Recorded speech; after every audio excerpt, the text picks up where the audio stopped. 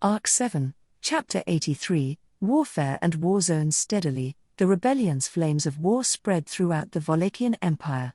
Over the past few days, the empire had been bustling as if the tranquility of the past few years was nothing but a fabrication, stirring up the thirst for blood built up within it until it had turned to sludge.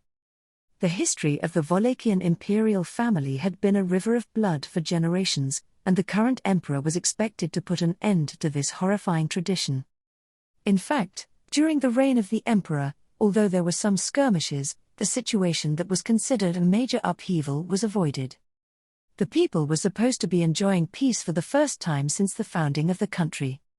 However, when you look at it from the outside, the people of the empire didn't want a peaceful and safe life. On his knees sitting in his chair while looking at a map showing the state of the war, he muttered in a compassionate mood, "Vincent Wallachia, the emperor, it wasn't known what principles he used to run the country, but it is not like he maintained peace by chance either." Exhausted physically and mentally on a year-by-year basis, he built an unprecedented era of peace in the empire. One could only imagine the disappointment in their hearts when they found out so easily that they were not wanted. The people were stupid, and the emperor was pathetic. From my point of view, I don't know why they bother to increase the possibility that they might die. I don't know what goes through the minds of those insane people. That guy. Yeah, and Jamal and others. He remembered how he used to advocate for the pride of the imperial people in his spare time. Todd Fang braced himself as he tried to remember the man whose face was no longer blurred. It would be troublesome if he made a careless remark and was found to have forgotten Jamal. At the very least, Jamal still has to live within his heart and mind in front of a woman who should be treated with care and respect. Todd, are you tired? Suddenly, at the edge of Todd's vision as he unfolded the map, he saw the face of a woman leaning over. Frankly, it was heart-wrenching. She must have been on the roof of the carriage just before. Todd's perception could not grasp when she had arrived next to him. However, there were countless such masters in the world. The world would be a very difficult place to live if they were frightened by the existence of opponents whom we could not beat in a fair fight. Most people faltered because they confused not being able to win with not being able to kill. Even if one could never win, there were some people who they could easily kill. Todd did not consider such an opponent a threat. Hence, neither did the woman next to him, Arakia. Arakia, Todd? Sliding in through the open window, Arakia sat on the carriage bench, or, rather, squatted on the seat with her knees bent, unceremoniously. Even though she had been living in the imperial capital for a long time, she had not mastered the manners of the city at all. This was either because the person in question did not have that kind of education, or the people around her did not raise her right. It was commonplace to leave strong people like her to their own devices because they were strong. In Wallachia, the strong took precedence over all qualifications. Hence, a vicious cycle was established in which no one could blame the strong Arakia for any unseemly or disrespectful behavior. Of course, if one was stronger than she was, one would be allowed to complain about her manners.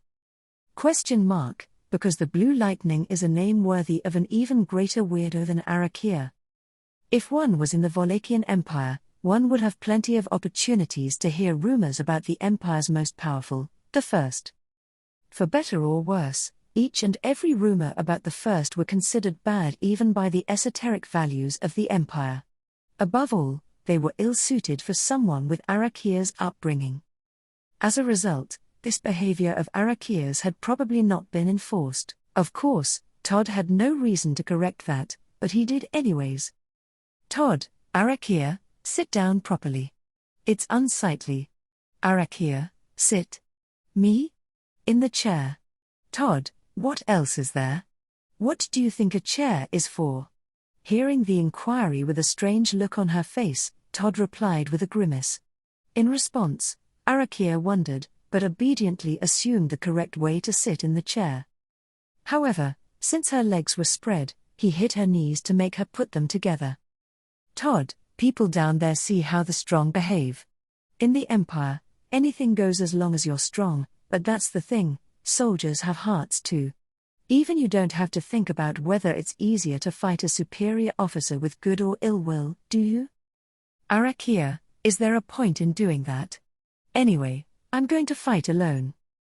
Todd, after you ravage the battlefield, what about hunting down the survivors? Who's going to clean up the corpses? Who will negotiate with those who surrendered? Arakia, Todd, in fact, if you want to be alone, why am I here? Your words are full of contradictions. After a mild argument, Arakia, who made a difficult face, fell silent.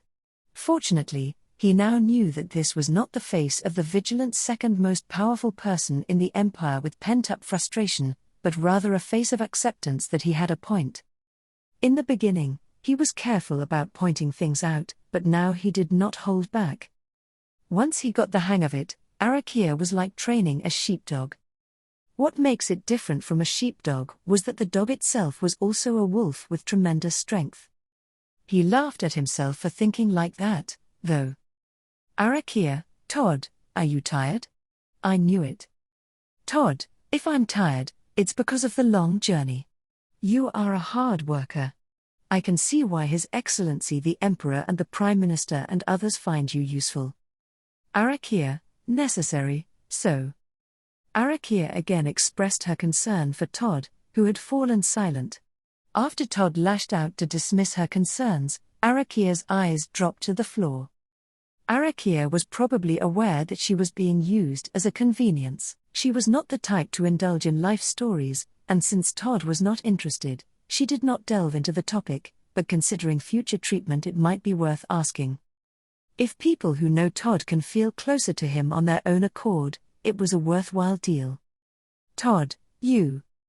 Arakia, the map, what were you looking at? However, his attempt to speak was completely squashed by Arakia, who changed the subject. Todd choked on his words, and tilted the map so that Arakia could see it. The map showed the entirety of Wallachia, but it was a simplified version that only showed the major cities and topography, on which Todd had drawn this and that according to his own senses. Arakia stared at it, her well-shaped eyebrows risen a great deal. Arakia, I don't get it. Todd, no doubt. Arakia spoke of incomprehension, but Todd did not blame her for being ignorant of it. In fact, it was not due to Arakia's learning shortcomings, but simply because the map was written in such a way that no one but Todd could decipher it. No special words or symbols were used, but the meanings were reworded, or intentionally incorrect symbols were used so that information could not be extracted by others. Even if the map was inadvertently dropped, Todd's actions would not be exposed from it. Also, in the unlikely event that he was captured, he may be kept alive for the purpose of deciphering the map. It was worthwhile since this move called the third hand avoids suffering setbacks. Todd, significant notes record the location and scale of the battle. Nonsensical notes are just a distraction. I won't tell you which is which. Arakia, I don't know, so even if you tell me, do you have a lot? Todd, yeah, I've never seen a situation this out of hand since His Excellency had acceded to the throne. Although a subjectless question, Arakia's question referred to the rebellions that had taken place throughout the empire. Not only was it an expression of rebellion against the emperor, but there had been frequent clashes between actual imperial soldiers and rebels, and the call for rebellion was high and widespread throughout the region. However, this was just a catalyst. What became the symbol of the righteous cause of the rebel army planning to usurp the imperial throne was Todd, the illegitimate child of His Excellency the Emperor, the black-haired crown prince. Arakia, His Excellency's child. For real? Todd, well, what's important is not whether it's true or not, but rather that such a rumor is being spread, and that the force of the flames is continuing to grow stronger without being extinguished. Arakia, Todd, that's why hard-working people are being recruited all over the place. Incidentally, I was as well. As one of the 9 divine generals personally selected by the Emperor, it was natural that Arakia was in a position allowing her to speak with Emperor Vincent Wallachia, who supposedly resides on an unreachable plane of existence. It was a mystery to what extent Arakia's sense of values could be trusted, but even from her perspective, it seemed the existence of the emperor's illegitimate child being held up by the rebel army was questionable. However, as Todd himself had said, whether it was correct or not was not important. Todd, if they didn't want people to think this rumor was important, they should have extinguished the fire while it was still small. Because this fuddled uproar is the result of having fallen behind there. Arakia, is it connected? The thing with Gladiator Island. Todd, that was. Having closed one eye, Todd was interrupted by the muttering Arakia next to him. She had mentioned the matter of the Gladiator Island Jinnen hive, which was the first task for Todd's group as well as a secret order by Bastetz, the Prime Minister of the Empire, and they had failed it spectacularly. It had happened just a few days prior, but having been ordered to kill all the gladiators on Gladiator Island, Todd and Arakia proudly headed there in high spirits, and retreated just before they went ashore, ending the matter without anything happening.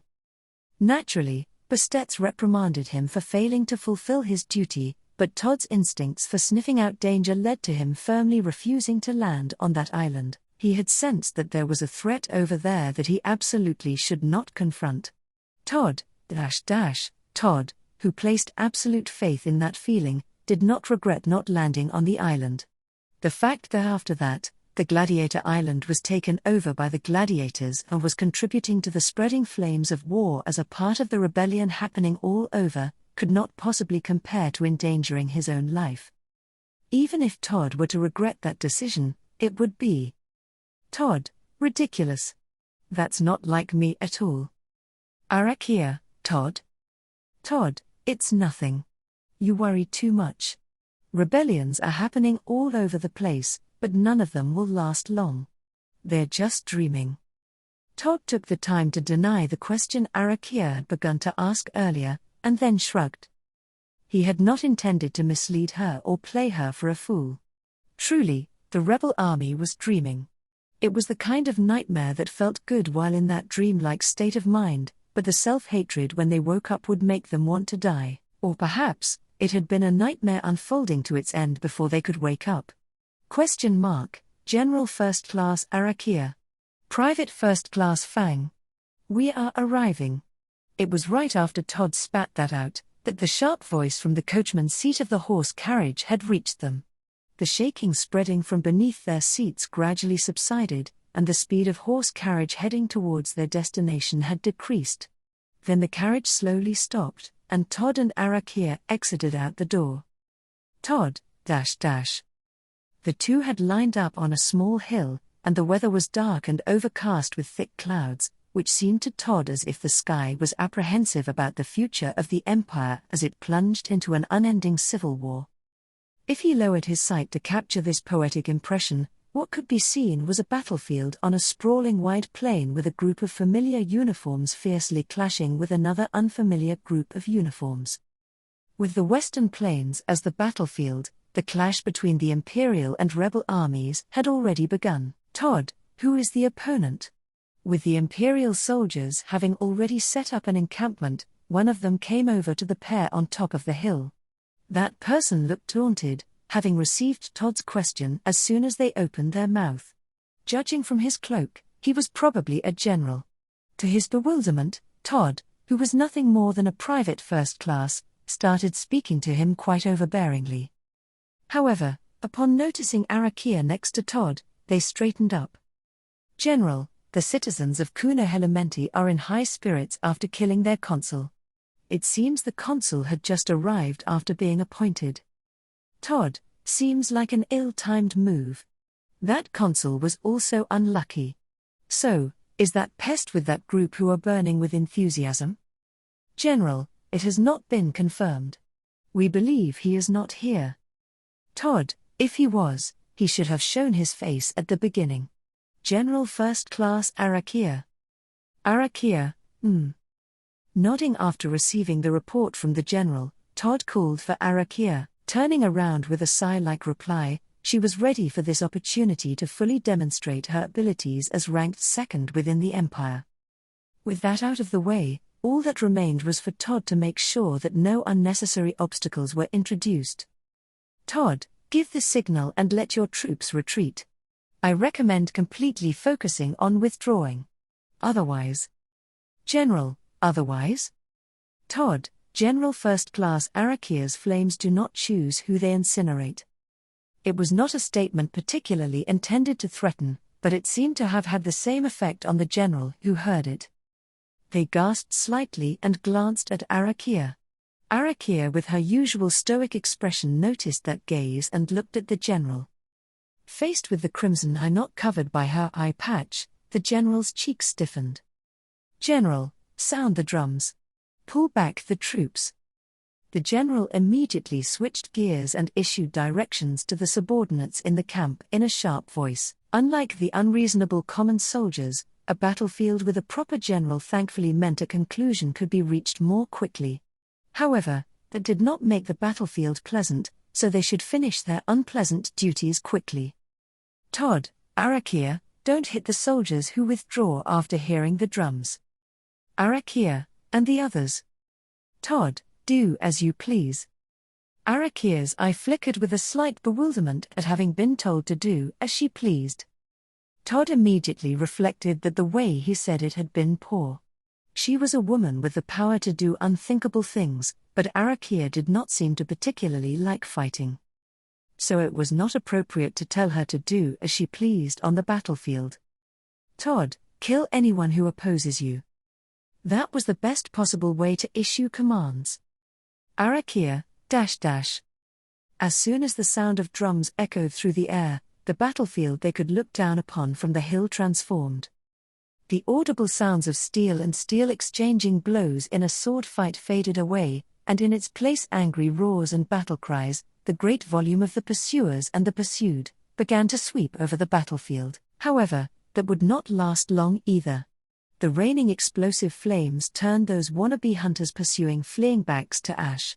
It was when the ally in front of them, the compatriot beside them, or even one of their own limbs was engulfed in flames, that they were freed from their crazed pursuit and noticed that they were not the hunters, but merely the hunted. Todd, ..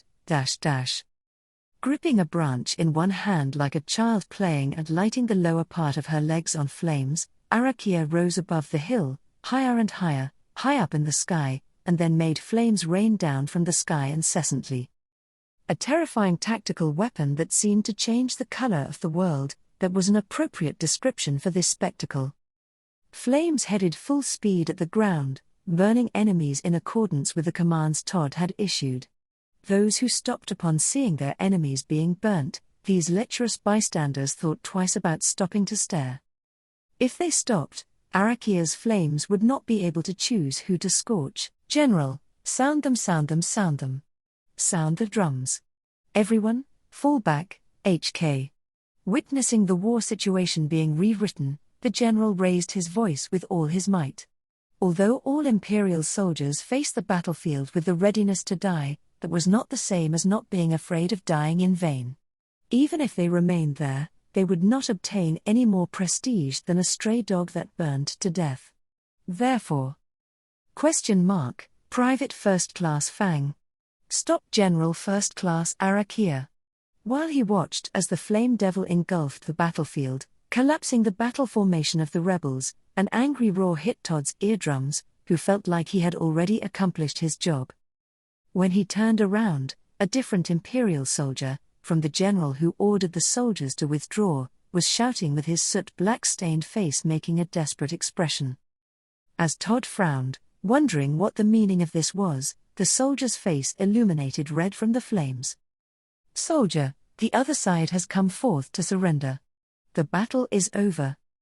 Todd, can we allow such a convenient offer?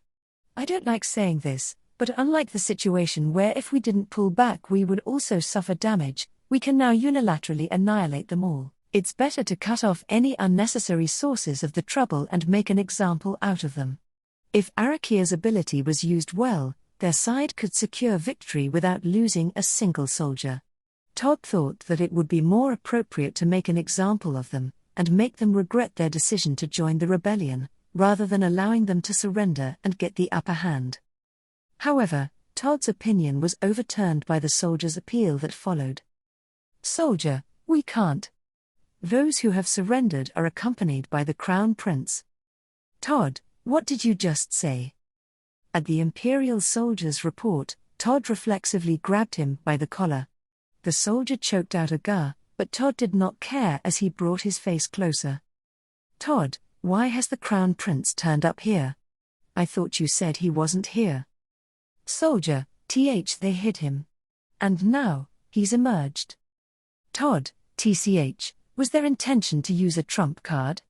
Those guys don't even know the value of their hand." Releasing the soldier whom he had grabbed by the collar, Todd gave a deep exhale. He then looked up at Arakia circling overhead and hesitated on whether to call out to her.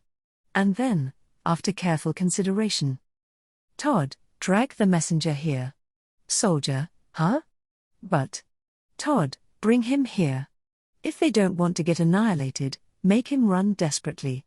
The soldier began to argue with Todd's nonchalant instructions, then quickly realized that it was pointless and turned away. Todd also did not want to wield Arakia's brute power either, but he had no choice but to do so while it helped the discussions move forward quickly. Especially in the worst-case scenario, when the other party had the Crown Prince. "Soldier, Private First Class Fang." Not long after, the soldier from earlier returned to Todd. Beside him was a ragged-looking young man, and in contrast to the bravery of the armor he was wearing, his face appeared dismal and depressed as he realized his defeat. There was no helping it. Even Todd felt the same way when he saw Arakia's violence against the other side. Although he felt pity for him, there was something he needed to confirm. "Todd, I hear you guys have the Crown Prince. Is that the justification for your revolt?" Messenger, "Yeah. The Crown Prince desires the imperial throne. We sympathize with that aspiration, and in order to pave the way for that ally." "Todd, that's a lie." Messenger, "Ah?" Staring intently into the face of the person who was saying something significant, Todd interrupted. Hearing that, the man's expression was one of bewilderment, and a shiver ran through him. That reaction convinced Todd. They were all talk, but no show. Messenger, acknowledgement. The next moment, Todd swung the axe at his waist and smashed the upright standing man's head open. The man with the axe thrust into the top of his head grunted softly and fell to the ground with his eyes rolled back in his head. In response to Todd's immediate action of slaying the messenger, the soldier slightly widened his eyes. "Soldier, Private First Class. Such arbitrary actions are." "Todd, this guy lied. The opponent doesn't have such a thing like the Crown Prince on their side. These people chose the low road when it came to surrender. General First Class Arakia will continue to do as she has been doing." "Soldier, Gah. If the Crown Prince is truly here then." "Todd, he's not." At Todd's declaration, the soldier was unable to continue with any further words, and kept silent. As Todd then gave a nod, he dragged the corpse of the fallen enemy at his feet. Todd scraped the flesh and blood from the axe with his fingers and let out a long sigh. Together with Arakia, he traveled around the country crushing the seeds of rebellion, but each time he did so, the presence of the Crown Prince stood in his way. The illegitimate son of Vincent Wallachia, the only possibility to give legitimacy to the rebellions that erupted across the empire, how many would attempt to revolt under the guise of that illegitimate child? Even worse was Prime Minister Bastetz's order to capture the Crown Prince unharmed if at all possible, and bring him back to the imperial capital. Todd, good grief, I can't help but say it. How long until we can go back to the imperial capital? Every attempt to return to the imperial capital was unsuccessful. Somehow it became a journey that took them all over the empire. Todd bit his lip as he thought of his fiancée, who even now was still waiting for him to return to the imperial capital. The flames engulfed everything on the battlefield, and those who chose to resist were regretfully burned to nothing. He pitied those who had failed to see this future and ended up choosing to stand on the wrong side, but at the same time he scorned them. The uprising was crushed. No matter how much they raised their spirits, they would never be able to gain victory over the weight of the empire. While he was thinking that there was absolutely no doubt about this, Todd suddenly had a thought. Todd, The beginning of a genuine uprising, and the rebellion's flames of war spreading in every place. Just as if it was by somebody's design, beyond the blaze of warfare spreading throughout, somebody was present, endlessly, Todd's survival instincts were being made to throb, by somebody. Todd, with warfare spreading its flames, and the literal burning battlefield coming to a close before his eyes, Todd came to a standstill. This warfare engulfing the Wallachian Empire, just who in the world desires it? Whatever the case, Todd would read through it, and obtain what he wished for no matter what. For that purpose, he would spare no effort, no consideration, and nothing whatsoever. If there was one thing that concerned him. Arakia, is it connected? The thing with Gladiator Island. Flashing through the back of his mind was Arakia's question, asked just before arriving at the battlefield. Fundamentally, Todd did not look back to the past. No matter what he did, it would be made correct by the future. Nevertheless, that incident was the only thing that continued to bring him unease. Without stepping ashore, Todd abandoned the Gladiator Island and withdrew. That decision was sure to have been the right one. He should hold no regrets. However, possibly, by some chance, there was some reason to have regrets, that was. Todd, the retreat on that day, it was the only time my life had been checkmated. Arc 7, Chapter 84, T-Chamber. As the flames of rebellion spread throughout the Wallachian Empire, signs of unrest were growing with each day. More than 9 years had passed since Vincent Wallachia ascended to the throne as the emperor, but this was the first time domestic affairs were burnt to a crisp, and people's hearts have been in turmoil. The history of the Wallachian Empire was a history of war. Even if a historically unprecedented era of peace had arrived, conflicts occurring in places beyond the reach of the eyes and ears of the imperial capital could not be completely prevented. As a result, people were never truly at ease. But even so, the people living in the imperial capital of Lupagana had had a semblance of peace. As the imperial capital was under the emperor's heel, it was only in that magnificent city that conflicts did not occur. In a way, this safety rested upon Emperor Vincent Wallachia's authority. However, that was a thing of the past. The year before last, an attempt to assassinate the emperor had occurred in none other than the imperial capital. The emperor had been so severely wounded as to nearly lose his life, the perpetrator a divine general. Since that incident, the people learned that they were never truly safe within the empire. After they learned it, they also anticipated this. Therefore the emperor's status remained unshaken by the spirit of rebellion of the 9 divine generals at the peak of the empire's military might, and the Wallachian Empire would not collapse no matter how much it was shaken to the core. The safety and expectations of the people have been greatly shaken as of late. A report acknowledging the cracks in the basic principles laid out in the empire. When this report echoed through the majestic throne room, every person trying to close their ears to these unpleasant words could have been mercilessly beheaded on the spot, so it was not surprising everyone was so hesitant. The civil officials and military officers, lined up here in the imperial capital's Crystal Palace, even if their respective battlefields differed, all the people gathered here at the very core of the Wallachian Empire were doubtlessly warriors. Even those people could not help but hesitate, because to be seen here as a cowardly warrior was directly linked to nothing but death. It was not death that any of them feared. What they feared was dying in vain. They feared they would meet a death unbefitting a brave warrior of Wallachia. Therefore, the generals paid respect to the white-haired wise old man who proposed it, Prime Minister Bastetz von Dalphon. And then, they awaited the response of Vincent, to whom the Prime Minister issued his report. Vincent, The large throne, enclosing the entirety of his slender body, had been continually passed down as a symbol of authority since the era of the first emperor of Wallachia. With the national flag hoisted behind the throne, the national crest of a wolf pierced by swords looked down upon the troops. With the sword wolf behind him, Vincent sat calm and composed. Leisurely leaning back against the throne, Vincent showed no sign of military might. In fact, no one had ever heard a rumor that this emperor, endowed with unfathomable wisdom, would excel at martial arts. It was unlikely that anyone had seen him wield a sword or express an interest in hunting. As long as an emperor resided on the imperial throne, he was expected to rule the entirety of the empire without exception. Even though the empire valued strength above all, martial arts skill was not a requirement for the emperor at its top.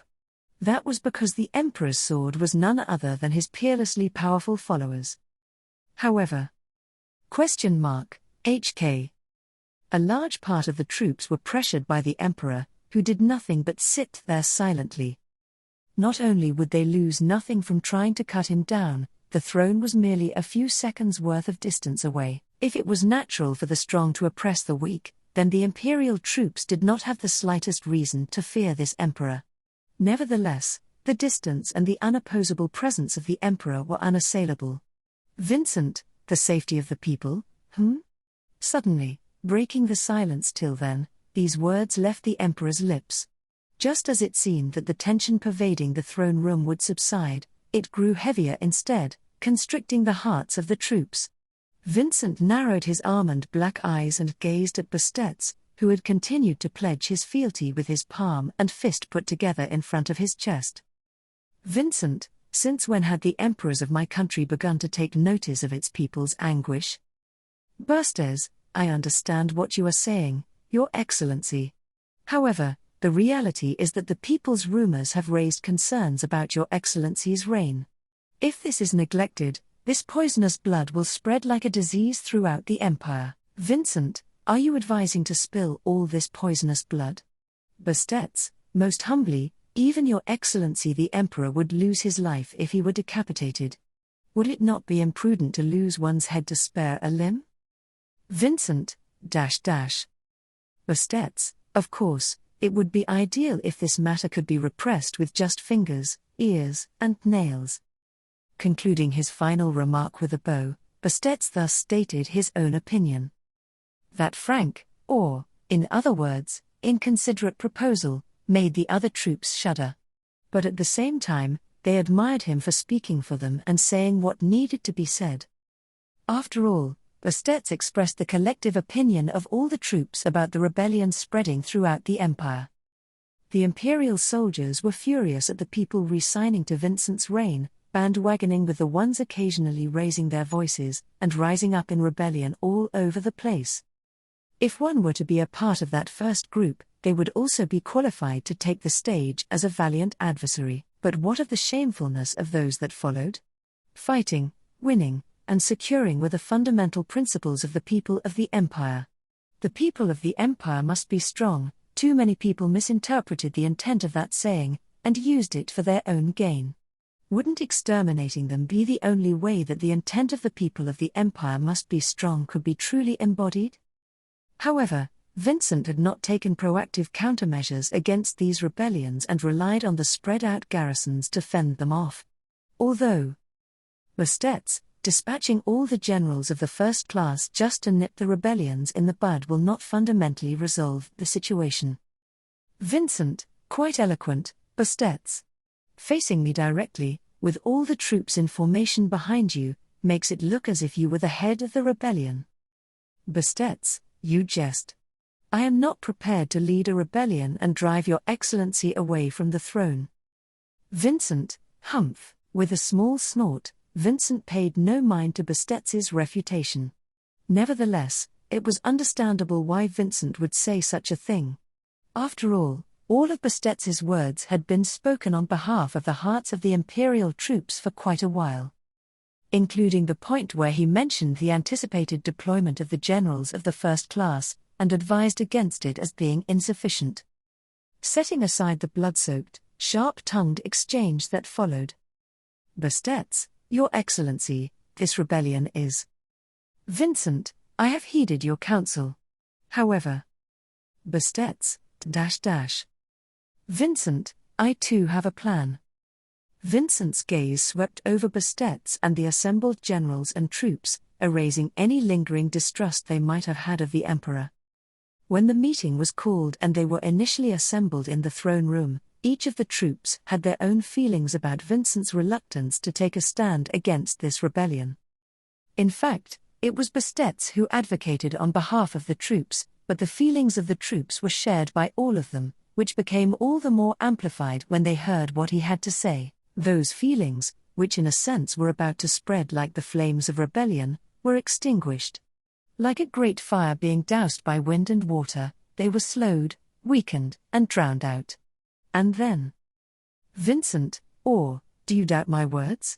Bastet's eyebrows quivered as he was asked by the emperor, the owner of such profound wisdom.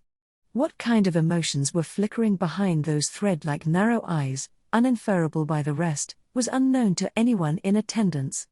Only one thing was certain. Troops, no, absolutely not.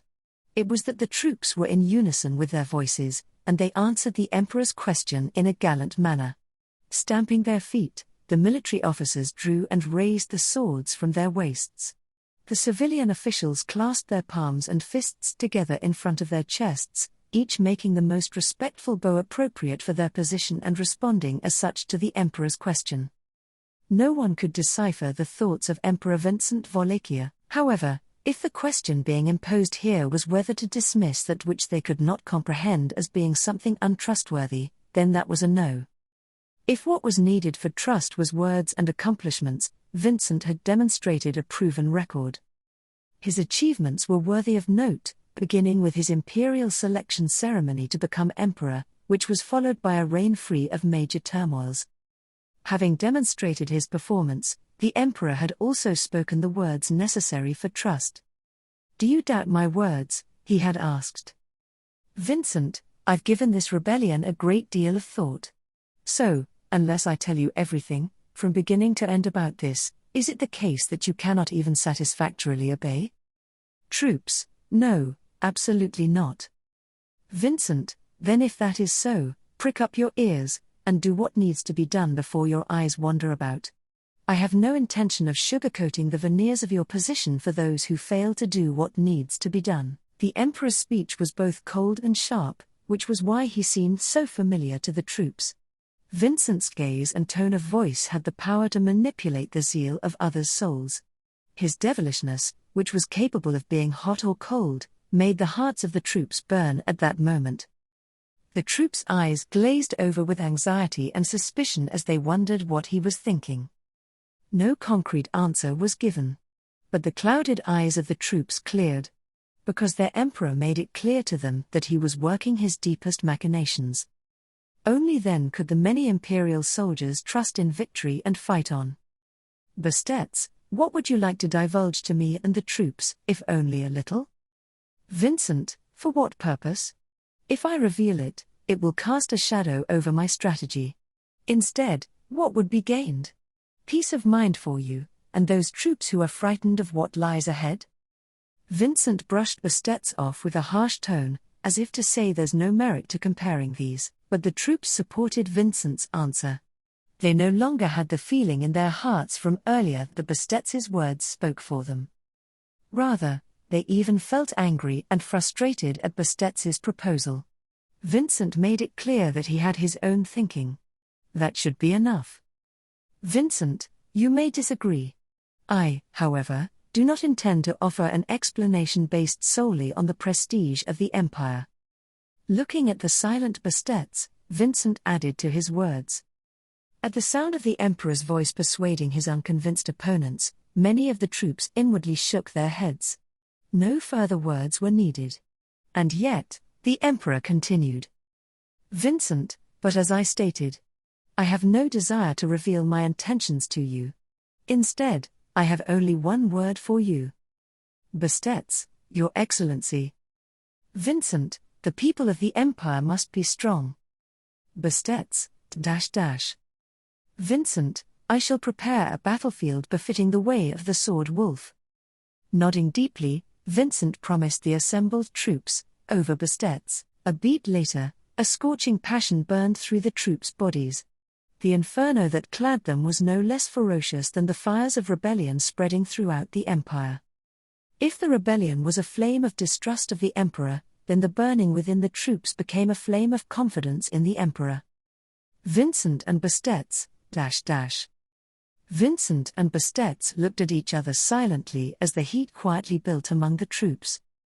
The emperor and the prime minister, both of whom occupy the highest positions in the empire thanks to their ingenuity, the surrounding troops could not guess the intent of the glances exchanged by the two. However, Bastetts did not make any further statements that would undermine the emperor's intentions. But instead, Bastetts, Your Excellency, with all due respect, I have one more question. Vincent, more questions and suspicions. Unlike the first time, those behind you do not appear to be on your side. Bastetts, it is very difficult for one in the position of Prime Minister to decide whether or not to make a recommendation based on the presence or absence of allies. Vincent, your mouth works. Speak. Vincent urged him to do so, giving a jerk of his thin jaw. In response, Bastetts prefaced his remarks with the words, then, and then continued. That was Bastetts, the crown prince with the black hair. Vincent, Bastetts, the ones who rebel throughout the land, have championed him as their leader. He is a black-haired, black-eyed boy, and his origins are that of being an undisclosed son of His Excellency. Like fire magic stones infused with mana, Bastetts' act of throwing them in, for better or for worse, once again made the troops around him, who couldn't grasp their surroundings clearly, speechless.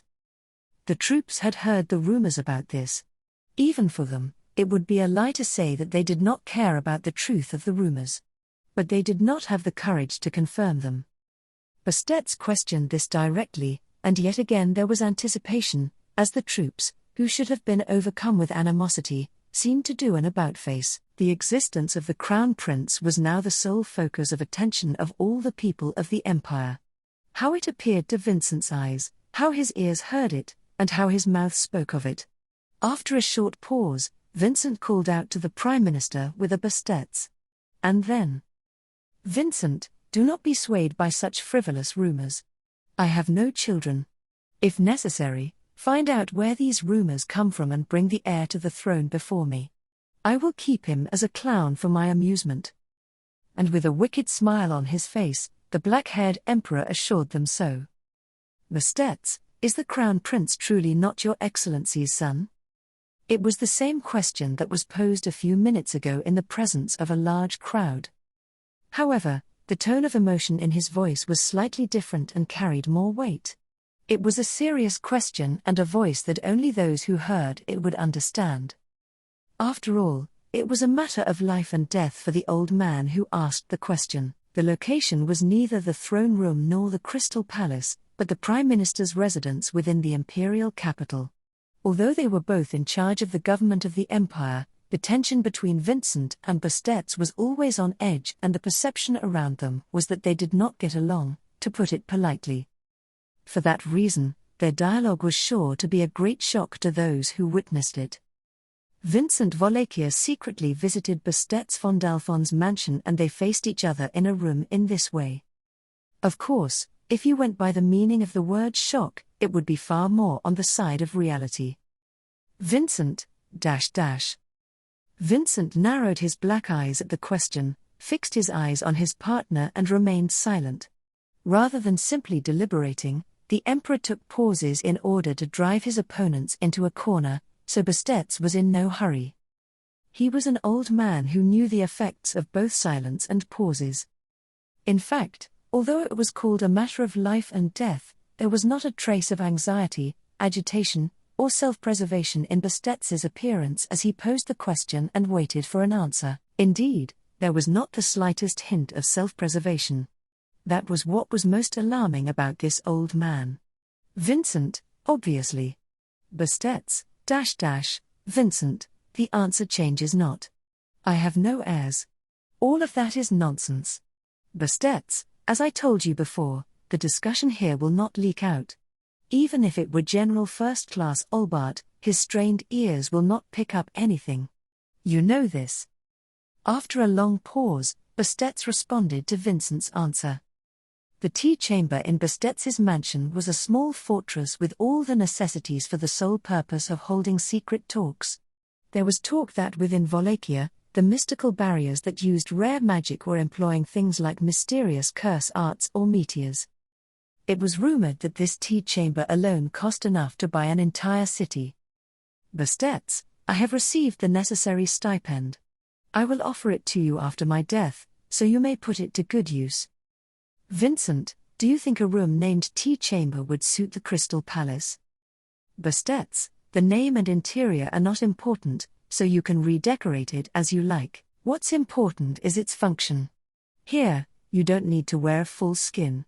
Rather than using implied meanings, Bastets spoke in a frank register to strip him of his mask. At that, Vincent closed one eye. It was not contemplation. The answer was obvious. This was just another pause, another period of silence. Even though he knew it would have no effect on the old man before him, he would not cut corners. He was not going to deviate from what he had already decided. He had been told bluntly by easygoing old acquaintances that it was not a game, but it was in his nature. Vincent, I have no reason to follow your lead. You and I are in a relationship of mutual struggle based on our mutual interests. Do not misunderstand that. Bastets, I see. If that is the case, I would like you to dispel my doubts. Vincent, Bastets, I will ask again. You do not have a son, do you, Your Excellency the Emperor? Vincent, The answer remains the same. Vincent repeated the same answer over and over again. Bastets responded with a short, I see, without a trace of disappointment or relief on his face. If he considered the goal of this old man, he understood just what he had to respond with, but as Vincent was connected to the matter at hand, he asked a question in return. Vincent, for the sake of argument, if I had a child, what would you do? Bastets, if His Excellency had a son, it means that His Excellency was willing to fulfill the duties of the Emperor. The son would be secured as soon as possible and we would have the real His Excellency return to the throne. Vincent, Then, what about me? Bastets, as to how traitors meet their end, we both know, don't we? Bastets was thorough in his response, which was matter-of-fact and calm. It was refreshing to see a man who had come all this way to the extremes of selflessness in order to serve the Empire's way of being. The fact that there was not a speck of uncertainty in his appearance made the abnormality stand out even more. With that, despite Bastets's thoughts. Vincent, the rumors about the Crown Prince must have been spread by the man himself, who keeps on getting away. Bastets, do you think it will provoke rebellion in various places? Is it possible that there were children of whom even you and General First Class Cecilus weren't informed? Vincent, it is not possible. Bastets, even you don't know everything about His Excellency. Vincent, it is not possible. Vincent shook his head at Bastets, who liked to iron out the finest details. This was not wishful thinking, a desire, or pretending to understand. It could not have happened. He could assure him without a shred of doubt. Regardless of authenticity, Vincent Wallachia did not have a child. The man must have been very thorough to leave no room for such suspicions or even a glimmer of possibility. To eliminate any doubt, he had never even shared a bedchamber with a woman. A steel will to never close his eyes in front of others, but was what made him stick to his way of being. Therefore, Vincent Wallachia does not have a child. Your actions were just. Bastets, just. If this can be called just, then I ought to usurp the throne with my own hands. When that cannot happen, it is not just. To begin with. Vincent, Bastets, with these arms that feel like the withered branches of an old tree, I am unable to protect the might of the Empire. The old man's flat tone of voice seemed to be more of a frenzied obsession than anything else. Many people believed that they were doing the right thing and acted accordingly. Otherwise, they would not be able to fully demonstrate their abilities and, of course, they would not be able to validate themselves. Just how many people in this world could remain unwavering while they were realizing that they were making mistakes? Unwavering, they returned with only these results. So then, Vincent, So then, as they moved forward while making mistakes, just what awaited on the path ahead? Bastetts, if all doubt has been dispelled, what I ought to do shall remain unchanged. While Vincent was contemplating, Bastetts was speaking in an unconcerned voice. Perhaps he did not anticipate the existence of a crown prince in the first place. If he was told by his closest confidant that there was no such possibility, he could withdraw his doubts for the time being.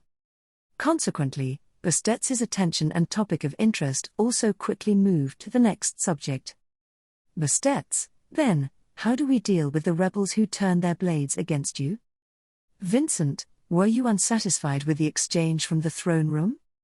Bastetts, I dared to represent the troops, but I am ultimately in a different position from them since they have complete trust in your wisdom and authority. We have sent General First Class Arakia and General First Class Madeline to various parts of the country to crush the seeds of rebellion, but that alone is not enough to compensate. Vincent, While propping up his chin in his chair, Vincent listened silently to Bastetts's report. In fact, Bastetts's behavior in the throne room was not arranged. But given the situation within the empire and Vincent's position, it was the best tactic possible. With that, the troops' frustration and suspicion were redirected. However, Bastetts, who had knowledge of the fact that Vincent was merely sitting on a vacant throne, was doubtful about his authority. Bastetts, normally, this is the point in the plan where the commanding ability of either General First Class Chaisha or General First Class Goes is required. Since it is difficult to mobilize both of them, an alternative plan. How about bringing General First Class Groovy back? Vincent, the movements of the Northwest are awfully suspicious. Whether it is Kuraragai or another party, we have no option of moving them away from that border at this time. The original duties of a General First Class was to uphold domestic security and keep external threats in check. This situation was caused by Vincent and Bastetts's collaboration, but if it jeopardized the Empire's footing, it would be like putting carriage before Galewind horse, strangling it to death because of self-centered leadership. Groovy Gumlet's deployment was also an indispensable linchpin in the defense of the Empire. Bastetts, then, how about General First Class Hulbart? Vincent, we do not want to carelessly move him away from the imperial capital and unnecessarily expose him to the rebel forces. It is essential to keep him in the capital and deploy him at strategically important points. At least, for now, as long as he is willing to follow us. Bastetts, there is also the recuperation for the arm that was lost in the incident in the Demon City. Given the circumstances, it will not be too difficult to keep him in the imperial capital. If that is the case, then General First Class Moguro. Vincent, for him, there is a duty that only he can fulfill. Tapping the floor with the toe of his shoe, Vincent dismissed Bastetts's suggestions one after another. The 9 divine generals had all been given critical assignments. There were only a few of the 9 divine generals that did not fall into this category. Bastetts, is General First Class Cecilus still an unknown? Vincent, it is extremely difficult for him to distinguish between friend and foe. His beliefs do not change no matter what principles or great causes one has. Therefore, I have removed him from the board. They had known each other for a long time, suffice it to say. But not once had they felt like they understood one another. Perhaps no one but Cecilus could understand Cecilus. His ability with the sword was undisputed, but there was no room they could afford to leave for the uncertainty in his standpoint. Though for Cecilus, who desired to stand on the grand stage, it seemed to be quite a regrettable story. Vincent, in any case, there is no chance of him returning. More than ones that cannot be used, pawns that are troublesome when used will only derail the calculations. In general, the rebels should be looked at in a similar manner. Bastetts, if he is not returned to the board, I have no objections. If so, what war potential do you have in mind to engage the Crown Prince, insolently presenting himself as His Excellency's son, the rebels gaining momentum, and General First Class Yona? Vincent, Arakia, Olbart Dunkelken, and Madeleine Ischart, Bastetz, Vincent, if you think it insufficient, add in Chaisha Gold and Moguro Hagane. At the word insufficient, Bastetz shook his head and just said, not at all. Although it was doubtful how open-minded one could be about this, it was an extraordinary situation to have 5 of the 9 divine generals face off against an adversary. In addition, there were also the generals of the second class, with Kavma Iralux at the front, who could virtually be called a general first class in terms of strength, and were not few in number. Therefore, Vincent, in the imperial capital of Lupagana, we shall engage the rebels. Bastetz, perhaps the rebels will change their war strategy once they assemble all their forces. Vincent, a black-haired crown prince to gather forces, and a bunch of collaborators using him as a symbol of deception? How can such a group of people be so united in their insistence on the authenticity of a non-existent crown prince? In the short term, this might be a clever move to light the fire of rebellion, but discrepancies will inevitably build up over time. The rebels took advantage of this opportunity to raise their voices, many of them under the banner of a fake crown prince. Even if all the rebel forces from all over the country were to gather in the capital, they would not be able to coordinate with each other. However, Vincent Wallachia certainly had not failed to consider such a possibility. With that in mind, it left some element of unease. And, speaking of unease, Bastetz, a decisive battle in the imperial capital? Ever since the founding of the sacred Wallachian Empire, for a group of rebels to march on the imperial capital, it's just like in Magriza's guillotine. Vincent, Bastetz. Bastetz, yes? Vincent, you certainly seem to be enjoying yourself. At Vincent's remark, Bastetz gave an unusually confused huh? However, when he pinched his cheek with his fingers, he became aware of these feelings for the first time. Thoroughly probing for the joy that had slightly spread, and for its true origin. Bastetz, I am terribly sorry, I know it's me of all people, but I offer my heartfelt apology. Vincent, apologies are unnecessary. Why do you smile? Bastetz, a smile, it's just, I thought it was as expected. Vincent, as expected?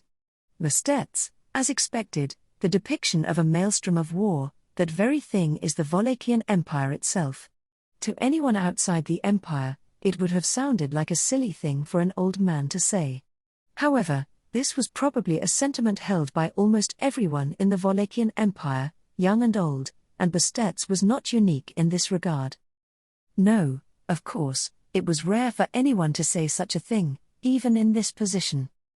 Vincent, is the existence of the Wallachian Empire entirely determined by that? Bastetz, we each have our own picture of the future we envision. Your Excellency. No, I'm sure you do too. Vincent, In the tea chamber, there was no margin for eavesdropping, nonetheless, he had said a bit too much. This kind of talkativeness was uncharacteristic for Bastetz, and perhaps it was proof that human blood flowed through his veins. If that was the case, then perhaps Vincent may not have human blood in him after all. The reason was, Vincent, you said too much, Bastetz. Just who do you take me for? Indeed, in the quiet words of his response, the elation and lamentation that should have been there, had not been present whatsoever. Arc 7, Chapter 85, Friend. A rather gloomy atmosphere has spread within the mansion over the past few days, don't you think? Rem quietly muttered at the tingling sense of tension in the air. The dry air and cold winds brought in from outside seemed to be mixed with faint human anxiety and irritation surging up on the battlefield. Although it was only for a short time, Rem had roughly experienced what it means to be on a battlefield on a few occasions. If one yielded to that feeling, the tension they experienced on their skin would increase day by day, waiting for the moment to collapse. Even the soldiers guarding the mansion appeared to be gradually losing their composure. That being said, that too was probably due to the influence of the current circumstances. Rem, I heard that the rebel army has the upper hand. Now rebellions are taking place in various parts of the empire. The Imperial Army has been so busy dealing with them that they haven't been able to respond proactively. Ironically, what had ended up triggering those rebels' simultaneous uprisings was the battle at the fortress city of Garrel, which also caused the abduction of Rem and many others. The Imperial Army's all-out offensive, with even a divine general having been dispatched, had been narrowly staved off by the hodgepodge rebel army. The rebel army, it was a conflicting way of referring to them for Rem, who knew the fact that Abel, the one leading them, was the real emperor, but she had heard that the resistance forces were continuing to grow. There even was a rumor praising an indomitable city which splendidly repelled the merciless attack led by the Flying Dragon General, further boosting the belief that there was naught to fear from an imperial army helplessly driven away. Rem, it could perhaps be said that they're not lying, but from Rem's perspective as someone involved, the commander of the Flying Dragons Madeline did not retreat for strategic reasons, and it was questionable to conclude that a city damaged to such an extent was the winner. Of course, from the rebel army's point of view, a victory was still a victory, and there was also no reason to pass up the perfect opportunity to spread their agenda. Because of it, insurgents from all over the place have been joining the surging rebellion. Strategically, there was nothing strange about it. Indeed, nothing strange at all. There were also other reasons why the rebels have been in high spirits. One other reason besides the narrow victory of the fortress city that explains the unprecedented success of the rebels' uprising, being that the ruler of the demon city of Chaos Flame, General First Class Yorna Mishigya, has joined the cause.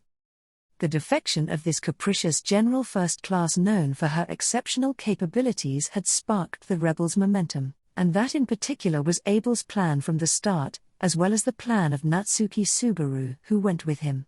Rem, he could have just been following along, and there's the possibility he wasn't useful at all. What proportion of these events have been set in motion by Subaru? After mentioning the possibility that he had not been useful for anything, Rem herself admitted how unconvincing those words were. Hypothetically, if he had actually been useless, then it was only because all of Subaru's words and actions had been blocked off. And since she could not imagine Subaru keeping his mouth shut and not acting in the slightest, he probably accomplished at least something. Or even convince a General First Class to change sides. Then again, she is probably overthinking it. Rem, do I? An undeniable premonition made her ask herself that question. The rebels had risen up simultaneously, and the foundations of the empire were shaking unlike ever before. Winds filled with the scent of blood and steel were blowing in the imperial capital as well, even reaching Rem and the others who had been taken captive. To what extent had Abel possibly foreseen this situation?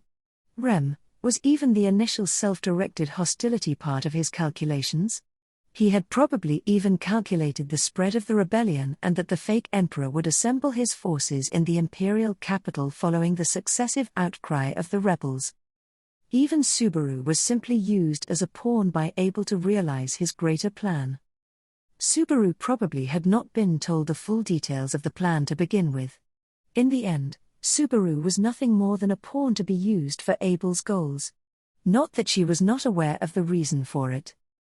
She was shameless to feign ignorance of such a deception. Rem, At this rate, would the small rebellion sparked off in the village of the people of Shudrak engulf the entirety of the empire and turn into a political upheaval for the history books? If so, how would Abel and Subaru, who were at the center of it, end up being spoken of? And in the midst of it all, just what exactly should she accomplish? Hey. Rem, What are you spacing off for? Why, you're the one that said you wanted to do it.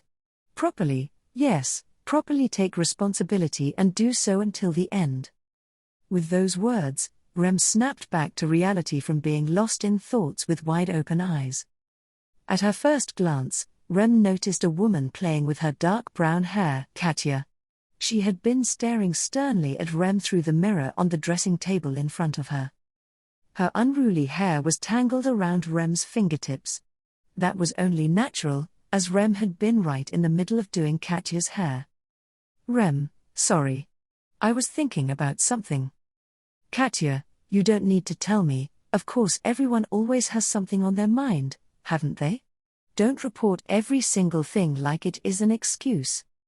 Rem, Katya, not that I am saying you shouldn't, but.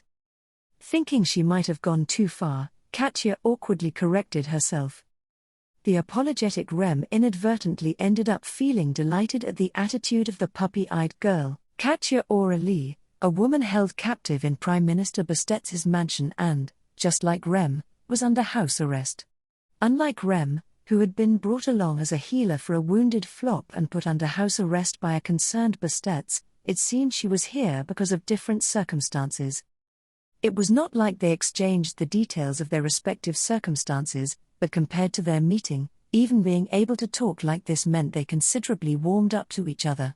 Katya was the kind of person that would snap at the slightest remark, and double the distance to someone going through the trouble of getting close to her.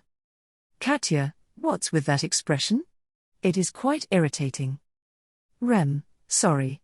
Even now, I also haven't properly gotten used to seeing it either.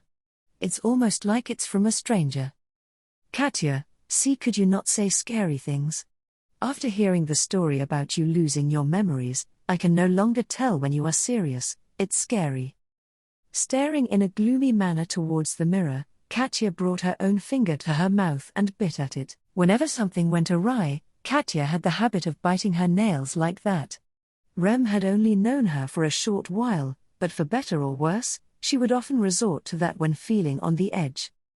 Biting her nails, Katya's reproachful gaze was reflected in the mirror as she glared at herself and Rem standing behind her.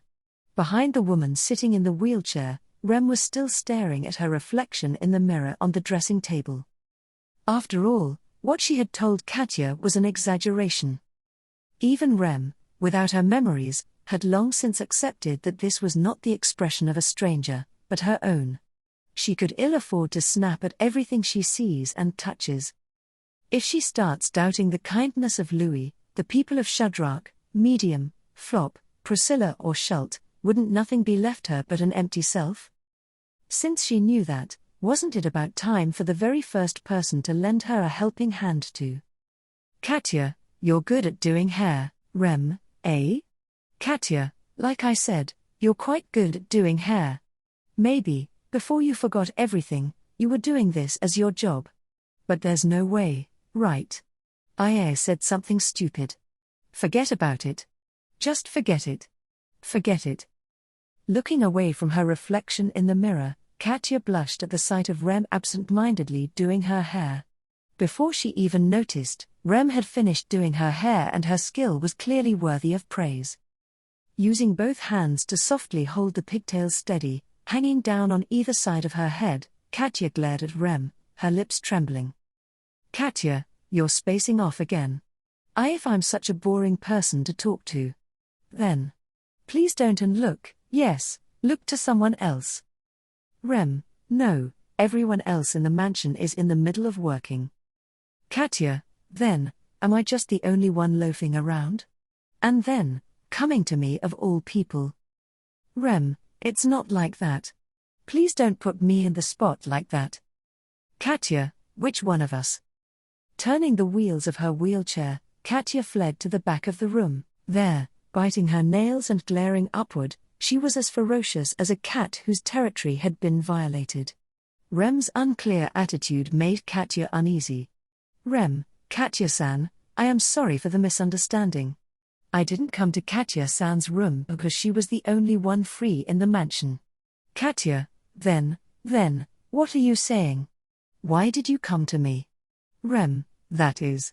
Asked for an appropriate reason, Rem thought for a moment. Just as she had answered to Katya, Rem did not take her position lightly enough to seek out someone to kill time in this situation. However, after a little contact, she realized that Katya was not a particularly important person, nor did she hold any of the Empire's secrets. From Rem's point of view, who was in a hurry to do something, there was no doubt that there was little to be gained by interacting with her. Still, Rem actively tried to get involved with Katya because... Katya, why? Tell me. If you won't say. Rem, I think it's because Katya-san and I are friends. Katya, Rem, Katya-san? She seriously tried to look inwards and search for words that seemed to fit, but all that came out were hazy thoughts. Rem did not have any sort of shrewd thoughts when it came to Katya. So, she could not give Katya a reason why she wanted to be there. Rem would be in trouble if she could not convince Katya. Katya, friend. Who the hell is friend? One Rem? Huh? Ah, that's not someone's name. Friend means something like a companion. Katya, friend. Companion? Katya looked wide-eyed in astonishment, as if she had heard an unbelievable word. Katya's reaction made Rem suddenly think that referring to her as a friend was too familiar. To begin with, the relationship with Katya was one that Rem was forcing on her. It may have been a bit thoughtless to call two people friends when they got to know each other while being unwillingly placed under house arrest in Bestetz's mansion. Rem, I'm sorry, that was self-serving. It'd be better to say fellow house arrestee or house arrest companions. Katya, our friend. Rem, yes? Katya, I said we're friends. Yeah, I said it. We're not particularly good friends, but still. Putting both hands on her face, Katya said so while looking away. When Rem blinked at those words, Katya exhaled Katya, but if you don't like it, you can stop anytime. Rem, I understand. Then. Katya, you want to stop? Rem, I don't want to stop. No, I mean that Katya-san and I are friends. Unexpectedly, Rem nodded, hoping that the person in question agreed. Katya's eyes widened, then she pulled her hair down, bit her nails, and muttered, yes. Rem had analyzed that she bit her nails when feeling anxious, but since she just did it right in front of her just now, Rem was wondering whether she offended or scared her. However, she didn't look upset, so Rem decided to reconsider why she was biting her nails. Including that hard-to-understand part, Rem felt that Katya was someone who could not be left alone. Rem did not know much either. However, this would be enough to meet the requirements of a friend. Katya, despite that, that is. Rem, that is? Katya, yes, that, you seem to know a lot about the rebellion out there. Katya, who had been biting her nails and closing her eyes, changed the subject as if she suddenly remembered. For a moment, Rem was confused as to what she was saying, but quickly realized that she had just been lost in thought while doing Katya's hair.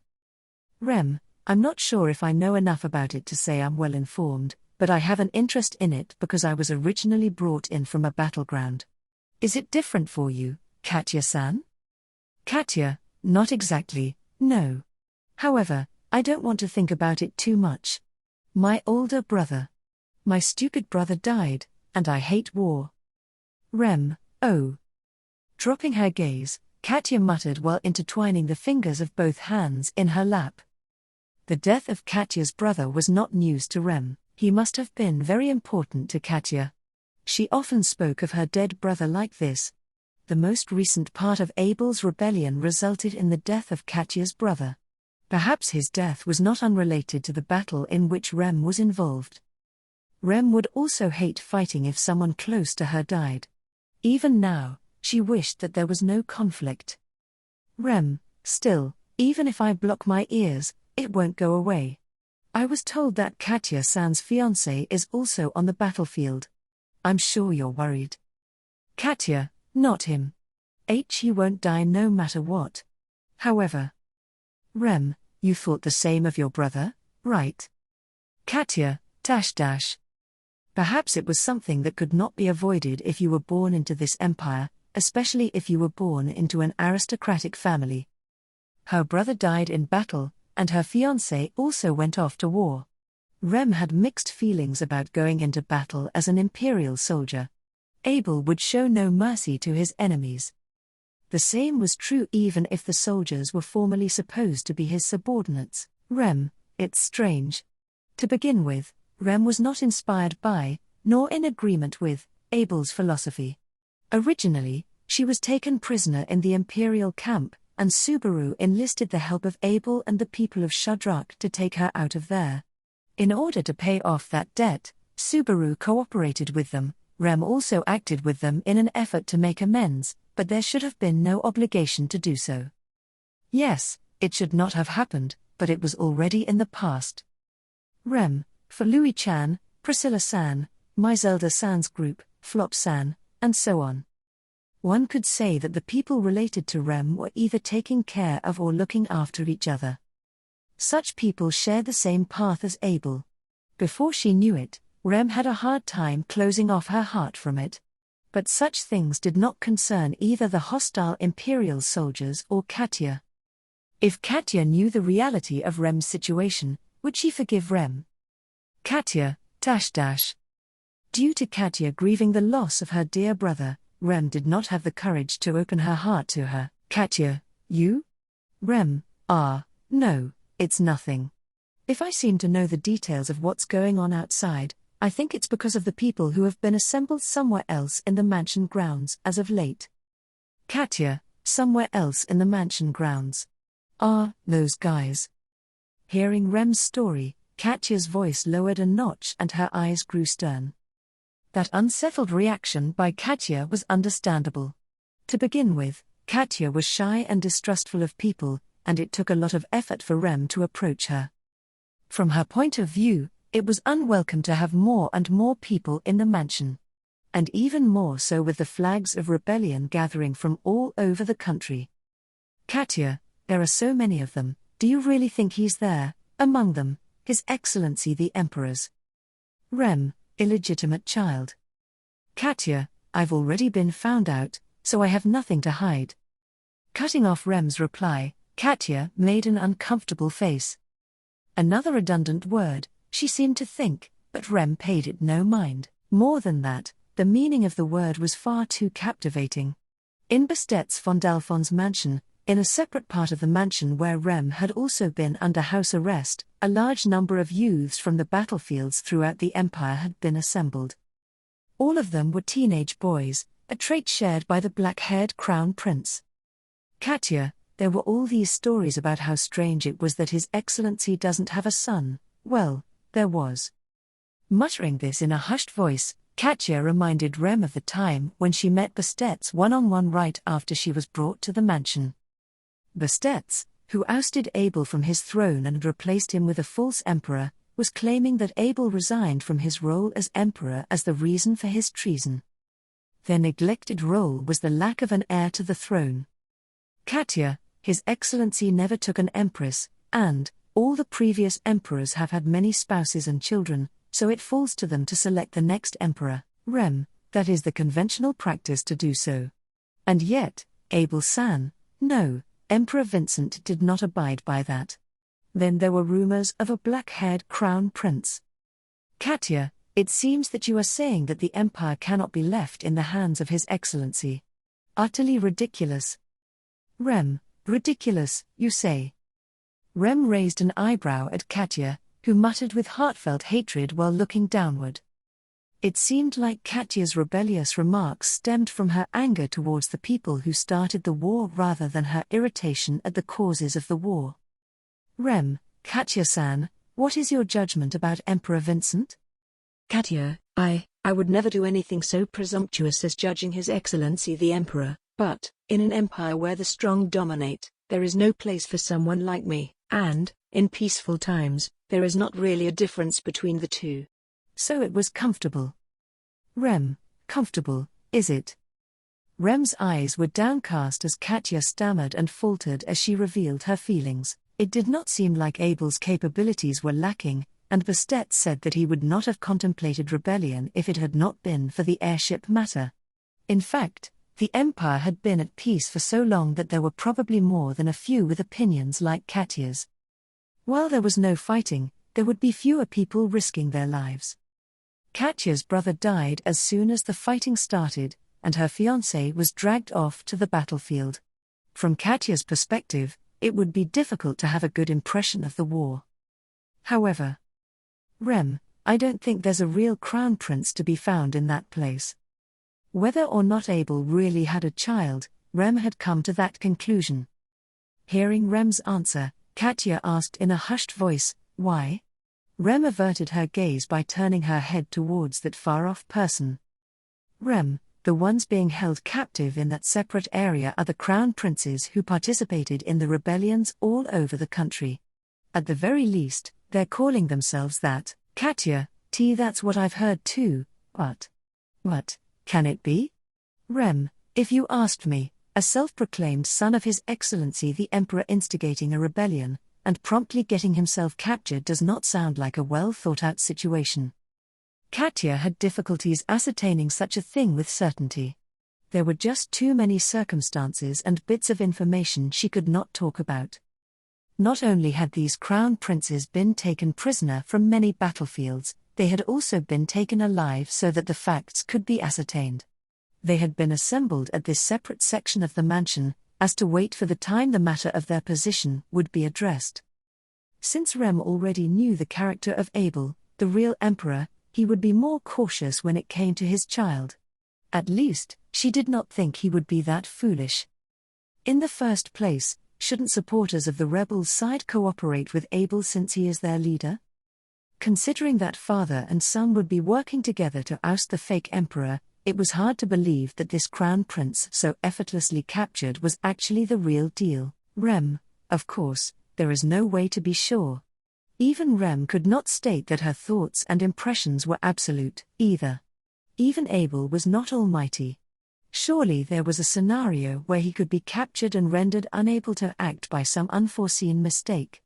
However, being defeated in battle and taken prisoner was a different story. If there was a calculated plan to include getting captured, she might consider it, but it was not clear that one of the crown princes in the separate house had planned to do so. Katya, I am by no means confident, but what are you to, His Excellency the Emperor? Rem, I have never met him. I think the man himself would even insist on it. But, I wonder if the people who would share my opinion on this faraway crown prince are that few. Katya, you mean, they're deceiving people with a fraud? What's even the point of such a dreadful thing? Rem, it's probably just a good way to recruit people. Using the emperor's biological son as a propaganda move would be the best possible pretext to claim the throne. From what she had heard, there were no instances in the Wallachian Empire in which the imperial throne had been superseded by usurpation. However, the logic of the empire does not forbid usurping the imperial throne.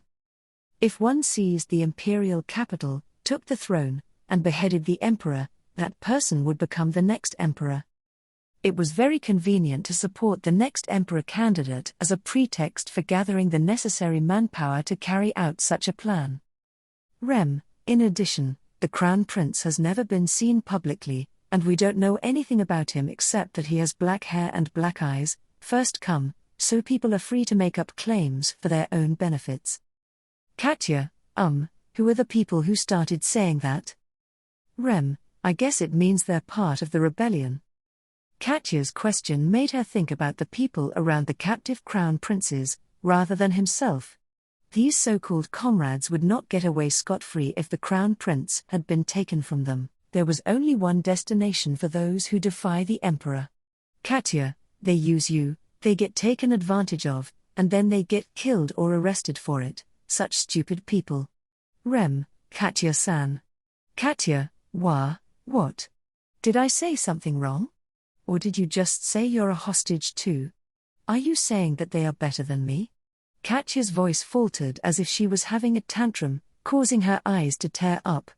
Perhaps the reason why she insists on being different from those far-off people in such an exceedingly malevolent way was because she came to realize how much she has in common with them contrary to her belief. Katya often cursed herself for her own inadequacies, because the awareness of her captivity and the remorse she felt were a burden for the ones around her, first of all her fiancé. Rem, Because Rem knew how she felt, she was at a loss for words. She would be called a fraud if she was to oppose, and any words of understanding would be met with insults for being arrogant. At this point, she was not convinced that they had grown close enough for her to relieve Katya's heart without causing an argument. Pondering about what she should say, Rem gripped her cane in frustration. And then? You were awfully noisy, Missy. Rem, With those words, a terribly cold voice echoed through the room, and Rem and Katya held their breath.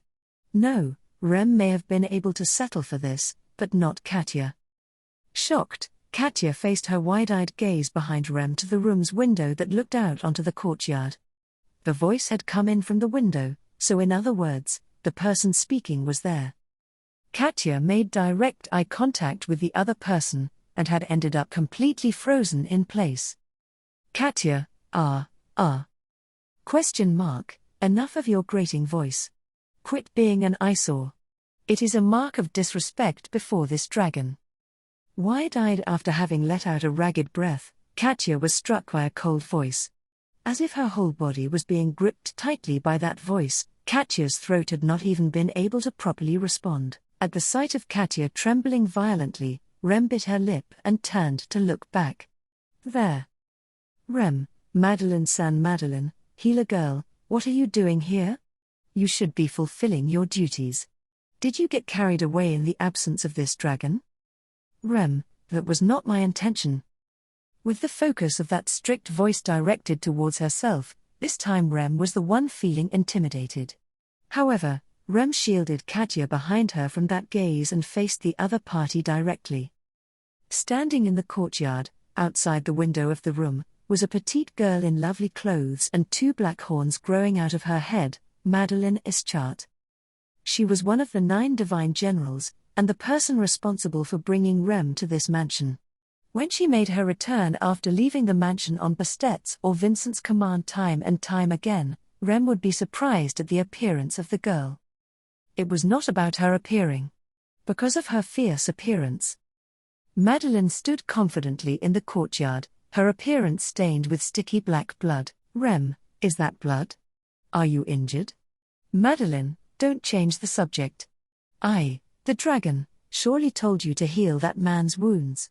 Rem, I'm not changing it. Flopsan's wounds are being properly handled one step at a time. More importantly, please answer me. That blood is. Madeline, It's not this dragon's blood. This is the blood splatter of victims. With an annoyed frown, Madeline pulled at her clothes and answered Rem's question. The crispy sound it made was probably because the dried blood had already stuck her clothes to her skin. Rem caught her breath upon being told that that large amount of blood was that of victims. In just what way could you have hurt someone else, or perhaps how many people would you have had to hurt to be bathed in that much blood? Rem, have you been fighting? Madeline, a fight is something done with an opponent you recognize as an equal. Do you think there is anything that could stand on equal footing with this dragon? What this dragon has been doing is hunting with bothersome limitations. Rem, bothersome. Madeline, let those with black hair live. Kill the rest. Rem could not respond carelessly to Madeline's direct manner of speaking. However, she was able to understand that Madeline bore the duty of bringing back the crown princes from various battlefields in order to be held prisoner in a separate building. As expected, Bastet's was probably the one who ordered the securing of the crown prince. Given the original purpose for bringing about the rebellion, if Abel truly had an illegitimate child, that fundamental reason itself would end up being lost. Rem did not know whether Bastet's feared that or welcomed it. She did not know, but Rem, if he's saying to capture, and not to kill. If a real crown prince was found, she had a feeling that the old man would die satisfied. That was a supposition that chilled Rem's heart. In any case. Rem, so, did you return to stick another crown prince in the separate building again? Or, to make sure I was not slacking as Flopsan's healer? Madeline, chattering, does this dragon have a reason to chat with you? You, don't get carried away. At this stage, even without you, the imperial capital has plenty of healers. Rem, will those healers be able to keep a secret? If the Prime Minister hasn't appointed them, finding such a person will be very difficult. Madeline, you, don't get carried away. Rem, unintentionally forceful in her reply, was not trying to be pushy. Madeline stepped up to the window and narrowed the pupils of her golden eyes, as if she had been offended by it. At the sight of this fierce, chilling presence, Rem felt a slight shiver run down her spine. Katya, idiot. Don't say anything you don't have to. It's not true at all. And then, with squeaking wheels, Katya came rushing out in a great hurry. Katya, with her pale face turning more white, turned to face Madeline, who was looking through the window, her throat quivering beneath her gaze. Katya, why you don't have to take anything she says seriously, don't worry. Don't worry about it. She just doesn't know anything, because she forgot everything, she's an idiot. Rem, Katya-san. Katya, she's an idiot, but it's better if she's here, so, stop it, properly. I'll let you do your job properly. And she'll fix that blonde hair, too. Rem quietly gulped at Katya's frantic choice of words. Madeline's eyes narrowed at Katya's vigor, and she stared at her. Then, wondering what to do in the case there was an outrageously dangerous expression on her face, Rem waited for Madeline's next move, ready to protect Katya with her body. And then, Madeline, do not defy this dragon, such a weak thing like you. There will be no next time. Katya, eek. Madeline placed her hand on the windowsill and squeezed it as she spoke indifferently. With a violent sound, Katya's throat caught as the masonry was crushed with a light touch.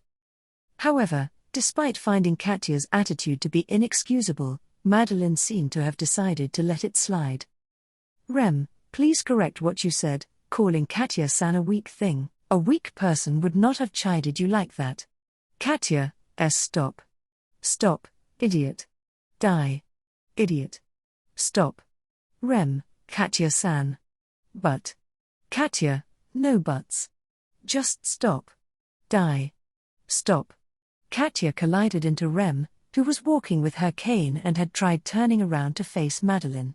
Since she was frail, it was a weak ramming attack, and even Rem could easily stop it, but since Katya looked desperate after that as she extended her arms, naturally Rem could not shake herself free. As for Rem, she had wanted Madeline to retract her excessively condescending statement about Katya, but if Katya frantically stopped her like that, there was nothing she could do. Madeline snorted and turned her back on Rem, who had thus abandoned her direct appeal. Madeline, watch your mouth, girl. I'll seriously arrange for a replacement healer. Rem, please wait. Where are you going? Madeline, to that man's place. This dragon has something to discuss with that man. Rem, if you are going to Flop-san's place, please go after you've washed off the blood and changed your clothes. Since he is injured, you need to also take heed of his state of mind. Please take this into consideration. Madeline, you. Without hesitating, Rem declared that to her back when she was about to leave. There Madeline once again made an unpleasant face, and Katya said, die, as she pulled on Rem's sleeve. However, Rem could not die, and she could not let Flop die. Covered in blood as she was, it would be extremely filthy and unsanitary.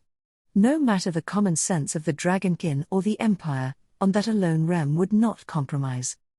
Rem, take a bath. Madeline, got it. Rem, please also change your clothes. We have lots of cute clothes to change into properly. Madeline, I said I got it. Persistent girl. Baring her fangs and raising her voice, the overpowerment in Madeline's scream struck Rem, and incidentally Katya, like the wind and made them catch their breaths. Still, Madeline also probably understood that she should not go against Rem's instructions. That was Flop's major achievement for having successfully won her over. Someday, would he be able to get Madeline to change sides in that way? Madeline, don't look at this dragon with insolent eyes, girl. Everything you scheme is futile. Rem, I don't think you can say it's futile. No matter what you do. Madeline, that's not what I mean. I'm saying there's no time to do anything. Rem, no time? Tilting her head, Rem narrowed her eyes and tried to search for the true meaning of Madeline's words. However, there was no need for her to search for the true meaning. Madeline should have hated Rem, but even still, perhaps because of the Dragonkin's pride and way of life, she hated things like lying and deceiving. Therefore she properly explained clearly the meaning of the words she had said. She had said, "Madeline, the decisive opportunity to settle things with those who defy the Emperor is near. It was for that purpose that this dragon was called back. Your role also ends there." So she spoke. With that, leaving behind these seemingly hopeless words, Madeline departed from the garden. Since she did not head straight for Flop's room, she presumably would follow Rem's advice to bathe and change her clothes, and from there she would pay a visit to his room. Flop would be welcoming of that in itself, and if he was not going to be hurt, then Rem had no reason to stop her.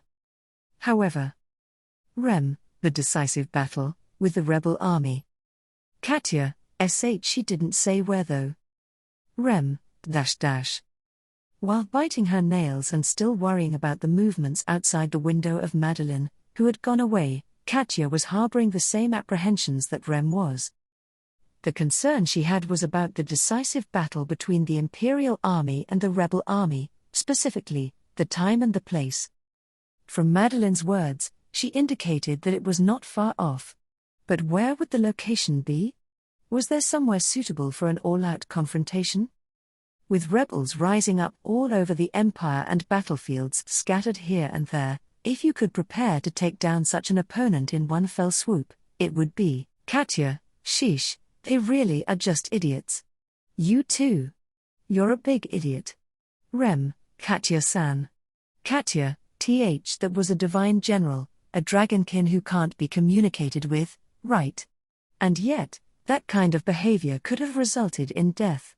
If you want to be stupid, go ahead and die on your own. Die, you idiot. Katya blamed Rem in a tearful voice, replacing the anxiety of waiting with the frustration of the immediate situation. Unlike Rem, who had settled her resolve, Katya had been pushed too much. In fact, if Katya had not intervened, it was quite possible that Madeline's anger could lead to Rem getting hurt, if not killed. Rem, my apologies, thank you. But I couldn't keep quiet after she said bad things about Katya. Katya, like I care. I'm used to being told what to do. And yet, that kind of idiot. Rem, it is ridiculous to get used to being told what to do. So no matter how many times you say it, I would argue the same way again in the same situation. It was not a good feeling to hear Katya belittling herself. Still, humiliation had its due reason and consideration. Though, Rem could not bear to see blades turned on a complete stranger. I think it's selfish to look back at myself, though. Rem, that's what I think, so I. She knew it was selfish, but she did not want to cease having a voice. Katya's eyes blinked repeatedly and her mouth fluttered at Rem's answer. Then she glared at Rem with sharp, teary eyes and bit her nails. Kata, like I care. Things like your matters, like I care. Stop it. Just stop. We're not friends. For me, I'll just stop. Rem, no, I should have the choice whether to stop. I refuse. Katya, such a one-sided conversation. Rem smiled wryly as Katya retorted to her, with her throat choking up. While softening the tightness in her chest slightly, Rem thought. The decisive battle of which Madeline spoke, if that is so close at hand. Rem, I wonder, just what can I do? In her empty self with nothing contained therein, was it even possible for something to resound? That was the only thing which continued to make Rem's heart pound so badly. Arc 7, Chapter 86, The Five Bastions. The giant Ismail was a valiant warrior of the Cyclops tribe and the hope of his clan. In the center of his valiant face, a large blue eye fixed its gaze clearly on the future without hesitation. As the name suggested, the Cyclops tribe was a race which had no more than a single eye. If one took into account the fact that most races were born with a pair of eyes, a single eye could almost never have an advantage in survival. In that case, was the Cyclops tribe a pitiful race with an inferior ability to survive? Absolutely, that could be denied.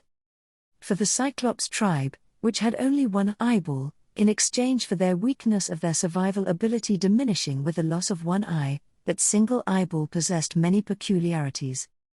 With the basis of an eyesight that could see much further into the distance than other races, and while it varied based on the individual, there were many who could see the concentrations of mana or heat, or those who were abnormally superior at seeing movement. The Evil Eye tribe was another race with an eye that possessed peculiarities, but unlike them, who were often born with weak bodies in exchange for their unique abilities. The Cyclops tribe was also physically strong. In a sense, the eye was superior to all other abilities in battle.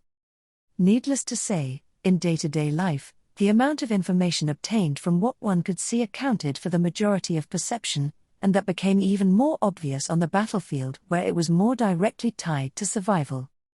Therefore, the Cyclops tribe could be called a superior species that was well equipped for producing excellent warriors. Returning to the topic at hand, let us speak of the giant eye Ismail. Having turned 21, Ismail was a fighter who wielded an enormous battle-axe with his well-trained body. As mentioned before, a single blue eye blinked in the center of his face, and had become something which members of the Cyclops tribe trembled at due to its excellence, and members of other tribes trembled at due to its intimidating air. For the sense of beauty of the Cyclops tribe, there were many ratings for the beauty in the shape and size of that eye, as well as its color and radiance, but Ismail's eye was an exceedingly first-class item in each category. With a beautiful big blue eye, he was expected to follow a different path from the ordinary as soon as he was born, and was nicknamed Giant Eye from a young age, and along with the hopes of his clan, he became a boy, he became a young man, and he became a warrior. Wielding a battle-axe taller than himself, the Giant Eye would tremendously mow down the battlefield. If he was in an era where war raged in the Wallachian Empire, that name would be famous not only in his clan, but throughout the country. However, the times had not waited for him to grow up, and he complacently plunged into a state of stagnation and relaxation. Many cursed that bad luck of Ismail's. However, fate had not abandoned him. The torchlight of rebellion that had begun in the east, before long it had spread its flames throughout Wallachia, and invoked Ismail, deprived of the opportunity to fight, to the battlefield. Ismail, as long as I have a chance to fight, then with this battle-axe, I will achieve results in battle that no one can imitate. That was Ismail's pride, and the promised future that everyone in the clan believed in without question. In the empire, at the peak of military prowess were those known as the 9 divine generals, but if the same chance that those people had been blessed with had presented itself, he would astonish all of them. Therefore, when Ismail the Giant Eye shouted that the emperor must be defeated, not a single member of his tribe dissented, and they also had actively helped search for the black-haired child. Just as the signs of rebellion had spread throughout the empire, so too did the existence of the black-haired crown prince. It was not about whether he actually existed or not that was important, but that there was a bill making a justifiable claim. Simply put, having a black-haired boy was the qualification to join the great uprising that had begun in the Wallachian Empire, and those who failed to see the opportunity undermined the righteous cause they were joining at that point. Those who quietly observed these circumstances, standing by and watching the competition for supremacy from outside, went against the ways of the empire. The people of the empire must be strong. To this day, it was a teaching that had been spread throughout the empire, even to the people that were unconnected to its capital. Those who could not understand that principle were not qualified to participate in this great uprising, nor were they qualified to live in the empire afterwards. When Ismail fulfilled his ambitions, he would uproot all of them and create a more powerful nation. For that purpose, Ismail, it is I who shall reign supreme over this Wallachian empire. Pressing the tips of his feet against the base of the colossal stone wall, Ismail's body ascended to the sky. A wall that had probably been thought of as insurmountable for the people outside, with the people inside absolutely not allowing any hostility to pass through it whatsoever. Easily traveling over that, he planted his feet on the wall. Seeing Ismail, who had landed atop the rampart, the soldiers there who had drawn their bows were in chaos, and they panicked as they tried to draw the swords at their waists, but they were too slow. Ismail, what unsightliness for soldiers of the empire! Gripping the handle of the battle-axe he carried on his back, the muscles in his right arm swelled, then, a flash. The huge blade that was released swept through the air without a sound, and the upper bodies of the 5 soldiers in its path were obliterated simultaneously. Having lost everything above the waist, their lower bodies slowly collapsed, a great amount of blood flooded out, and the surrounding soldiers screamed. His eardrums grasped that those people were filled with intense caution and a meager amount of trepidation. Ismail, boorish. Rather than warriors that harbored vigilance and nervousness, the ones who succumbed to cowardice were exceedingly disappointing. Ismail blinked his blue eye once, and switched the world he could see. At that moment, bright colors vanished from the vividly colorful world, and his field of view was filled with dark colors. No, not just dark colors. Red, yellow, and blue lights emerged from the darkness. Those were the emotions carried by living things. Perceiving them as colors was the special trait of Ismail's eye. With the power of his eye, Ismail could catch a glimpse of whether or not the enemy had the will to fight, what kinds of skills they had mastered, and their history as a warrior. Possessing a field of view of those omitted colors, Ismail chose his enemies. Namely, Ismail, disappear you cowards. Stepping forward, the battle-axe swung towards the mediocre people who harbored a blue light, with their minds already detached from the battlefield, those who were trying to prioritize self-preservation. Mowing down the backs turned towards him, denying the legs that tried to run away, smashing the faces of those who tried to beg for their lives. Death and blood were spreading atop the wall, and thus he rampaged, seeing the blue lights increase one after the other. His disappointment intensified. Ismail, what the hell is this? This should be the imperial capital, the territory at the side of His Excellency the Emperor of the Wallachian Empire. Pointing his battle-axe towards the interior side of the rampart, Ismail shouted his fury from atop of the wall. Out in the distance at the center of the Wallachian Empire, the symbol of a powerful nation that no one had ever been able to defeat, the Crystal Palace, considered the most beautiful castle in the world, could be seen, and Ismail could reach it in less than a few minutes. He would rush into the Crystal Palace, defeat the soldiers arrayed there, and take the head of the emperor sitting on the throne. That was what Ismail wanted. However, Ismail, it's not such a cheap honor that can be obtained by tyrannizing such cowardly soldiers. Feeling betrayed by what he believed in, Ismail's angry voice sounded like lamentation. Even so, the diligently forged battle-axe was precisely aiming for the enemy's life, and with each and every step, life was wiped out, and the disappointment grew more intense within the giant eye. Following Ismail as he did so, warriors of the same Cyclops tribe reached the top of the wall one after another. They, too, used their weapons to drive away fleeing soldiers, knocking them down and taking their lives. He wanted to be proud of that. He wanted to make it known that the Cyclops tribe was here. Ismail, but that's not going to happen if our opponent is you guys. Wait. Stop. In front of the sorrowful eyes of Ismail, the man he was chasing collapsed. The man ran away from the warriors and fell in front of the person who was the most dangerous to approach, seeing Ismail with a sneer on his face, and yelped "Ah!" with a quivering voice. Putting both his hands forward, he scooted back on his buttocks while he grudgingly shook his head at Ismail. "Soldier, don't kill me. I don't wanna die. Ismail, stop it already. Don't live in such dishonor any longer. Soldier, Ismail, that's enough." Ismail's face contorted at the soldier's attitude, which was so miserable and pathetic. When it was too disgusting to hear any more, he raised the battle-axe up high in his hands. With a gleam, the blood-soaked blade shined dully, and the soldier's eyes were stained with despair. "Ismail, if you're a warrior, I'll at least give you a fitting end." "Soldier, why you're wrong. I'm not a warrior. I'm not a soldier." "Ismail, what?"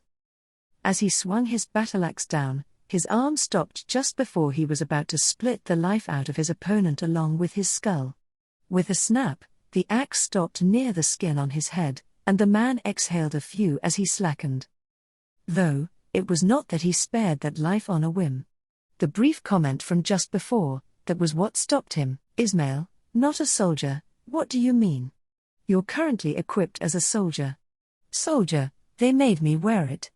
Wearing this taking a bow and fighting. If I do that. Ismail, if you do that. Soldier, I'd be pardoned. They'd release me, and I could leave the prison. Ismail, he peeked at the desperate man's face. There was no lie to be found in his pale, cold complexion. A reasonable amount of trembling would be created in the face of someone who was lying and trying to conspire against you. Ismail's eye, which did not overlook the subtleties of this case, did not find any deception. Ismail, there's no way. Now, taking in what he had just seen, Ismail's looked around the top of the wall. Pursued by the Cyclops tribe who had climbed the wall, the Imperial soldiers had fallen into disarray atop the wall. All of them had a cowardice that made him want to close his eye, but no matter how much they resisted, it would never be enough.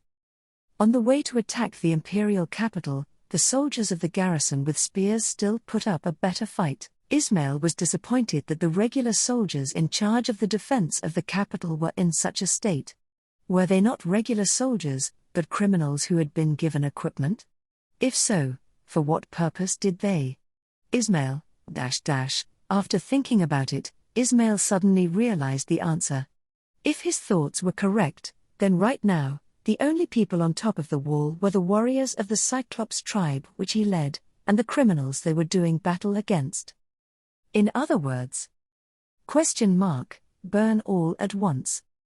Suddenly, a quiet voice struck Ismail's eardrums amidst a sky reverberating with angry shouts and screams.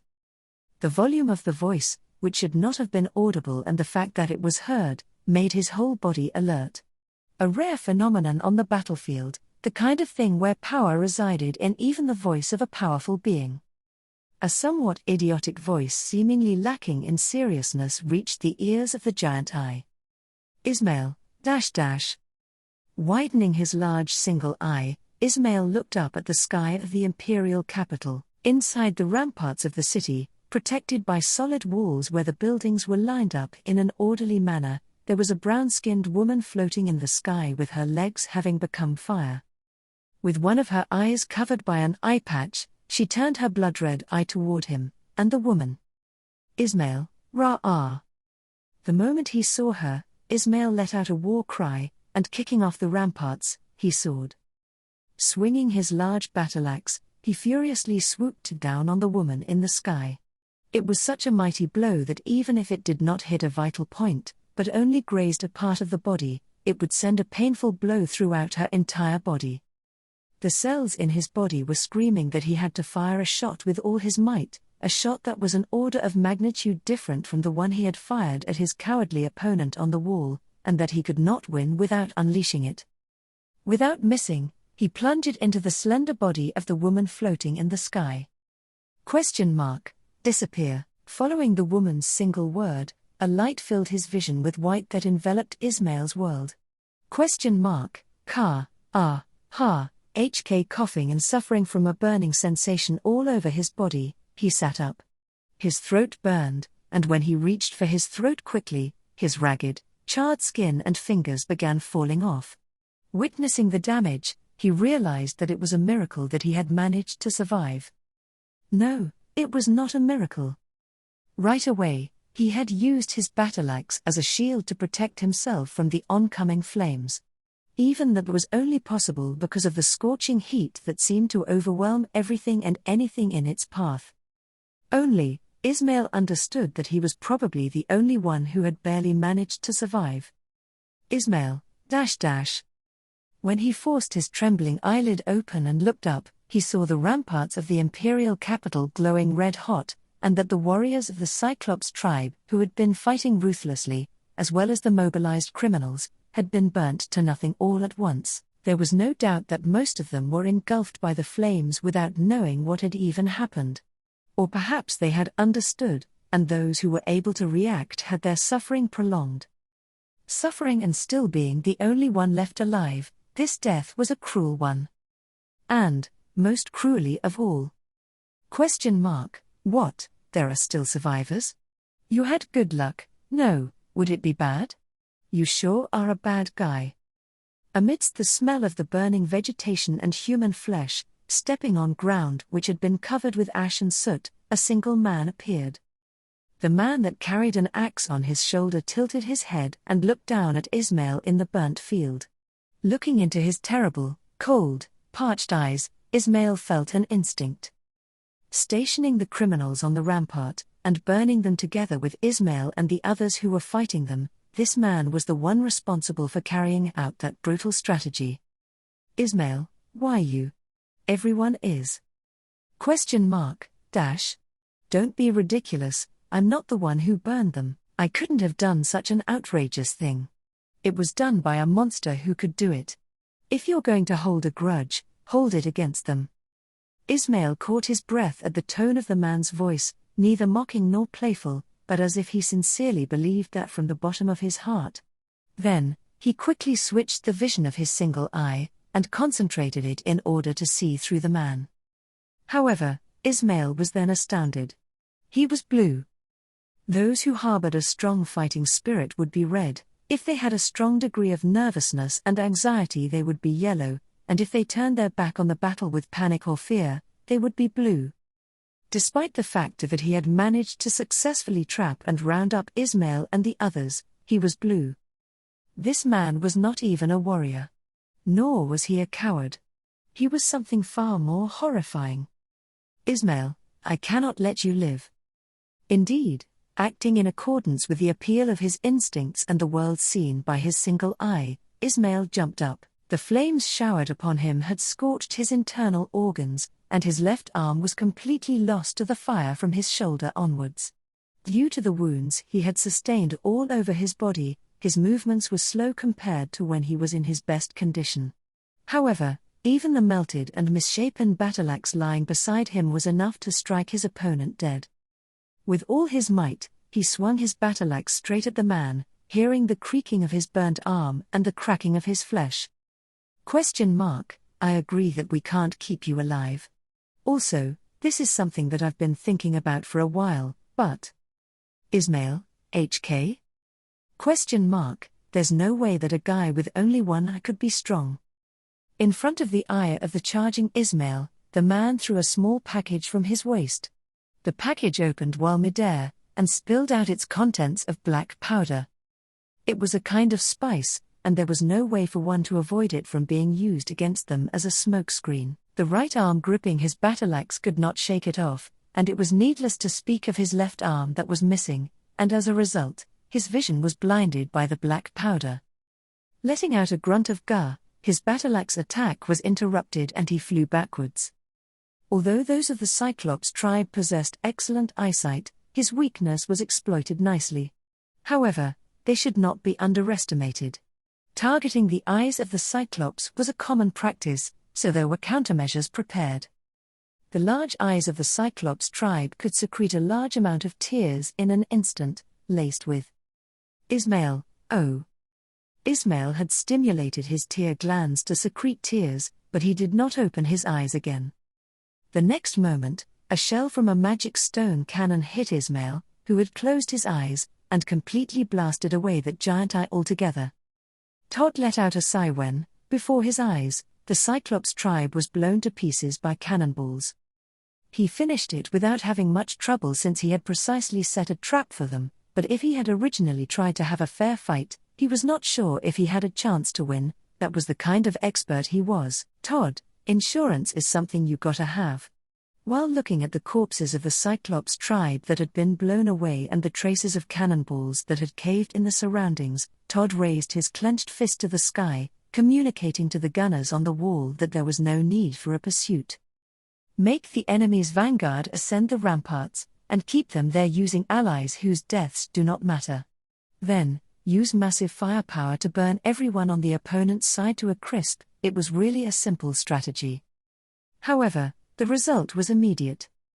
Todd, in most cases, the people with confidence are the first spears to breach enemy lines.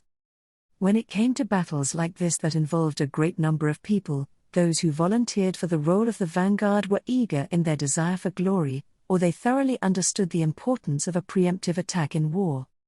For example, no matter who the opponent was, if their thrust went through, it would become troublesome later. In a double sense, it was necessary to stop the vanguard. One Todd, well, we've crushed the opponent's initial charge, but how will they proceed? Even if they had defeated the utmost vigorous Cyclops tribe, there was no shortage of those who would dare to try killing His Excellency the Emperor. It was an exhibition of the belligerent tribes that had assembled from all over the empire. In addition to the Cyclops tribe, he was preparing for a mountain's worth of people with differences in the number of limbs and eyes, in the size of body parts, in the color of their skin and blood, and in languages, such that it was troublesome to even think about how to deal with them. However, Todd, no matter how many strange tribes the opponent gathers, I don't think it's going to have a considerable impact. At any rate. As Todd muttered that, Arakia flew overhead, her whole body clad in a swirling wind. The charge of the Cyclops tribe, there should have been attacks at the same time, but to the lot that had missed that opportunity, he felt like attacking. Additionally, at the bastions of the star-shaped ramparts that surrounded the city, at the 4 places separate to the one Todd's group was in charge of, the guardians in charge of those places had commenced their attacks. Purple thorns rampaged, mowing down the large army of half-men, half-horse centaur people who were trying to advance. The exceedingly huge flying winged blades tore through the sky, and the weaponkin, who used one part of their body as a weapon, were chewed to pieces. The fists of stone golems which sprang up from the ground, struck down the pitiful winged people who grew wings incapable of flight. A group of deviants who had mastered the art of slaughter, massacred the glow people, who each had a scintillating stone embedded in their foreheads. Todd, if the circumstances involve monsters, then our side will have a good match. Becoming one with nature, and reducing the Cyclops tribe to ashes with bright red flames as if it was the same as just breathing, 5 monsters, equally capable, stood at the bastions of the wall that protected the imperial capital of Lupagana. With 5 monsters at 5 bastions, did the rebels, who had only spirit and ambition, have a way to surpass this? Todd, in any case, if it was me, even if I was asked, I would absolutely refuse. Nevertheless, there was a plan to keep them from approaching the walls, a plan for how to kill those that did, a plan for those they failed to kill, and a plan to escape. It would be best if they did not end up all the way at that last plan, but the circumstances in a battle were hard to predict. In the first place, the fact that the rebels arrived at the imperial capital like this, and that this battle had even begun, exceeded what Todd had imagined before the war moved into full swing.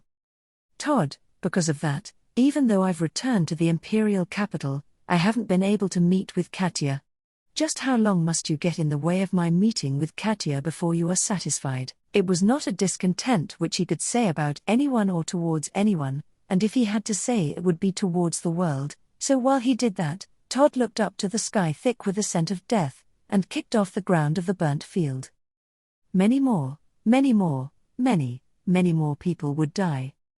Just how many more people would have to die for a decisive person to lower their weapons? Todd, enough with this, you warmongering freaks. Unfortunately, you guys are out of your depth. I shall not let you go any further. In an imposing stance atop the rampart, he spread both arms wide as he caused peristalsis throughout his entire body. Immediately after, the inside of General Second-Class Kavma Iralux's body pulsated, and purple thorns were released from those arms with tremendous vigor, flying towards the group of centaur people fiercely galloping across the farmland, with their upper halves as human, and their lower halves possessing horse-like characteristics. The bottoms of their feet were mowed down, their torsos were pierced, and they were sunk into the solid ground. Evading the thorn attack, the brave men came even closer to the rampart and brandished their spears, throwing them. The leg strength and vigor of a horse was transmitted to their upper bodies, and the hurled javelin's power was no less than that of a magic stone cannon. Unlike magic stone cannons, which took a huge amount of money to get in sufficient numbers, as long as the centaur people had spears and some run-up distance, their javelins would exhibit more than enough destructive power. It was the defensive walls safeguarding the imperial capital. Inscribed with the divine protection of Earth, it would not collapse under ordinary attacks, but if it was struck by hundreds of spears of that power, some damage could get through. However, Kafma, It was your ill fortune that you happened to choose the bastion I am protecting." Declaring so, Kathma spread the arms which had let the thorns loose wide open. In accordance with that movement, the thorns would mow sideways across the battlefield, and deal the warriors of the centaur people that had tumbled a finishing blow. However, the javelins and the brave men who threw them evaded the thorns' pursuit. Therefore, Kathma invoked not thorns, but a different insect that had entered him. Kathma, HK. There was a sound of bones creaking with pain, and Kathma's chest wearing light armor burst open from inside. White ribs opened outwards from inside his body, and they pointed their sharp tips downward while trembling. The brave men of the centaur people galloped forth, and at that group was aimed the gap of the ribs exposed from Kathma's open chest, as they readied themselves for whatever that may happen. However, even if they readied themselves, there was no use. Immediately after, Kathma's entire body rebounded violently, and the recoil sent his tall figure sliding back. His heels that had been firmly dug in, pared through the rampart, and Kathma looked forward as he endured the tearing pain.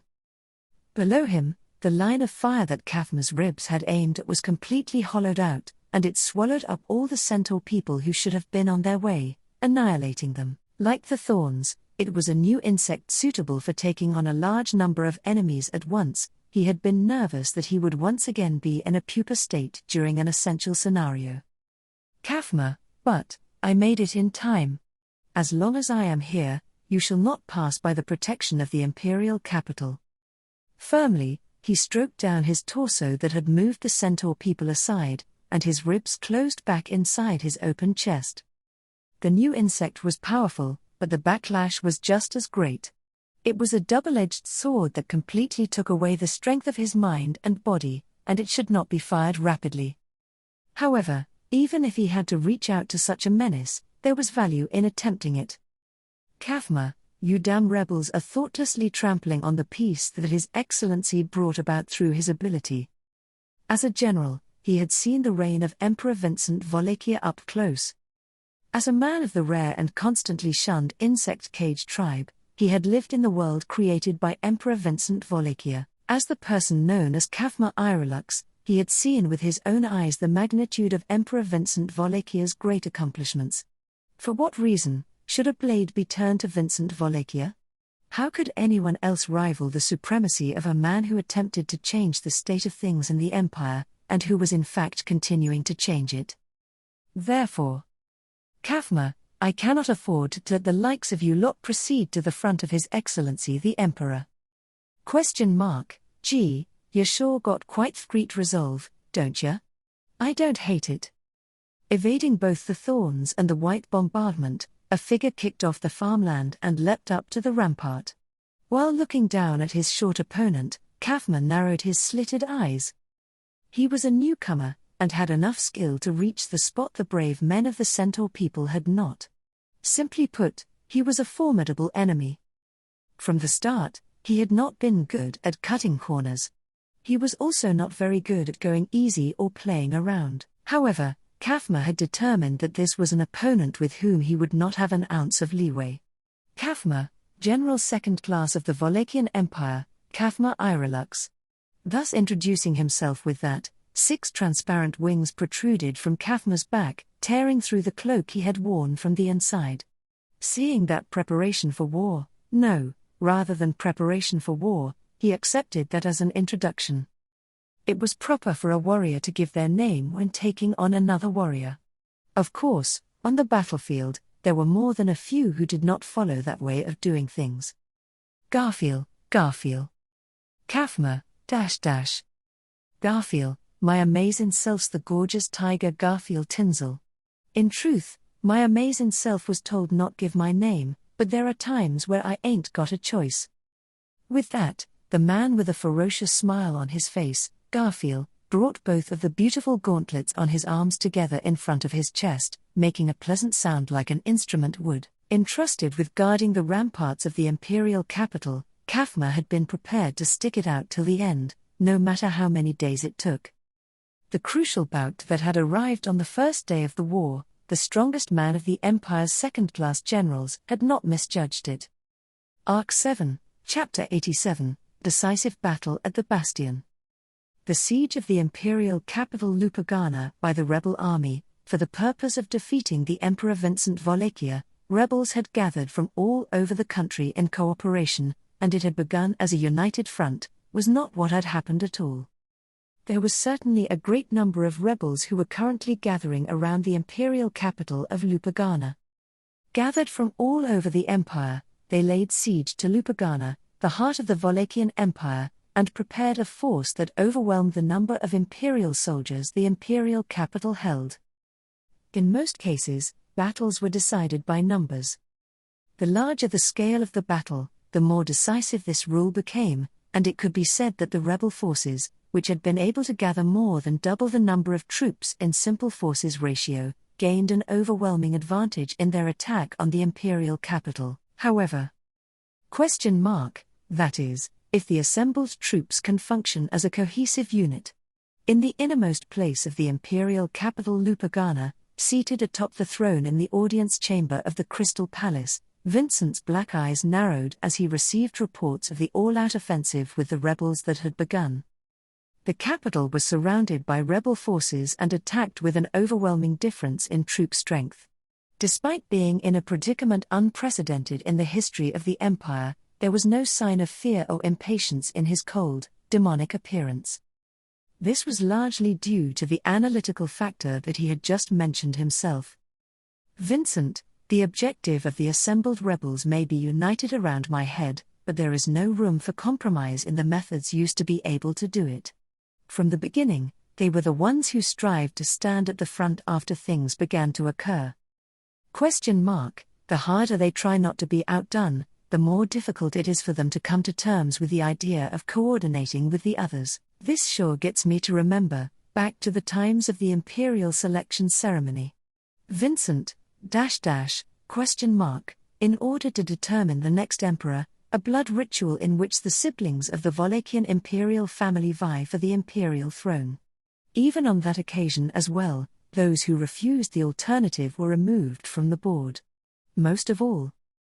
With that, Bastetz, who was standing next to the throne, cut off his words and accumulated them for a moment. Within those eyes as narrow as a single thread, the old man's emotions could not be read, but one could get a rough idea of what he was feeling.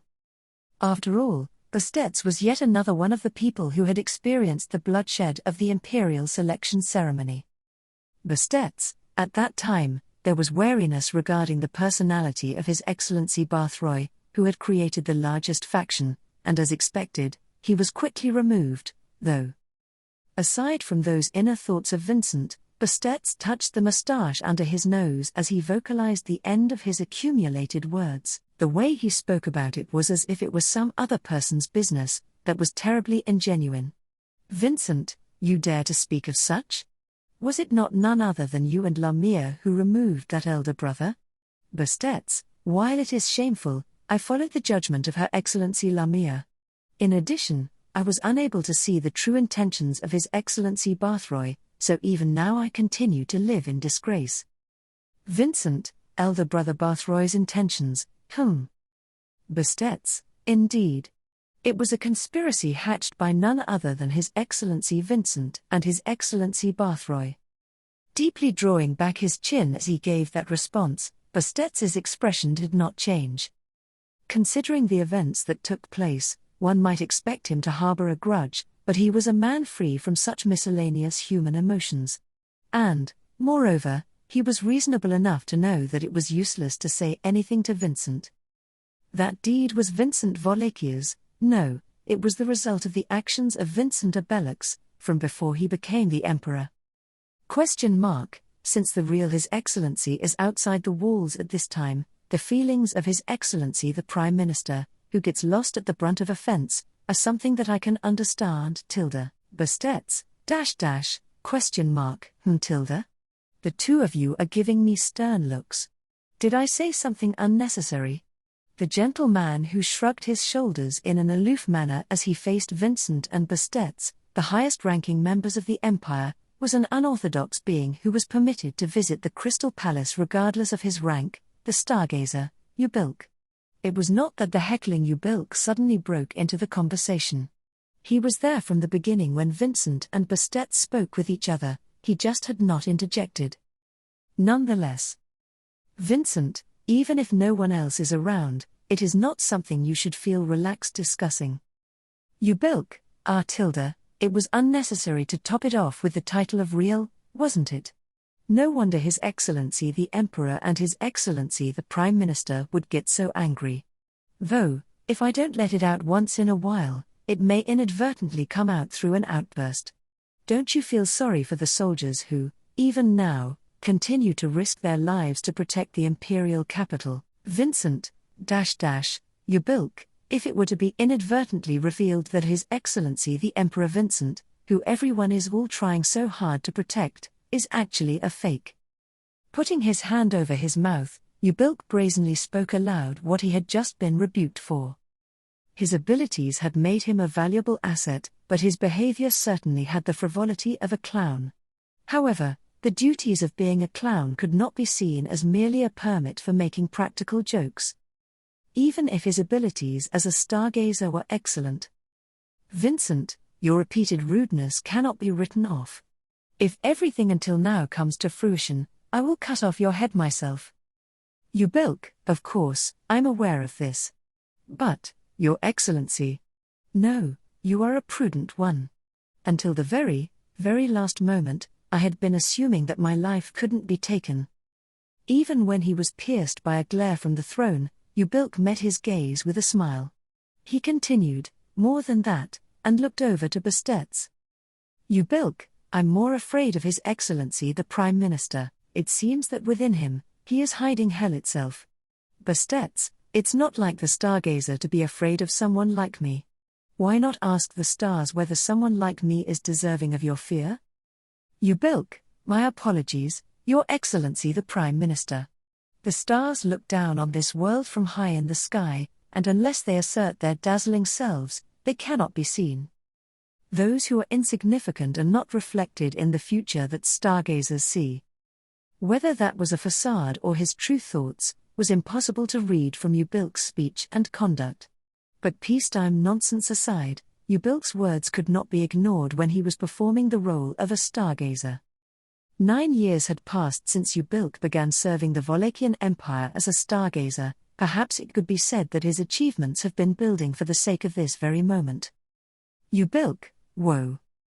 Suddenly, a thunderous roar from the distant sky reached the audience chamber, which had fallen into silence. A slight tremor was felt under their feet, and the atmosphere of a fierce battle could be felt even in the depths of the Crystal Palace. That said, the phenomena which caused this thunderous roar was probably someone on the side of the imperial capital for the most part. Ubilk, even though in terms of numbers, the rebels surrounding the imperial capital should outnumber ours. Vincent, in the end, it is just a disorderly mishmash of people. No, they are not even cohesive, but a bunch of outlaws who may even drag each other down in some cases. That is no way to compete with the pack of sword wolves who are governed by the law of iron and blood. Ubilk, I see. However, no matter how out for blood the imperial citizens are, they will not invade the imperial capital without a chance to win. Isn't that why each tribe will throw in their own hero? Vincent, have you forgotten what you said in front of me just now?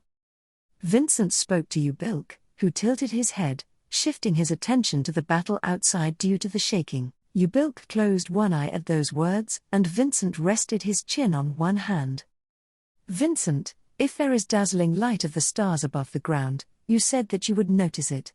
In that case, it would not be strange if a glittering star that could move this war situation had let you gaze upon it beforehand. Ubilk, Tilda. Vincent, has there been such an occurrence? Stargazer. Narrowing his black eyes, Vincent quietly posed a question. Ubilk laughed at the question as he scratched his cheek with his finger, and Ubilk, unfortunately, I haven't heard anything of the sort. Bastet, in that case, it aligns with your own role as well, I guess that's how it is. With that statement, Bastet put Ubilk's forced smile to an end. Ubilk was at a loss with an awkward look on his face, but there was no sense of being cornered. To begin with, regardless of whether Ubilk was a stargazer or not, it was something he thoroughly understood. Certainly, all the insurgents would come to take the head of Vincent, the one sat upon the throne. For that purpose, each tribe would dispatch their strongest warriors to try and proclaim their supremacy. But that notion was misguided to begin with, since it was based on a widespread misconception. It was bound to happen. Just what did they think the 9 divine generals were? Vincent, they were already setting themselves up for failure by measuring the heroes of each tribe based on such small standards. To begin with, what other criteria do they believe were utilized to select the generals of the first class, the 9 divine generals? Vincent Wallachia had gathered the strongest entities within the Wallachian Empire. The unofficial heroes within the lands of the Empire were no match for them.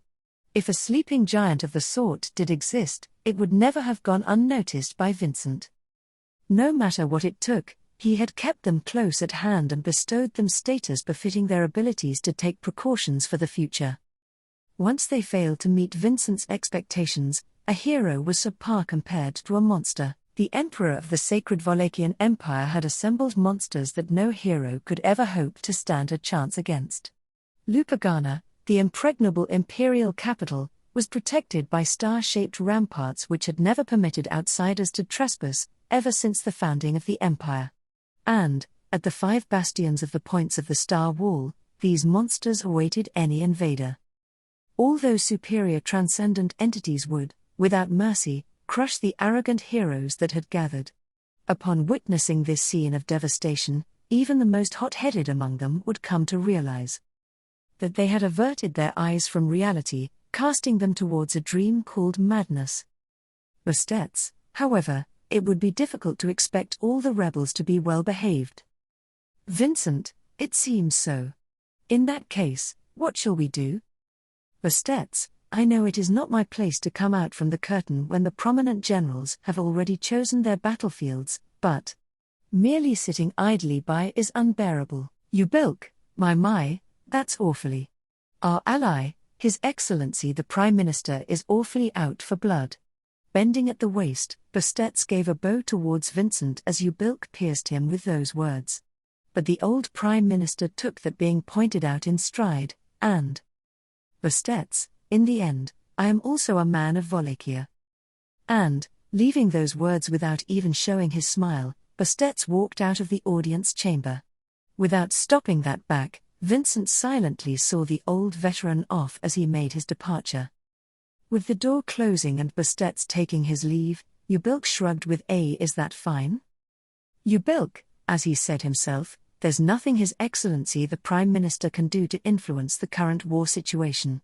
I also think that, but Vincent, contrary to my expectations, he endured it with perseverance. He has always been someone who has restrained himself for the sake of his ideals. If I were to put it in a way that you would, I would like to avoid an outburst. Ubilk, I see. By the way, is His Excellency the Prime Minister in the know? Hooking his thumb on the hem of his robe, over his chest, and wriggling his other fingers, Ubilk posed that question. Vincent, understanding the significance of that unfriendly question, closed one eye. Receiving that silence, Ubilk nodded and said, "As I thought." Ubilk, I had a hunch about that, so I just refrained from being overly careless with my words. But whether I should be happy or sad about my hunch coming true, I have pretty complex feelings about it, you know. Vincent, sad? Can you even comprehend such human emotions? Ubilk, what a terrible thing to say. You make it sound like I'm not even human, so I feel very hurt. Compared to the first and the second, I'm much more reasonable, don't you think? Vincent, if you raise Cecilus as an example, he stands little chance in most topics. Arakia is also a girl that lives by the logic of a beast rather than that of a human, but she can be managed once she has settled on an owner. However, cutting off his words there and then, Vincent's black eyes pierced Ubilk. His presence was unwavering to whatever cruel gaze was cast at him, as paying no heed to his own life was his way of living. Vincent, you are but a husk in the shape of a man, made of human flesh. Ubilk, oh, That really hurts my feelings. At Vincent's words, Ubilk lowered his eyebrows with a forced smile on his face. Doing so would make him appear sad or bitter. A forgery of emotions, as though someone had taught him to do so. At the very least Vincent's eyes perceived it as such. With an expression that did not betray that impression, Ubilk placed his hand on his chest and... Ubilk, by your logic, all those with the same role as me. All the stargazers lending an ear to the commandments, are husks? Vincent, I do not know any stargazers aside from yourself. I have no inclination to answer you. Ubilk, there you go again, you don't need to lie like that. I don't think you would put that much trust in me. Of course, I expected you would track down and torture every stargazer in the country instead. Vincent, Ubilk, I fully believe that you wouldn't thoughtlessly base your decision of what the stargazers are solely on me. Confronted with Ubilk's trick question, Vincent's expression did not budge an inch. He did not state whether the former's points were factual or mistaken. The only thing he was convinced of was that every single stargazer who had been bestowed a commandment, without exception, had a mental disorder. He also did not intend on going out of his way to state how he had reached that conclusion. Vincent, otherwise, how could you possibly commit an act as barbaric as to destroy your own evil eye, just to prove your identity? Ubilk, that was quite painful. The feelings of loss weren't normal either. But thanks to that, you became willing to listen to me, didn't you? While he spoke, Ubilk pulled his hand on his chest further back, exposing his bare skin. Directly in the center of his slender chest, a large burn mark had been painfully seared. In the past, Ubilk used a branding iron to burn the evil eye at that spot to crisp, leaving nothing but that scar. He destroyed his very meaning for existence as a member of the Evil Eye tribe. A deed just to prove that he did not pose any danger, and if he had not been stopped, he might have even crushed his own limbs. Henceforth, Vincent, I do not demand an honest answer from you. Just answer carefully. Ubilk, your wish is my command.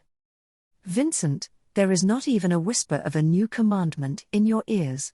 Without any doubt. Ubilk, yes. I, for one, wouldn't lie. No new commandment has been handed down. In the first place, without completing the previously passed down commandment, one wouldn't try for a new commandment to be passed down, however. Shaking his head loosely side to side, Ubilk smiled. With a truly inhuman smile lacking any resemblance of joy or abasement, he continued, Ubilk, the board you have created won't be thrown into disarray by any interference from the heavens. Virtually everyone across the empire resides in the palm of your hand. Vincent, Ubilk, is anything the matter? As those assertive words did not yield the desired effect, Ubilk appeared puzzled. To his question, Vincent shook his head with a no. He did not believe Ubilk's statement just now had been a lie. He was a man who valued the whispers of the mysterious stars more than his vassalage to the emperor, but his lack of selfishness was genuine. Therefore, Ubilk himself probably had no ulterior motives with his declaration. It was just that. Vincent, the people of the empire are in the palm of my hand, you say? Those decorative words that had been deliberately left unspoken, had left an unease in the mind of the man playing the role of emperor. And then, that unease on the throne proved to be correct. Oh, ooh. At one of those bastions of the star-shaped wall, a war cry rose up and a tiger rushed furiously, with both arms mantled with shining silver gauntlets. He stepped right in front of an enemy with lightning speed in order to be able to reach someone who had pulverized a group of centaur people in a dreadful manner. 1 step, 2 steps, and Garfield Tinsel charged forward in a blink of an eye. However, indeed, many on one is my specialty, but Garfield, HK. Even a one-on-one fight won't cast any clouds over my brilliant technique. In opposition, Kafma Irelux readied both arms to intercept that brave voice. His tattoo-covered dark brown skin bulged from the inside, and immediately after, an enormous amount of thorns shot out, completely filling Garfield's field of view as he charged head-on. The speed of the thorned vines growing countless spines gave the impression of a carnivorous beast leaping at its prey. In other words, it was the fastest attack to reap the life of an opponent. Garfield, brash.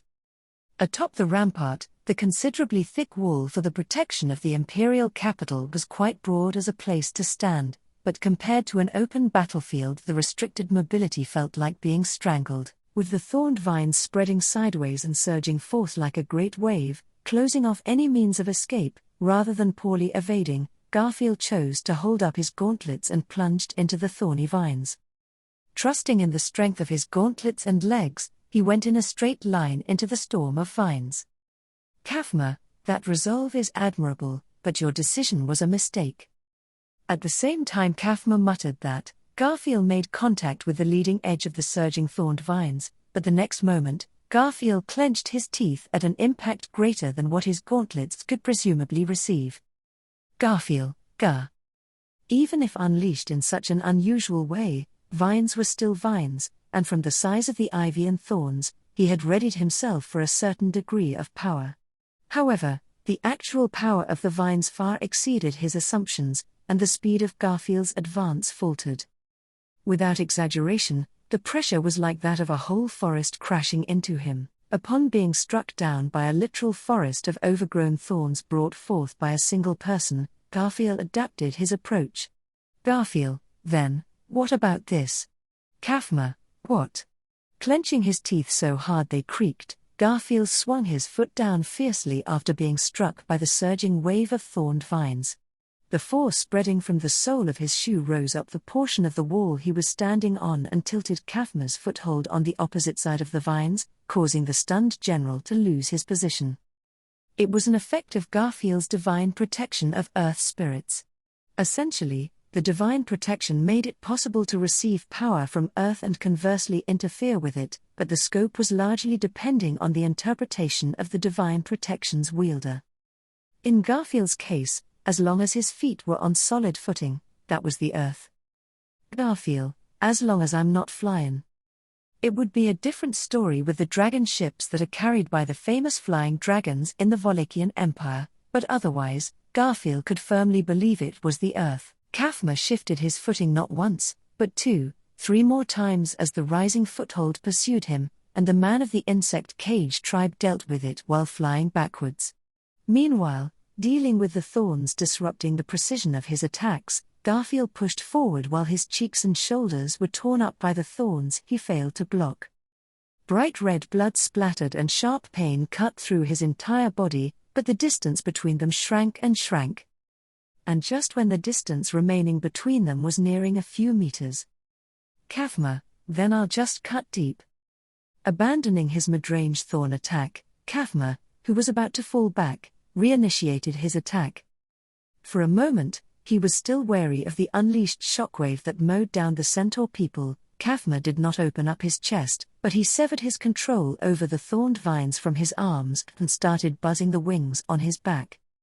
Momentarily, those wings fluttered so fast they were difficult to see, and at the same time, the sight of Kafma having kicked off the rampart appeared right beside Garfield. Rather than just being quick, he varied his speed.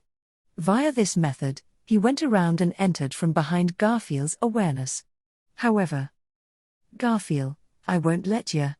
Forcibly shutting off his circumvented directional awareness, Garfield roared. Along with his roar, the released back-handed blow was striking into Kafma's face that had appeared beside him.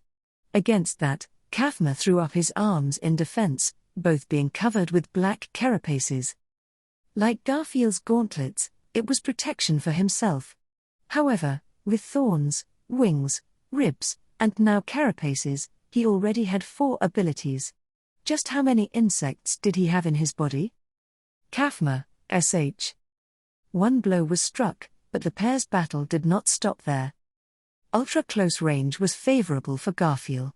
He took a full swing with his left fist using the momentum of turning all the way back around from the position where his back-handed blow had been stopped, and then drove a headbutt into his opponent who had tried to parry the blow. Impacts and cries of pain bursted between the two, and from their fierce punches aimed at vital organs were exchanged.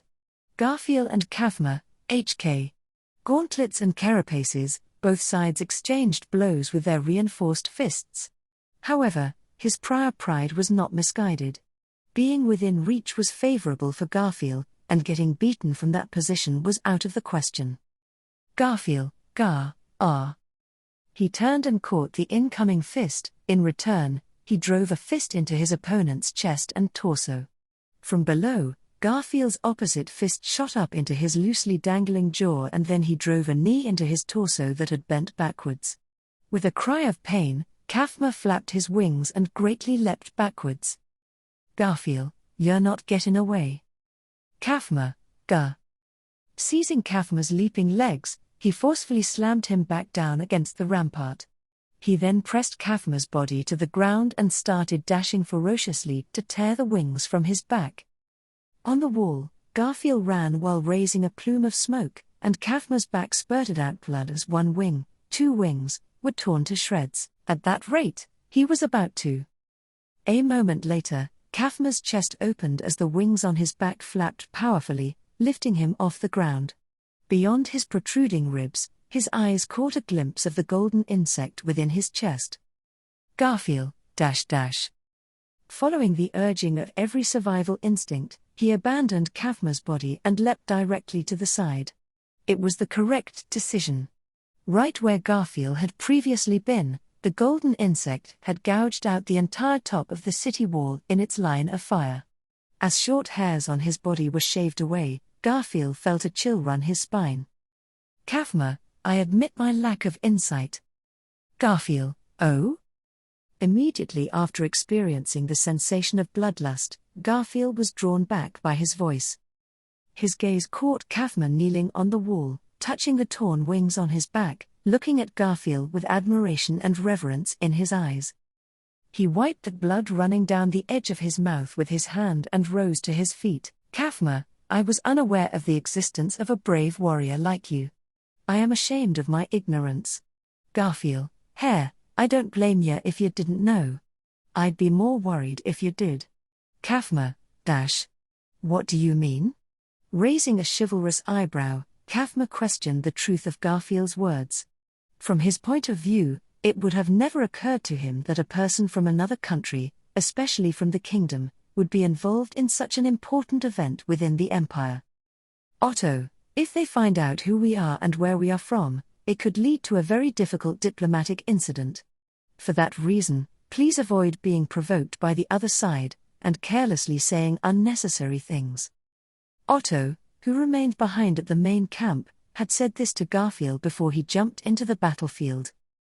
Kafma had already identified himself to him, and he has already identified himself back, but if he gives any more information, there was a possibility that Kafma, who seemed to be smart, would be able to guess all of this. There was no way they could turn this insurrection in the empire into a gigantic war that involved the kingdom. Garfield, sorry, but I was only letting you know about my name. But I can let one thing slip. About two-faced Kerlukiak, that is. Kafma, I have no doubt that you are a person of great skill, whether you keep your mouth shut or not. That's why I'm also regretful. Garfield, regretful? Kafma shook his head and lowered his voice, causing Garfield to frown. There was no falsehood in Kafma's delivery, and it was laced with regret, with no intention to provoke. But the regret was not attributable to Kafma himself. Kafma, if it weren't for the circumstances, I would have liked to have had a straightforward conversation with you. Garfield, what the? It was the moment he was thinking about whether he should question the meaning of his words. Taking a step forward, Garfield's knee gave out, and he knelt down in place. With an "ah?" A gasping breath leaked out, his eyes growing bloodshot as he held his own chest. His heart was beating and pounding so very loud and perilous. Garfield realized what he heard, the alarm bells of his horrified instincts pleading for his life. There was something crawling around inside of him. Garfield, gag. Kafma, if you were going to fight in close quarters with me, you should have avoided getting hit. Kafma stuck out his hand to Garfield, whose teeth were trembling, bitter tears streaming down his face. At the tip of Kafma's 5 bent fingers, could be seen a tube holding a white, wriggling insect. An insect had implanted an egg through these tubes in one of the wounds inflicted by the thorns. It hatched inside Garfiel's body and crawled around inside him. Garfield, ooh. The moment he realized this, Garfield embraced himself and activated his healing magic. Intense healing waves enveloped Garfield's body in a pale light, forcibly healing the wounds he had sustained. Witnessing this, Kafma slightly raised his eyebrows, revealing his surprise. Kafma, healing magic, which means you are also a healer. Its versatility is something to keep an eye on. However, Garfield, HKAAO. Kafma, the purpose of the insects that circulate inside you is not to wound you, but to make your body a seedbed for their own. You can heal the wound, but you cannot heal the transfiguration. Kafma's cruel declaration, it was proven correct by the unhealable malaise. Garfield gasped in agony and cursed the result of clawing at his own chest, thinking that he had, in fact, blocked the escape route of the insects in his body. His breathing became agonized and his vision turned bright red. Unable to bear the sight of Garfield's agony, Kafma stepped forward with a somber look on his face. Kafma, your skill and prowess, I, Kafma Irelux, will surely bear them in my heart. Sleep valiantly. His right arm was once again encased in a black carapace, and his fist thrusted into Garfield, who was unable to move. The impact smashed his skull, causing blood to spray and his body to tumble violently. He rolled, and rolled, and rolled, and bounced right off the edge of the ramparts, consumed by a sense of floating, and fell. Garfield, ah! Garfield's faint death cry escaped his throat, and his powerless body fell unprotected beneath the city ramparts. Otto, listen, Garfield, please remember this well. Otto, if they find out who we are and where we are from, it could lead to a very difficult diplomatic incident. For that reason, please avoid being provoked by the other side, and carelessly saying unnecessary things. Otto, though I do say that, since it is you, I am not expecting you to be so patient. I am not telling you to exchange words in a tit-for-tat as a merchant would. Therefore, Otto, make sure you properly remember this one thing.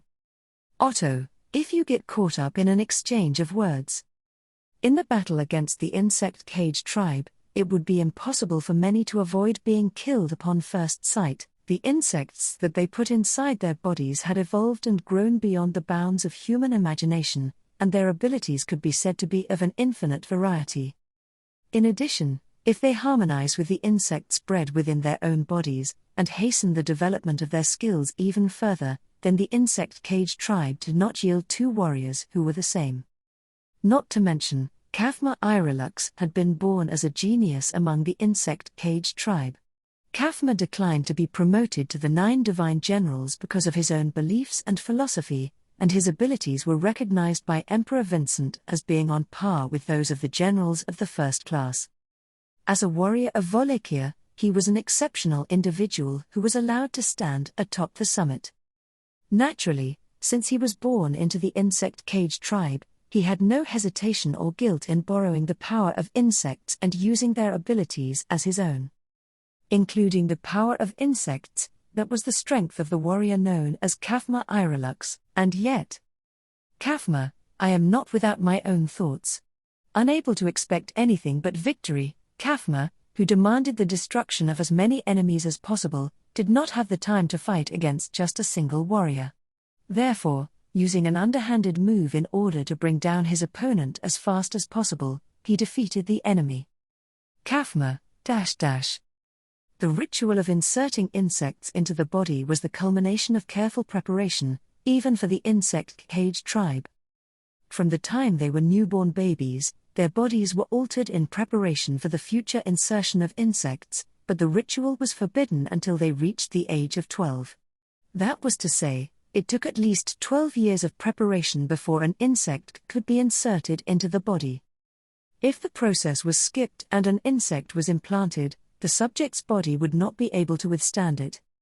Henceforth, Kafma, it pains me to have to settle this with you in this way, Declaring his regretful feelings, Kafma closed his eyes and offered a silent prayer to his vanquished opponent.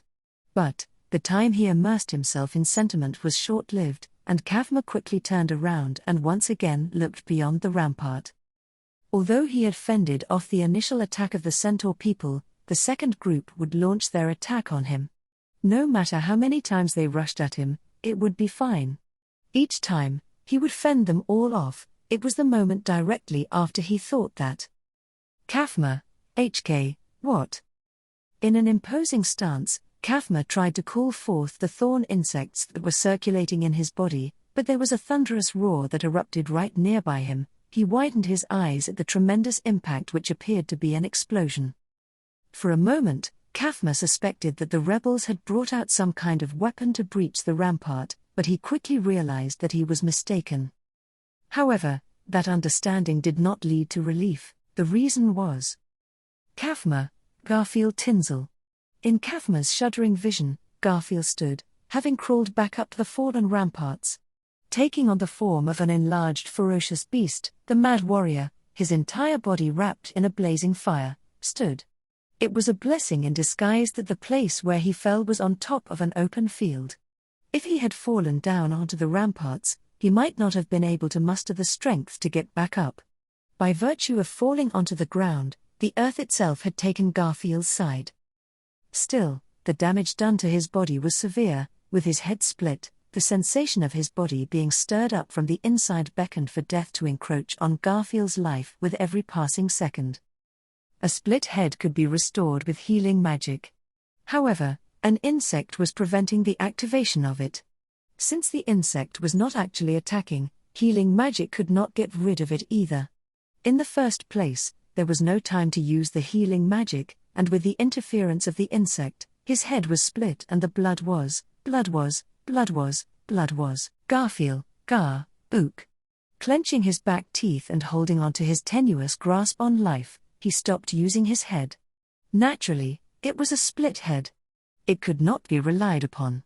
What was needed was the instinct to live, to follow it, to move the body forcefully, and then, the magic stone cannon that had been prepared on the wall, ready to intercept the enemy coming from outside the walls. He had swallowed the magic stone loaded inside it and crushed it in his belly.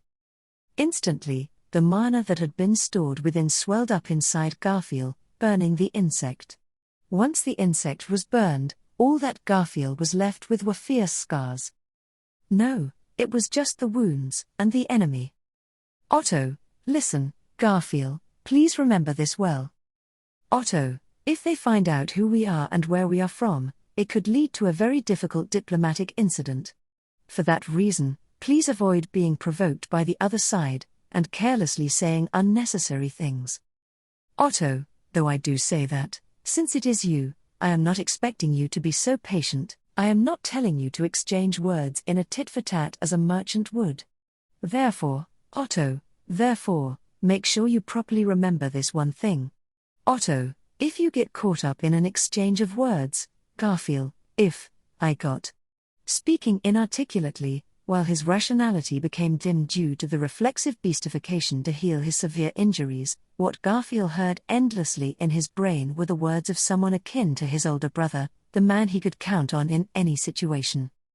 Ahead of where he looked as he slowly turned around while being burned by the swaying flame, there was a fearsome enemy confronting him. That enemy was needed. To carry out what his older brother told him to do, an enemy was needed. After all, he had said that to him. Otto Suwin had said that to Garfield. Otto, make sure to beat that opponent up until their legs can no longer stand. Garfield, I'll fucking crush ya. The roar of the beast rose again, and the transformed Garfield, now a raging beast, trampled and smashed as he soared across the ramparts. Upon witnessing such a display of might, the enemy in front of him, Kafma opened his eyes and smiled. Grinning, Kafma raised both of his arms overhead, and rushed forward. Kafma, come, Garfield Tinsel. Garfield, oh ha ah ah ah. The furious attack of the golden tiger, baring his fangs as he leapt in, crashed right through waves of purple thorns cramming his vision from directly opposite to them, and a crack was formed at the bastion on one of the star's points. Undoubtedly, it was just as if that was substantiating the unease harbored by the emperor on the throne. Kafma, It was the retaliation of the crack engraving the falls of the indomitable heavens upon the history of the empire. Arc 7, Chapter 88, New Wind. The siege of the imperial capital of Lupagana had begun with a fierce battle that neither side would willingly concede. By all rights, there was no need for Emilia and the others to take part in this all-out war between rebels, who bore discontent against the current Wallachia, and its national military, who were trying to protect these peaceful times. Originally, the reason for Emilia's party entering the empire was in search of people. Of course, they harbored a sense of compassion and duty for the people they had met on their travels after they successfully entered into Wallachia in secret. Regardless of the borders of the kingdom and the empire, there were people whom they wanted to make happy, and even those they wished to lend their strength to. Everyone in the party agreed on that. However, no matter how unmistakably soft-hearted Emilia's party was, they still had their priorities. To ignore their original objective would be getting their priorities backward, and the party had people, Otto, Petra, with the judgment to admonish the others, Emilia, Garfield, whose conscience made them reflexively try to save others. After being attacked by flying dragons, they only had taken part in the ultimately hellish battle of the fortress city because they had reason to believe the friends they were searching for had been in that city. Since things had gone contrary to their expectations, logic would normally dictate that there was no reason for Emilia and the others to join in on the rebel army's attack on the imperial capital. In fact, even as they heard about the empire's domestic affairs being burned to crisp day after day, Emilia's party had steeled themselves to be minimally shaken in their sense of purpose. No matter what. Since the one who abducted that girl was the Flying Dragon General, she is likely located in the Dragonkin Madeline Ischart's residence, the mansion of her owner. Positioned in front of a map spread in a room on the topmost floor of the Fortress City Hall, Abel had answered Emilia's question while touching the only mask that concealed his face. Hearing Abel's answer, Emilia muttered, "Madeline's owner." Time looped back, to a few days before the siege of the imperial capital of Lupagana. With their hopes of uniting with Subaru Dashed, who should have returned to Garrel after heading to the Demon City, and having just missed the awoken Rem, Emilia's party had been unsure as to what course of action to take from then on. They pondered whether they should prioritize the search for Subaru, whose whereabouts were completely unknown after the destruction of the Demon City of Chaos Flame, or Rem, for whom they have only identified her abductor so far. The opening words had been what Abel told Emilia, who wanted some basis for making the decision. Abel, it was not like one would ever hear from the fractious Dragonkin, but she was a general first class recommended by Prime Minister Bastetz von Delphon. If anything were to happen, she should return to his side. Emilia, Abel, what? Do you have doubts? Emilia, no, it's not that. I just thought owner was a really mean way of putting it. Emilia, who had exchanged only a few words with Madeline, but rather fiercely quarreled with her, had thought that Madeline would get extremely angry at the way Abel just formulated that. Remaining silent at what Emilia had pointed out, Abel narrowed his eyes behind his mask. She hoped he would reflect on his statement and realize that it had not been nice. In any case, Abel's knowledgeable opinion was helpful for understanding the circumstances of the imperial side of things, which Emilia and the others had not known. With the rising rebellions all throughout the empire in the air, the look of the sky and the dryness of the air growing worse made Emilia have this sense of foreboding, even though she wanted to think things through as much as possible. Since they had failed to meet the people they were looking for at every possible opportunity, their time in the empire had been nothing but poor. Emilia, but if Madeline went back to that Bastetz guy, then Rem also. If Rem Chan's there, then so is Big Bro. Emilia retraced the flow of the conversation, and Medium, who had been holding onto the operations desk placed there, joined in. Emilia's lips relaxed as her eyes met Medium's, who vehemently stretched her small body to its fullest. Together with Rem, Her precious brother had also been taken by Madeline. Medium, surely very anxious and worried, did not show any sign of being weakened. That undauntedness made Emilia think how she could learn a thing or two from her. Prime Minister San. Bastet's Fondel von Summer is this very talented and capable man, said to be the keystone of the empire. Next to Emilia, who had been struck by Medium's admirableness, was Petra cutting into their conversation. Unable to let Emilia go alone, Petra leapt, sticking close to her. Putting a finger to her lips, Emilia murmured, "Is that so?" and tilted her head. Emilia, the keystone of the empire sounds like a really remarkable evaluation, but isn't that the emperor? Petra, of course, I think the empire always being peaceful was because of the capabilities of His Excellency the Emperor. However, His Excellency the Emperor's capabilities also include properly utilizing his talented subordinates. Emilia, that's right. Even if the Emperor is really strong and really smart, that doesn't mean he can do everything all by himself. Despite her assiduous efforts, Emilia could not imagine seeing things the same way as Wallachia's Emperor. However, since she eventually needed to, she had to keep trying her hardest. However, no matter how hard she tried, Emilia would always be reliant on everyone's help. That should have been the same for the Emperor of Wallachia. However, while Emilia and Medium were impressed, Abel seemed to harbor a completely different impression. His sharpened gaze radiated through his Oni mask directly at Petra. Abel, what exactly are you trying to accomplish with this blatantly obvious rationale? Do you honestly believe there is room to listen to the words of a young child? We hardly have the time to spare. Petra, my apologies, that was roundabout. I just wanted to ask you this. If he is His Excellency the Emperor's important right-hand man, then Prime Minister San's residence is in the imperial capital, right?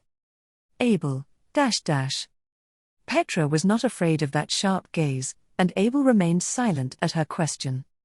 Abel's scary gaze should have felt like having a blade pointed at her, but Petra had not wavered in the slightest. That was how strong Petra's resolve was. That was enough to make her fellow campmate, Emilia, want to proudly puff out her chest. Abel, the answer to your question is affirmed. Inevitably, both of the individuals taken by Madeline Ischart, Rem and Flop O'Connell, should also be under the care of Bastet's in the imperial capital. Abel responded in a low voice, as if he was yielding to Petra's gaze. Emilia was about to praise Petra for her words. But Petra's expression was not good. On the contrary, she sighed visibly and Petra, it's like we are being manipulated, and it's not funny. Emilia, huh? What do you mean by that? Unsure of the meaning of Petra's response, Emilia blinked her eyes. In response to Emilia's words, Petra's voice dropped in tone with a sour look on her face. Petra, we have nothing to do with the problems unfolding within the empire. I know that there is going to be a very large battle, and I am worried about Medium Chan and Utakata Chan, but Emilia, yeah, it's okay. I know exactly what you mean. We came looking for both Subaru and Rem. Preempting Petra's reluctance to speak, Emilia chose her words gently. She understood Petra's fears and concerns. After all, Emilia, if nothing else, would like to continue to work with Abel and the others on the sly, as she wanted to help everyone she knew. However, if they only focused on immediate problems like that, they would never get to Subaru and Rem, which was their original goal. Emilia, huh? After thinking that far, Emilia got stuck in her own head. As she answered Petra, Emilia remembered her group's goal was to bring Subaru and Rem back safely. So even though it was painful, they must pass by the battle going on in Wallachia unnoticed. At least, she thought so, but Petra, but I think Rem might be in the imperial capital now. If that's the case, Emilia, we have to go to the imperial capital, too. As Emilia's icy doubts started to melt away, her eyes met Petra's on the other side of the ice. Petra had a very bitter look on her face because she was the first to realize that fact. To back up Emilia's amazement, Petra glared at Abel. And then, Petra, it's not fair. You were silent until we said it ourselves. Abel, it was a principle that naturally led to one conclusion if you thought it through. It would be arrogant of you to call me despicable, considering your own ignorance of how slow on the uptake you are. Petra, so please tell us. You mentioned that there are 2 places for Madeline, the Flying Dragon General, to return to the Prime Minister's residence in the Imperial Capital, and another one. But you only talked about the Imperial Capital, so that Emily would not pay attention to the other one. Abel, Petra, taking advantage of someone's ignorance is called shamelessness where I come from. Insistently, Petra glared at Abel reproachfully. As Petra spoke, Emilia, who had been deceived by the missing information, lowered her eyebrows. On Abel's side, too, Medium, who was peering at the map next to him, looked up to admonish him for his methods. Abel chin. She reflected on it very much. At the same time, Emilia understood why Petra was angry. Aside from the concealment of information, Abel was right that Emilia could have noticed it if she had thought it through without being told after the fact. Of course, Emilia did not intend to rely on others for every single matter. Emilia, Abel, you also said you didn't have time. That's true for both of us, but you don't have to be mean about it. Abel, that's just what your pride makes you say. Why should I go to the trouble of explaining to you in detail why things are the way they are? Emilia, if you want our help, you will have to say please. Abel, what an aggravating woman. Crossing his thin arms, Abel exhaled a long, heavy breath. However, in response, Emilia asked, "Is that so?" and had a completely different opinion. It was not that they did not mesh well, but that Abel did not want to consort with her at all. Emilia, isn't that right? After all, if you have to fight an incredibly troublesome battle in Wallachia from now on, you must feel compelled to ask us for help. Since we are really strong. Petra, Emily, it is a little worrisome how you say that. Emilia, we are really reliable. Petra, we are reliable. Especially Emily, and Garf-san. Emilia rephrased her statement, and Petra, next to her, also spoke as such and puffed out her chest. As for Emilia's group, Garfield was unquestionably a strong fighter, and Emilia was proud to say she was quite formidable, too. Otto and Petra were very smart, and Frederica had always been a master in being considerate. Beatrice could not afford to strain herself until she was reunited with Subaru and was currently resting, but the thought of protecting her let strength surge up within Emilia. That was why? Emilia, it would definitely be easier to fulfill Abel's goals if we were here, right? And yet you are only talking like that because you don't want us to think you are asking us to help you? Abel, Emilia, Roswell is also not very good at saying please. Abel, like Roswell, probably had a personality that did not want to expose weakness to his opponents. Because of this, they tried to get other people to say something instead of themselves. Perhaps that was how things had always worked out for them, though. Emilia, I think you should stop before you get smacked really hard like Roswell by Medium-chan, Yorna, or Zika-san. When he had been involved in a devious scheme involving the mansion and the sanctuary, Roswell received a slap on the face from everyone, including Emilia. As someone who took part in it, Emilia described how painful it was, but Roswell was simply rebuked and got away with a swollen face, so who knows what would happen to Abel?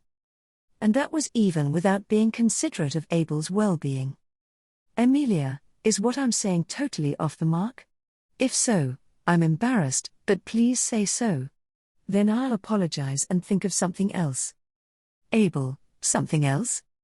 Emilia, I don't think of you as someone who can't think ahead or of anything at all. It's important to keep thinking about what you might be thinking about. Previously, Emilia had been quick to give up on things she did not understand. She was quick to blame it on something, give up, and naively assume that doing as Puck said was the right thing to do. Lately, she had been enlisting the help from others who were good at thinking, like Ram and Otto. But she did not want to turn into a person who simply changes the people to rely on. Petra mentioned that the Emperor of Wallachia was very good at utilizing people. But even an emperor who was good at manipulating people still needs to think about what he was going to use them for. And those in important positions, those who are in the center of everyone else's lives, must be able to do that. That was what Emilia had chosen to work towards. Oh dear, your encouraging thoughts are so elating, Emily. A voice from behind complimented Emilia, who was faced sharply toward Abel. The voice was familiar even without turning around, and its owner was the ever-reliable Otto.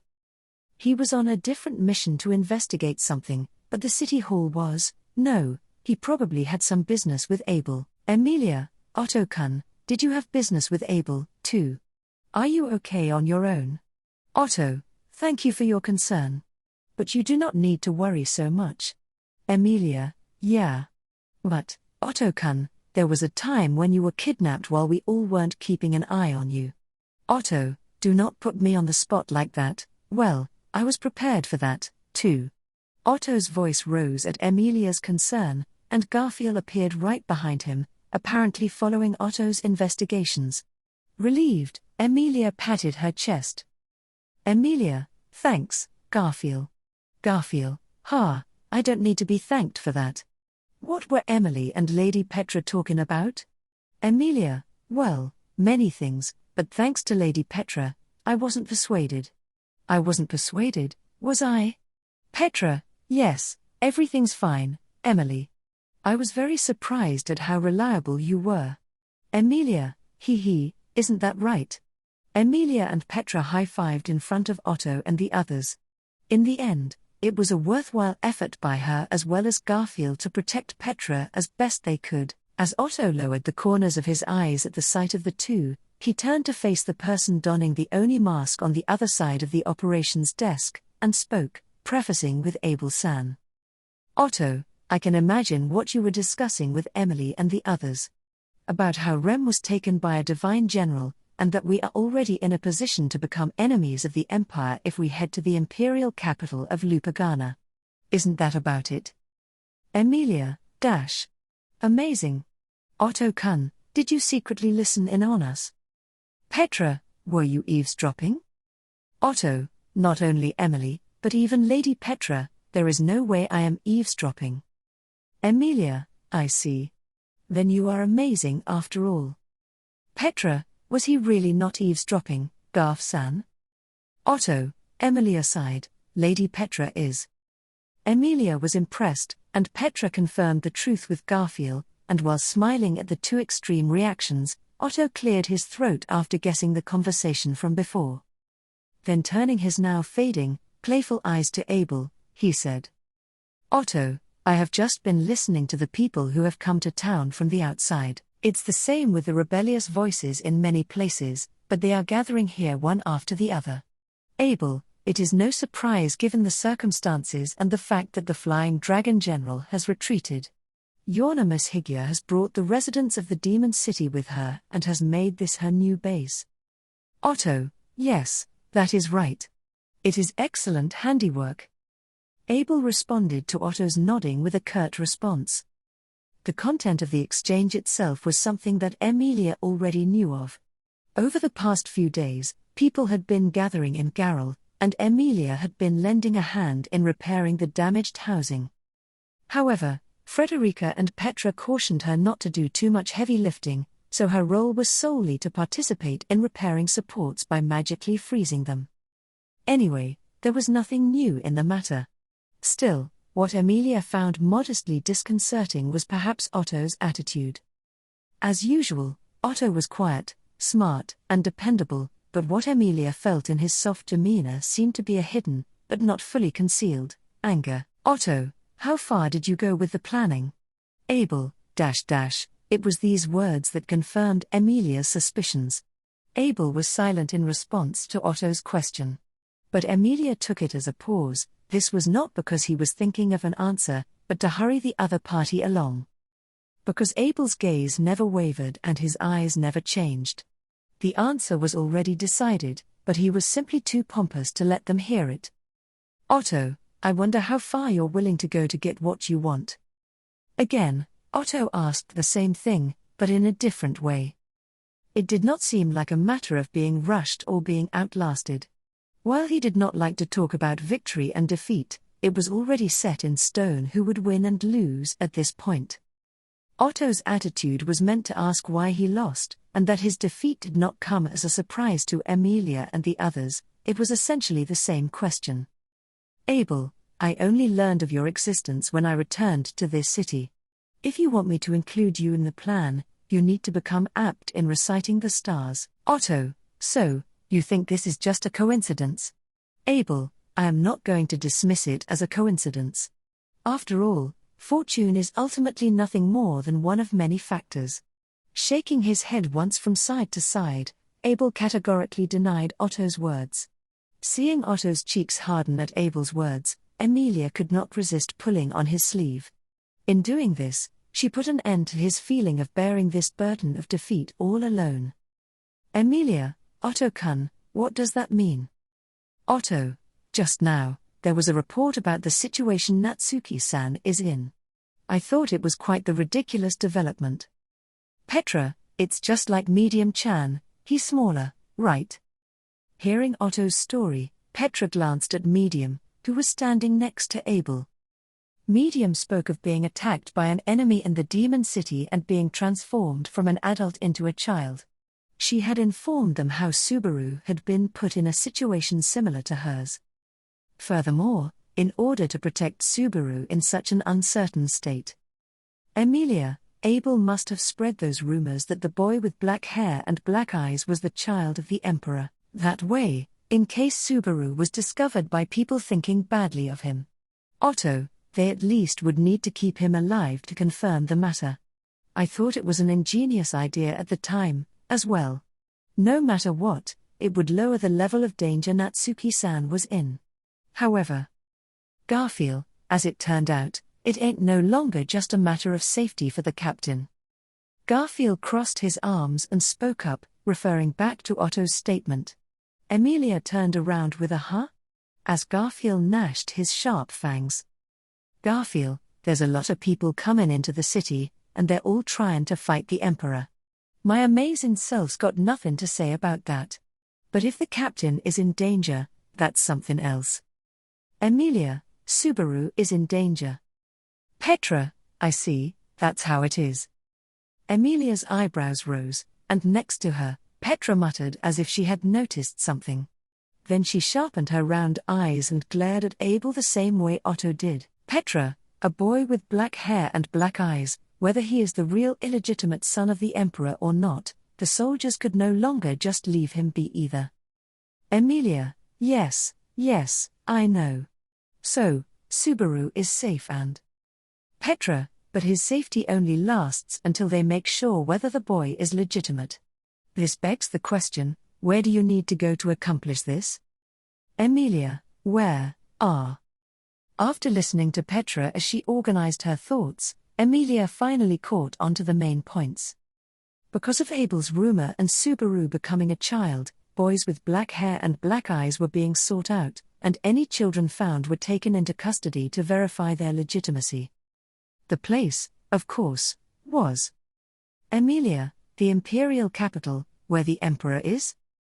Abel, by fortune or not, both of the persons you are looking for are in the imperial capital. Two birds with one stone, one would say. Petra, utterly shameless. When Emilia arrived at her conclusion, Abel nodded deeply, as if he had been expecting it. Immediately, Petra raised her voice at Abel and strongly denounced his attitude. But Abel, for his part, shrugged his shoulders at Petra's anger. Abel, I should have told you. Your existence is not something I expected. I merely spread the rumor as a means to an end in order to fan the flames of the rebels' presence. Petra, HK. Abel, or what else do you expect me to say? After deliberately shrinking Natsuki Subaru and making him disappear, I spread rumors to mislead the entire empire, and incidentally had one of the 9 divine generals kidnap an Oni girl with the ability to use healing arts, as well. That I had orchestrated all of it. I must be quite the busy man. Petra's expression stiffened as he spoke to her as if mocking her. Of course, Neither Otto nor Garfield were pleased to have Petra treated that way.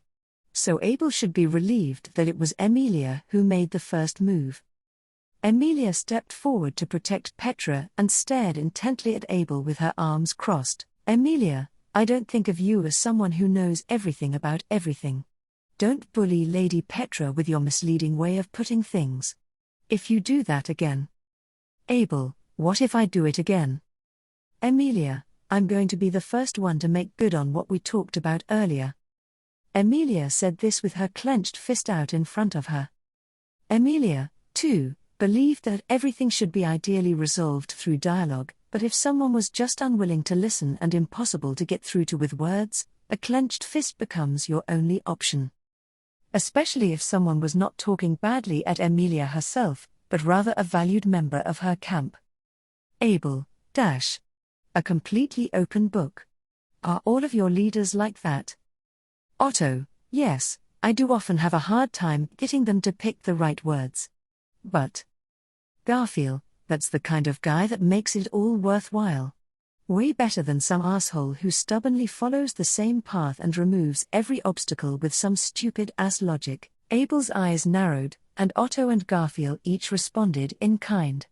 Somehow, Emilia felt that the topic that was being discussed was about her, not Petra, who was supposed to be their provisional representative, but Emilia did not press that point too deeply. Now, they all had to cover for Petra and talk about Garfield. To cut it short, it's possible that both Rem and the captain could be in the imperial capital. Otto, and since there is a strong possibility that the decisive battle between the national military and the rebels will be in the imperial capital, we have no choice but to find a way past it. Petra, no shame whatsoever. Subaru and Rem might be in the imperial capital of Lupagana. Theoretically, Rem could also be in a different location and Subaru might be brought together with other black-haired boys to the imperial capital, but this might just be wishful thinking. Even so, it was the most likely scenario just as everyone said. Emilia, I've decided, let's all go to the imperial capital. We have to find Subaru and Rem. Otto, Emily, the decision is reserved for Lady Petra. Emilia, oh, of course. What do you say, Lady Petra? Are you willing to go along with what I've decided? Petra, yes, it's fine, Emily. The truth is, I do not like the fact that it seems like everything is going to play into this guy's hands. With a fixed stare, Petra glared at Abel, yet quickly softened her expression. She was willing to take the frustration of Abel's outburst on behalf of Subaru and the others. Petra's concern was appreciated, and Emilia turned to Abel and said, yes, that's right. Emilia, hey, Abel, Lady Petra said everything was exactly as you wanted it to be. Abel, I told you. It is impossible for me to control and guide everything. Or do you, like that girl, consider me to be just that extraordinary? Emilia, no, I don't believe that. I think you are a smart person who wears a funny mask, and is a bit of a klutz too. Putting a finger to her lips, Emilia replied, while tilting her head. When she mentioned the mask, Abel's hand gently touched the Oni mask, and right behind him, Otto, Garfield, and Petra could also be heard laughing quietly. She was pleased with their reaction, and Abel asked, what sort of assessment is that? Abel, I have never heard anything like it. Why are you describing me in such a way? Emilia, about being a klutz. Well, the reason I thought that was. Yeah. I meant Subaru. Petra, it's Subaru's. What do you mean? For a moment, Petra's eyes widened as Emilia searched for the path leading to her conclusion. Petra, who saw Abel as a master of subterfuge, may not have quite understood what Emilia meant, even though Emilia also thought of Abel as a master of subterfuge. Emilia, that's what Abel said, right? That it was pleasantly unexpected for him to have us. Abel, do not embellish my words. Emilia, it's true that you would be better off if we were here, right? Abel never once said that it wasn't, so let's get back to that, shall we? Abel, Emilia, maybe it was unexpected for us to be there, but Abel's rumor of the black-haired boy for Subaru was planned, and if that makes it more likely for Subaru to be in the imperial capital, then that part went according to his plan, right? Whether planned or unplanned, Emilia had said it so many times that it nearly jumbled her thoughts, but she chose her words carefully and organized them to try to reflect Abel's thoughts properly. Even without Emilia and the others, he had lied about the Emperor's child cooperating with the rebels. In doing so, there would be less dangerous scenarios for Subaru as a child, and if anyone caught him, he would be brought to the imperial capital to find out if the lie was true. Emilia, the lie Abel told was a lie in order to make it a little more likely that Subaru would be in the imperial capital when we all fight there. Am I right? Garfield, HK, that may be so, but why'd that guy have to be the captain? Emilia, that's obvious, because Subaru is really reliable. It was difficult for Emilia to decipher all by herself what all these various speculations were all about and for which purpose. But the answer to the question Garfield mentioned was straightforward. Abel's many devious plans were designed to bring Subaru to the scene of the decisive battle. It would have been really awkward if his preparations were actually made so that he would not be discovered. But even if they were, Emilia, if you had asked for help, I'm sure Subaru would have listened to you. It may be that it was more difficult to say the word please at times than it was to manipulate someone. Emilia had never thought about manipulating anyone, so she was unsure about that, but there were times when she could not say please. And by how many could this even reduce the number of situations in which one could not say please? How much could one rely on the other party saying please? It was now Emilia's goal to be able to draw that line properly within herself. Emilia looked at Abel, waiting for his answer. While their black and amethyst eyes met each other, Emilia suddenly realized that behind the Oni mask, Abel never blinked with both of his eyes at the same time. One of his eyes was constantly open. She wondered if his eyes would become dry. She wondered if she could push herself that hard without drying out her mind. Abel, well, what are you waiting for? Emilia, huh? Abel, is there any reason why I should ever respond to your incoherent babbling about this and that? Do not expect my whims to last forever. Medium, Abel Chin. Abel was about to end the conversation after a long period of silence. Emilia was so astonished by his remark that it was Medium who raised her voice instead. She watched the conversation in silence, tugging at Abel's sleeve beside her. Medium, that was so uncool just now. Even from my point of view, you lost, Abel Chin. Abel, I do not recall making this a competition to see who will win, or lose. Do not pull on my sleeves.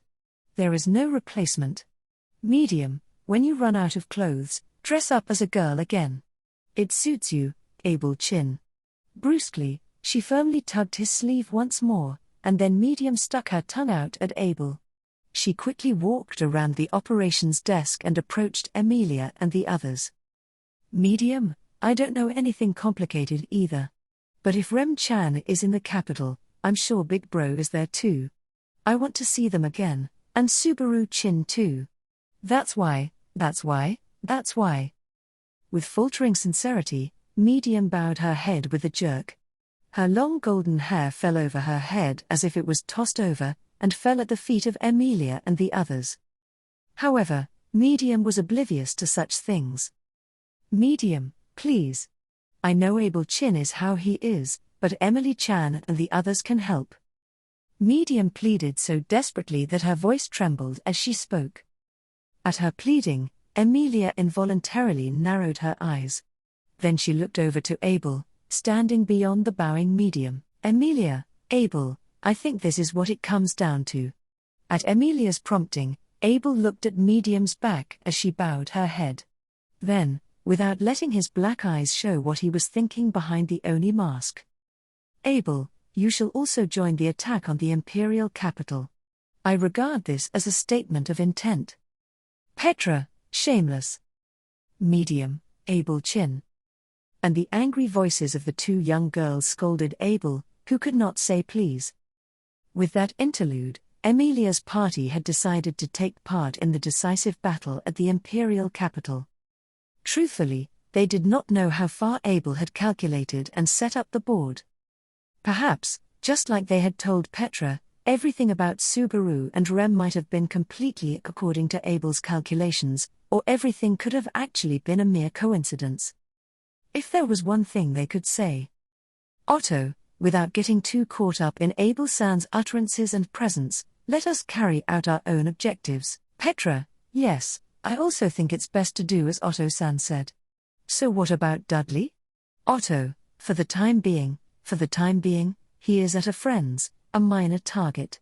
It seems they were able to join up with High Countess Drakroy, and apparently, the aforementioned High Countess was eager to rebel. Petra, then, that High Countess and Dudley. Roswell, too, will be going to the imperial capital? Otto, it seems to be the likely outcome. It keeps getting more and more exhausting. It seemed like Roswell was also torn between successes and problems on his independent mission visiting an acquaintance that was in the Wallachian Empire. However, it seemed like both Roswell and Ram would also apparently be heading to the imperial capital of Lupagana. If Subaru and Rem truly were in the imperial capital, everyone would end up gathering there at once. Frederica, however, what awaits us on our way there is the center of a great rebellion that is engulfing the entire empire. And to be honest, the situation has completely changed from what we had originally envisioned. Garfield, hey, big sis. Don't tell me you're scared now. Frederica, I'm not frightened, but I'm a little worried. It's a problem to interfere in the quarrels of other countries, and when it comes to the battlefield. Frederica, her eyes downcast, her expression hardened, and she hesitated to say anything beyond that. What she was unwilling to put into words, everyone around her could imagine. If their destination were the decisive battle in the imperial capital, there would be a lot of damage to both parties. The inevitable Great Surge, which should have been an event in a neighboring country. Petra, Frederica née Summer, I am glad you are concerned about me. But Frederica, of course I'm worried about Petra, but I'm afraid for myself. I'm sorry for being a scaredy cat. Petra, née Summer. Frederica shook her head steadfastly, and Petra hung her head at that compassion-filled voice. It was likely a battle where many people would be hurt or even lose their lives, and Frederica's apprehension about taking Petra to such a place was understandable. That anxiety and reluctance was shared among everyone, not just Frederica. That was why?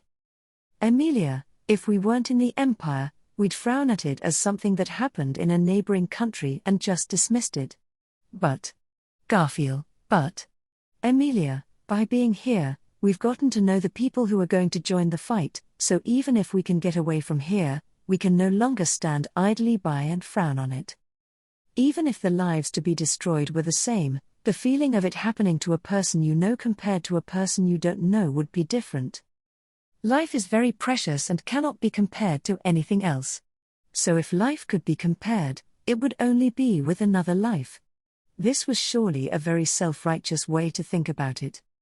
However, if they were prepared to follow through with their selfish ideas, then it was already decided. Emilia, if we participate, I think we can reduce the number of casualties. Otto, Emily. No, Emilia Summer, that is quite a thorny path. In response to Emilia's words, who had put her hand on her chest, Otto corrected what he called her to say those words. Otto, who had stubbornly used a pseudonym to avoid misnaming, even in a place where there was no one but friends around, gave them a glimpse of his seriousness. It would be rude not to respond to that seriousness, so Emilia nodded in a serious way. Emilia, I know. No, maybe Otto-kun is having a way more difficult time than I thought, but I'll do something about that too.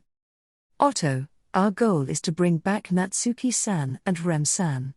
If only 2 people die in this decisive battle, and those 2 people are Natsuki-san and Rem-san, we will have failed. Conversely, if the people of the Empire are annihilated, but those 2 are safe, we win. Garfield, Otto bro, not every end justifies. Otto, I am talking to Emilia Summer now. Garfield was about to interrupt Otto with a quiet string of words. However, Otto cut him off and asked only Emilia for an answer. Looking back into Otto's eyes, Emilia's amethyst eyes shook slightly. And then, "Emilia, I'm sorry, Otto-kun. You've been working so hard since we came to the Empire." "No, since before we came to the Empire, when we had to go help Subaru and Rem." "Otto, because that is what I am supposed to do. So, I will share my thoughts how I go about it." "Emilia, yeah, I know. We need to be at our best.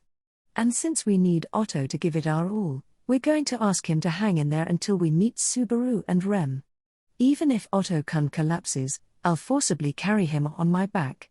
So, Otto, Emilia, so let's try really hard to both save Subaru and Rem and keep the people of the Empire from dying as much as possible." Emilia was aware that she was saying something very unreasonable, and she knew it was a very selfish request. Even so, Emilia had stopped giving in before she even started trying to do what she wanted to. For that reason, "Emilia, let us blow a new wind into this battle." A fierce cold wind blew violently, filling the verdant grasslands of Wallachia with a blanket of white air.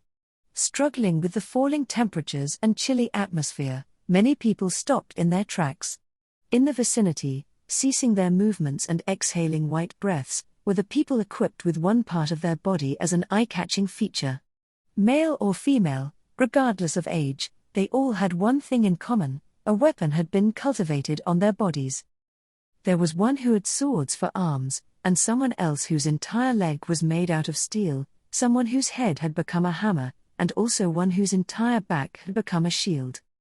She had heard Wallachia was home to a wide variety of demi-humans, but as so many people had gathered from so many different parts of the Empire, it was indeed a battlefield that never ceased to amaze her. However, even if their bodies were weapons, it neither destroyed nor protected them from all the problems in front of them, as evidenced by their wounded and fallen. So then, taking a big breath in, "Emilia, everybody, get away from here. I'll really try to do my best here." Saying this to the people who had fallen, to the weaponkin, Emilia hurried forward with long strides. In order for no further pursuit to be made against them, Emilia tried to draw the opponent's attention to herself. However, Emilia's idea was unnecessary.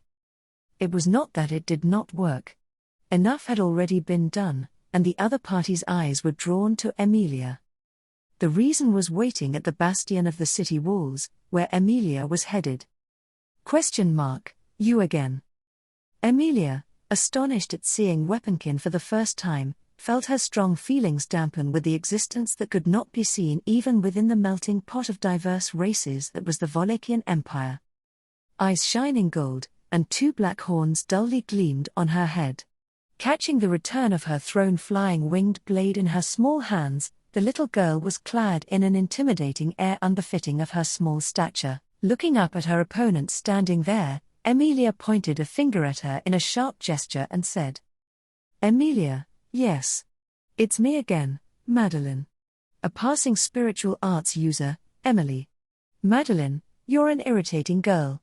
The other day in the battle, you couldn't beat this dragon." Gnashing her teeth with strength, Madeline's expression shifted to a rather blood-curdling one. Viewing Emilia as an enemy, in an attempt to make up for the recent battle in Garrel, Madeline raised her flying winged blade at Emilia below. "Emilia, here." In the subsequent instant, similar to the previous time, a block of ice larger than the city hall crashed into Madeline like the very falls of the heavens, and together with a thunderous sound, the battle between Emilia and Madeline broke out. Arc 7, Chapter 89, Kathma Irelux. Even in the land of the Empire, where a wide variety of demi-human people lived, there were those who were regarded as heretics. The insect cage tribe was exactly that, and even in an empire where demi-humans of various species were intermingled, the reality was that they weren't free from being seen as strange and heterodox. In appearance, the insect cage tribe did not differ significantly from the human race.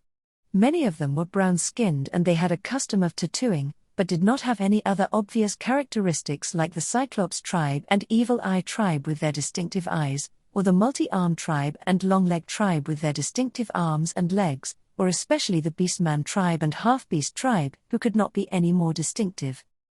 Still, there was a reason why the insect cage tribe were looked at in a peculiar way by other races: their way of living. That was due to their way of living in symbiosis with insects within their bodies, which was a unique characteristic of the insect cage tribe. As mentioned above, compared to other demi-humans, the insect cage tribe had little difference in appearance from the human race.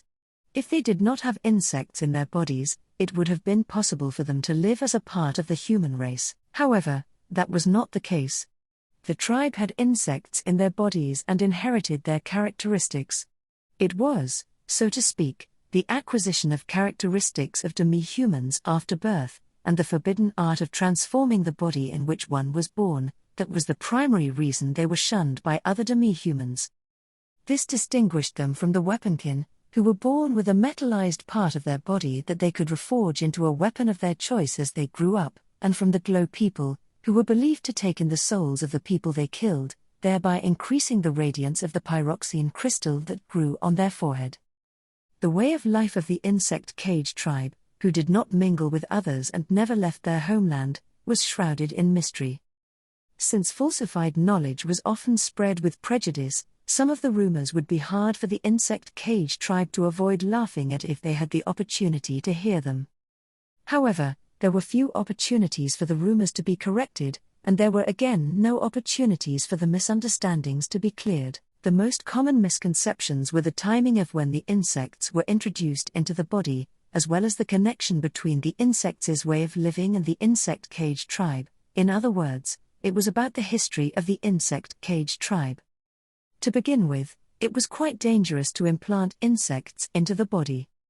In the southern region of the Wallachian Empire, deep within the village where the insect cage tribe lived, there was a cave where insects lived, and the cave was called the Abyss because of the deformed creatures and poisonous air that pervaded it. The insects inhabiting the cave had a strange appearance and were fundamentally different from the insects that were commonly thought of. Just who had come up with the idea of taking in these mysterious creatures was unknown.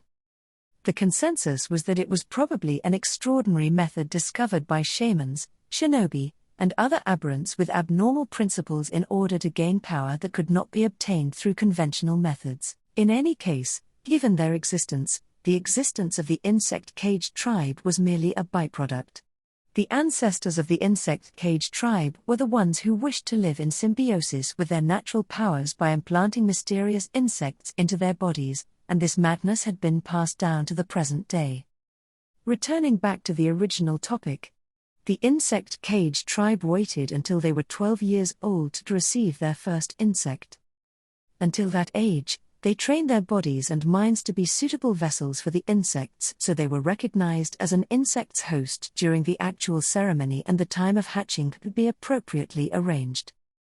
After that, the symbiotic insect would only recognize its obedience towards the host if they had complete mastery over it, thus they were then allowed to call themselves a full-fledged member of the insect cage tribe. The ritual was forbidden until the age of 12, because taking in insects was a risk to one's life. Those who challenged the ritual before they were physically and mentally ready would be eaten alive by the incorporated insects. The minimum age to challenge the ritual was 12, but as long as the vessel was not ready, the age was allowed to be extended to 15.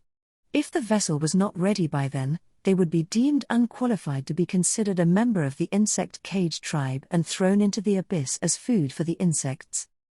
The suffering associated with the ritual of taking in those essential insects was indescribable. There were different types of blood among the human race, and trying to compensate for a lack of blood via the transfusion of a different blood type could endanger one's life. The suffering of the insect ceremony was similar to that. The feeling that all of the blood flowing through one's body was poison, rotting one's organs and burning one's brain. The insect grew into a chrysalis that tested the host to see if it was worthy of being its vessel, and then spent 3 days and 3 nights deciding whether to use it as its vessel or to dissolve and devour it. When the chrysalis finally hatched, if the human form was still intact, the ritual succeeded and the insect became a symbiote. The first physical change occurred in the insect cage tribe when an insect was taken into the body and hatched from out of their chrysalis. Some acquired antennae and wings, some developed compound eyes, others grew multiple arms and legs, and others covered their fingers and bodies with a shell.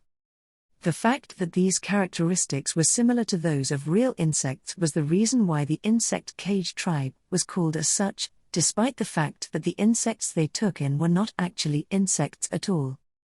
Of course, even in a different shape, their essence remained unchanged.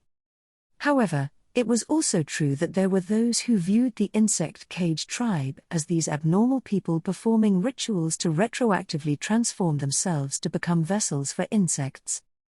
This was the prejudice that awaited them at the end of their suffering, and yet the way of the insect cage tribe remained the same. In order to be recognized as a member of the insect cage tribe, a person must take in a single insect. However, the more insects one took in, the more powerful one became as a warrior. Therefore, the best warriors of the insect cage tribe had taken in at least 3 insects. However, with more integrated insects, the risk of them cannibalizing each other inside the body and endangering the life of the host increases. Therefore, the number of symbiotic insects is directly related to the quality of the warrior. The current chief of the insect cage tribe was known as a warrior among warriors, and was revered and respected as the hero of his tribe for having taken 8 insects into his body. And Kafma Irelux was a monster that had taken in 32 insects.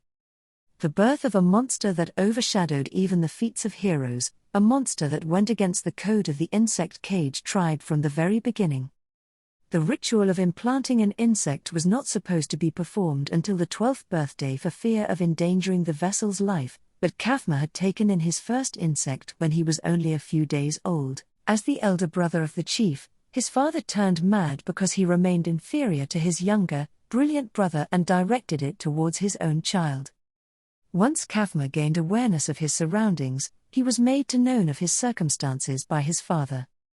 His real father was executed by his younger brother, the chief, his true intentions remaining unknown.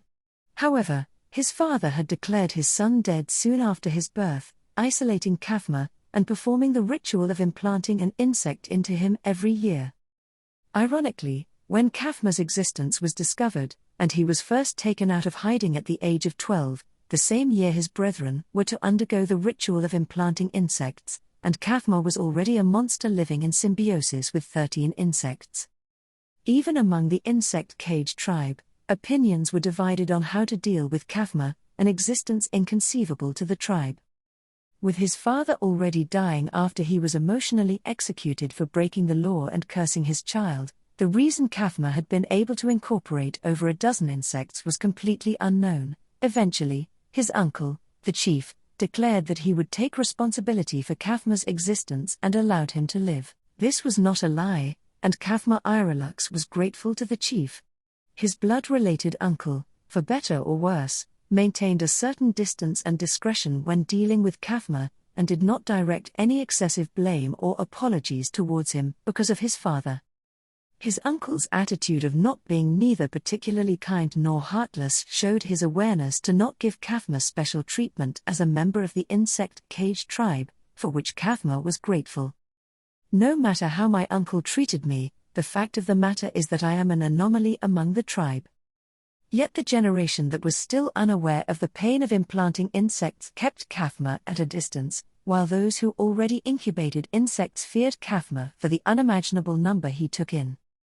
The insect cage tribe was regarded as heretical by other tribes, and Kafma had become even more heretical among them.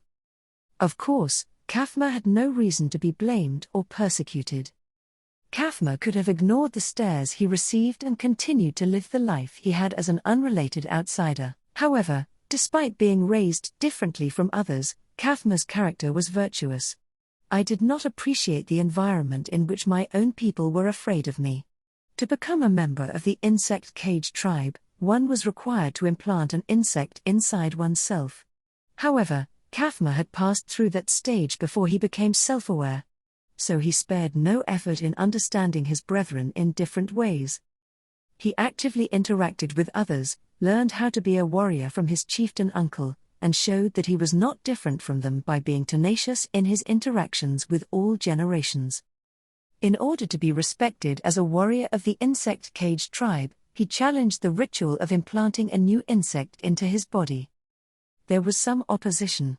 Since Kavma was unique in the history of the insect cage tribe, who had already taken in 13 insects, there were high expectations for how much growth he would achieve simply by growing up. They had said it was a mistake that should not have happened, that he would lose his life before it even hatched. Kavma knew what those old men were thinking, but he did not think it was a good idea to stop. Before receiving permission, Kavma took the insect and went through with the ritual unsupervised.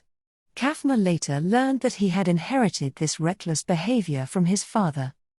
But this time, Kavma recklessly took in his 14th insect, and after 3 days and 3 nights of suffering and vomiting blood, he survived. And so Kavma Irelux had finally hatched as a member of the insect cage tribe. Kavma, despite his peculiar birth, was possessed of virtuous spirit and won the outstanding respect of his tribe, making him the strongest in the history of the insect cage tribe. In the Wallachian Empire, it was the strong who were honored and glorified. Shouldering the hopes and expectations of his entire tribe, Kavma also set out to make his mark as a general of Wallachia and make the strength of the insect cage tribe itself known. Naturally, there were those who liked to gossip everywhere. Sometimes, he received heartless abuse and harassment from those who believed false rumors about the insect cage tribe. But these were trivial matters. It was trivial for Kavma once he got to the outside world. Yes, it was trivial. Kavma Irelux was a monster born out of the history of the insect cage tribe. With a virtuous spirit and a sense of camaraderie with his fellow countrymen, he took the initiative to fight the enemy and protect his tribe. However, no matter how much effort he put in, his tribesmen continued to draw a line between Kavma and themselves. Because they knew the difficulty of coexisting with insects, they could not see Kavma as one of them. Therefore, for Kavma Irelux, leaving his homeland was his aspiration.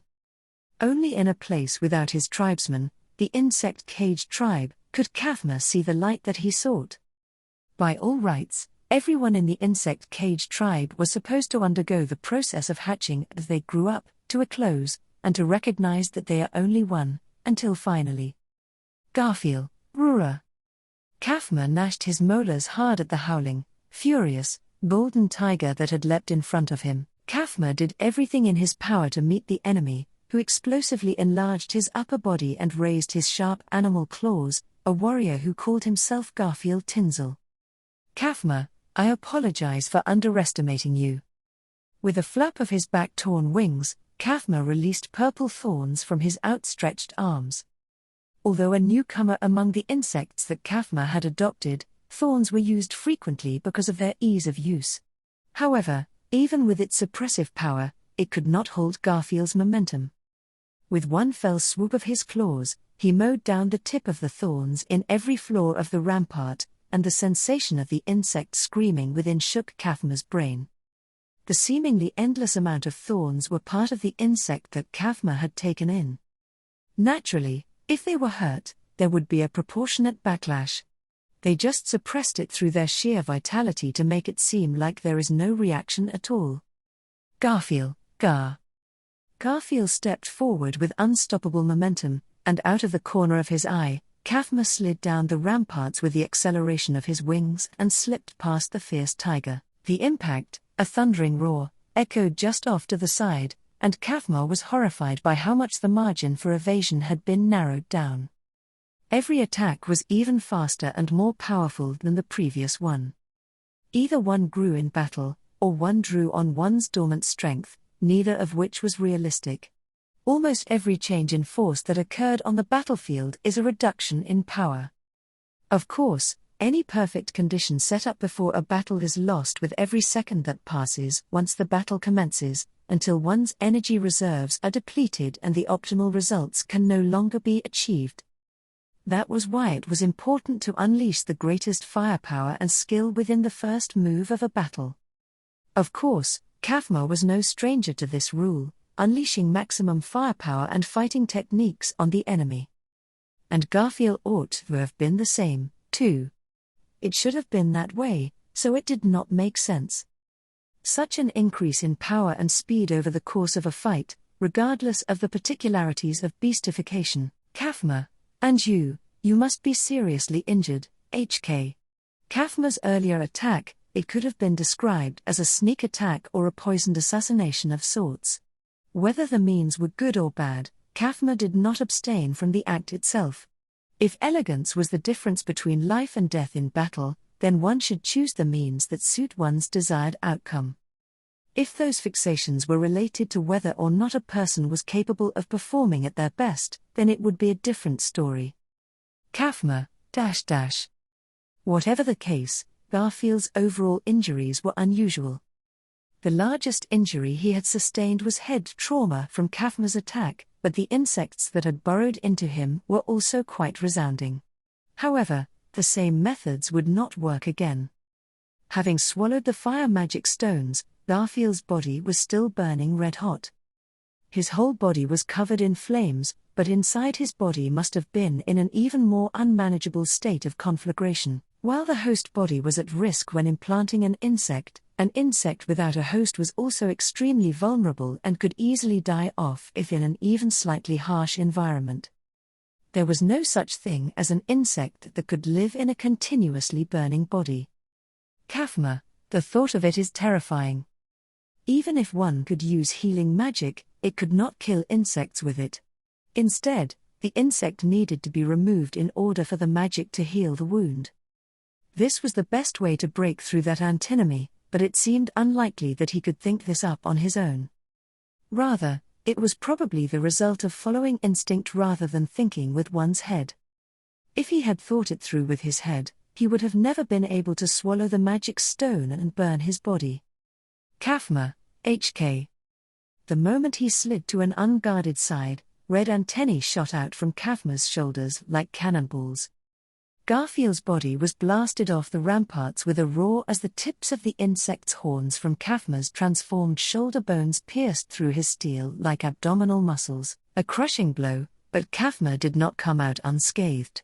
Kafma, Ga. Kafma's cheeks tensed up at the bone-numbing pain of having two of the antennae snapped off at the base. If victory came at the cost of pain, it brought Kafma down to his knees. But Kafma was not foolish enough to kneel here. Because Garfield, Ga. Orha. Ruwa. Garfield, supposedly blown away, crawled up the ramparts, his claws piercing the walls, and leapt up high before Kafma's eyes. Red steam erupted on the side of his body where the horns had supposedly pierced, and the wound closed up. Kafma exhaled as the healing magic's pale light violently glowed with phosphorescence, and the wound healed rapidly and unexpectedly. Kafma, ha. Kafma put a hand over his mouth, realizing it was an impulse to laugh. Then, as if giving up, he put his hand down and shook his head loosely. Kafma, refreshing. He admitted it. Kafma Irelux had enjoyed his battle with Garfield Tinsel to the fullest. Garfield, Oa. The howling Garfield brought his arms down and they fell as vertically spinning golden discs. Kafma raised both arms and decided he could not stop them, so he pushed forward, and decided to go beneath Garfield's groin and behind him, aiming for his exposed back, which he could see from the side. However, Kafma unleashed his winged slash without turning back and was knocked away by a rising stone right between them. Just before Kafma's attack could reach him from beneath his groin, Garfield placed his outstretched leg on the floor and activated his divine protection, blocking the attack. Moreover, his wings struck against the hard stone and were torn noisily. On the other side, Garfield's hind legs were violently unleashed. Kafma, HK? With their backs to each other, Kafma's body went flying after a powerful blow. His efforts to stay on his feet turned out disastrous, and his outstretched body had failed to dissipate the impact, bouncing off the floor, spitting blood, and sending Kafma's tall body bouncing over the wall. Once, twice bouncing higher, he saw Garfield's face as he spun around over his rolling momentum, to the bottom. Kafma, a second time, HK. His chest opened, and his ribs spread apart, his reddish organs stored deep within rumbled, and the shockwave emitted from them surged forward straight into Garfield. This, Kafma's trump card, was not the result of introducing a new insect, but a new organ created by the coexistence and symbiosis of the 32 insects that had been inserted up to that point. The functions of multiple insects were combined to release a shockwave that engulfed and destroyed everything in its path with a ferociously precise vibration, a destructive blow pulverizing everything into pieces. The moment any warrior was exposed to it, invisible to the eye, it turned them into a bloody mist. Kafma, That conviction remained unshaken as Garfield's golden hair was now stained with blood. Any warrior would be turned into a bloody mist. Therefore, Kafma, a monster. Breaking his tumbling body with an arm thrust against the floor, Kafma looked up, then, Garfield, with his blood-stained upper body trembling, mouth wide open, rushed in. Straight towards him, the monster struck a blow that would have killed any warrior. Garfield, .. The swing of that huge fist caught Kafma in the face, and a reflexive counter-punch rocketed upwards to his opponent's jaw. Like that, a violent brawl ensued, red flowers of blood blooming across the wall.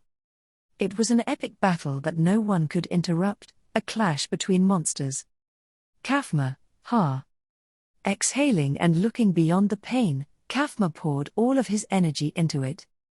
He was an extraordinary monster yielded from a peculiar origin, that was the reason for Kafma Irelux to be so distinct from his tribesmen, a fate which he had cursed with his very being. Leaving his closed-off hometown and stepping forth into the wide world, Kafma had tried to discover. He had tried to discover evidence, so that he may puff up his chest with pride that he was not a monster. However, that was not the case in reality. Even in the outside world, Kafma's remarkable true strength was beyond the norm and thereby regarded as heretical. Many that he stood shoulder to shoulder with as regular soldiers feared Kafma's prowess, and they kept away from his abnormality. That no matter where, he was a monster, that in the end, it was a fate he could not escape, such was as Kafma had thought. However, Rise up, General Third Class Kafma. Together, let us do everything in our power for the glorious sake of His Excellency. What? Don't think too much about it, for just like you, we are all monsters. With a loud voice, the words of the large man who gave that masculine laugh had been a heavenly blessing for Kafma. Wanting to deny that he was a monster, Kafma had tried to ingratiate himself with his tribesmen. Since that wish had not been fulfilled, he had tried to seek it outside, and still he had failed. However, what if he looked upwards? Gathered together were monsters that even Kafma Irelux, who was feared as a monster, was no match for. It was not that Kafma wanted to be told that he was not a monster. It was just that he did not want to be in a loneliness that could not be shared or understood by anyone. Even though he was a monster, the world had not left Kafma behind. Therefore, Kafma, and with my fight against you, yet another. While Garfield's entire body was bathed in a four-pronged barrage of antennae fired at an ultra-close range, he endured it with sheer force by healing his wounds as soon as he sustained them. The uncommon defensive power, vitality, and extreme regenerative abilities that likely included the power of a divine protection, were the gimmicks of the monster before Kafma's eyes, and the cause of his enthusiasm. The thorned vines released from his right arm had wound around the fierce tiger's entire body, and the thorns were forcibly shaken off while they were tearing the skin to bits. His fists, covered in carapaces that thrust aside every slash, directly collided with Garfield's shining silver gauntlets, and the carapaces shattered tremendously. The insect eggs that had been planted with a flick of his left hand burned in the flames, and the shockwave emitted when he was forced down to his knees, which had caused his internal organs to churn, was still unable to overcome that recovery ability, and fell flat. Refreshing. Ah, how refreshing. In the end, he was a military man, and no matter how he may try to pretend, he was a monster, and going along with the insects that cheered from within him, before he knew it, a smile had stuck to Kafma's cheeks and would not come off.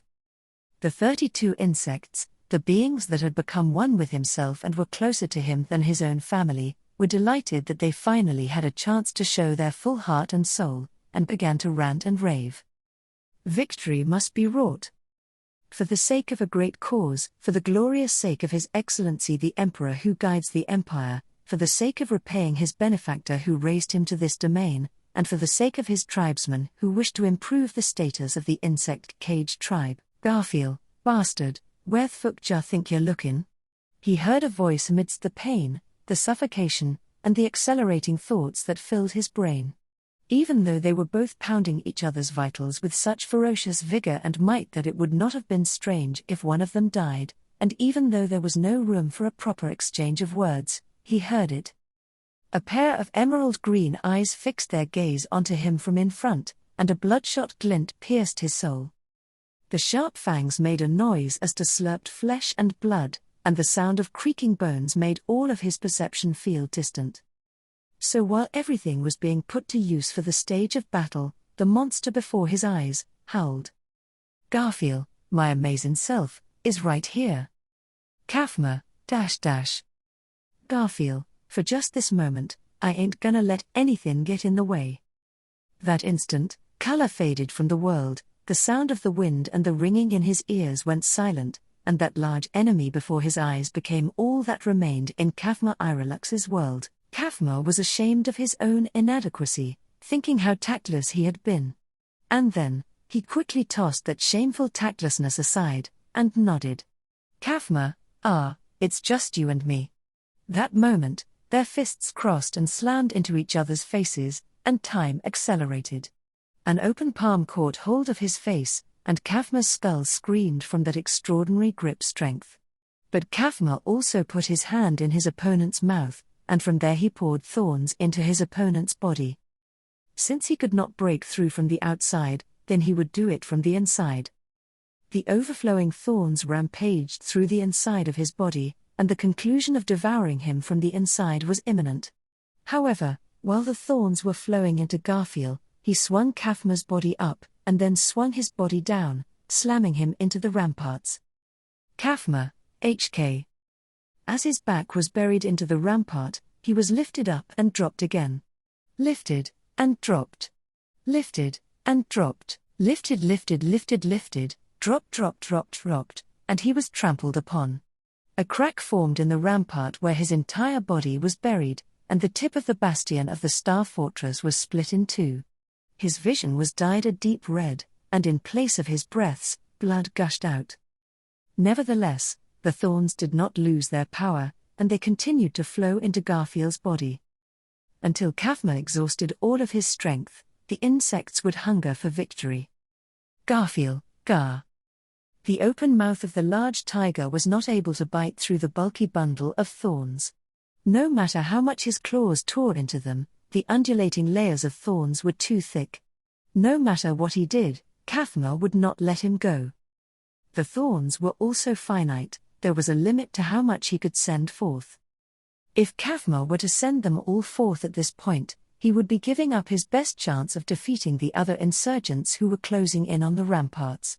However, this victory would be worth it. No, the monster known as Garfield Tinsel would be worth it. Kafma, Ignoring the pain of the broken bones in his body, Kafma's throat raised a war cry.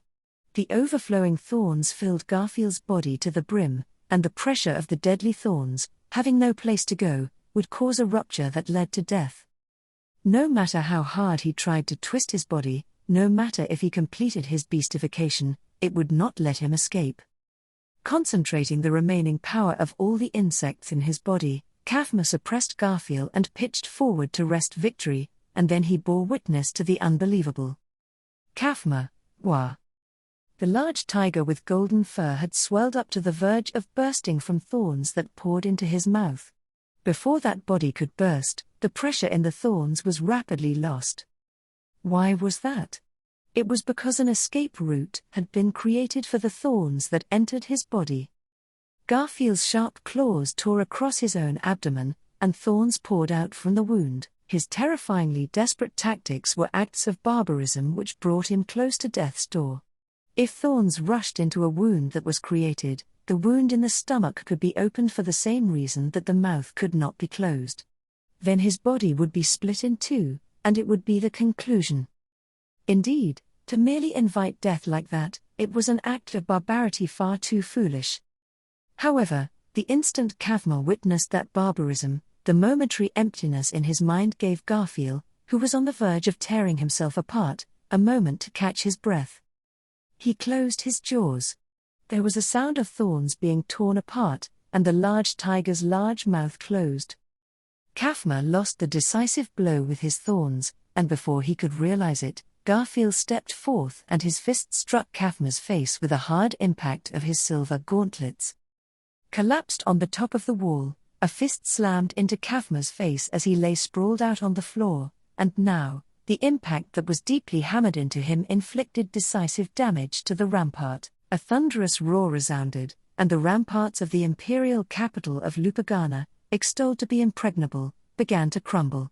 While he felt the collapse through the sound behind him, Kafma looked straight ahead to Garfield, who pulled back his fist.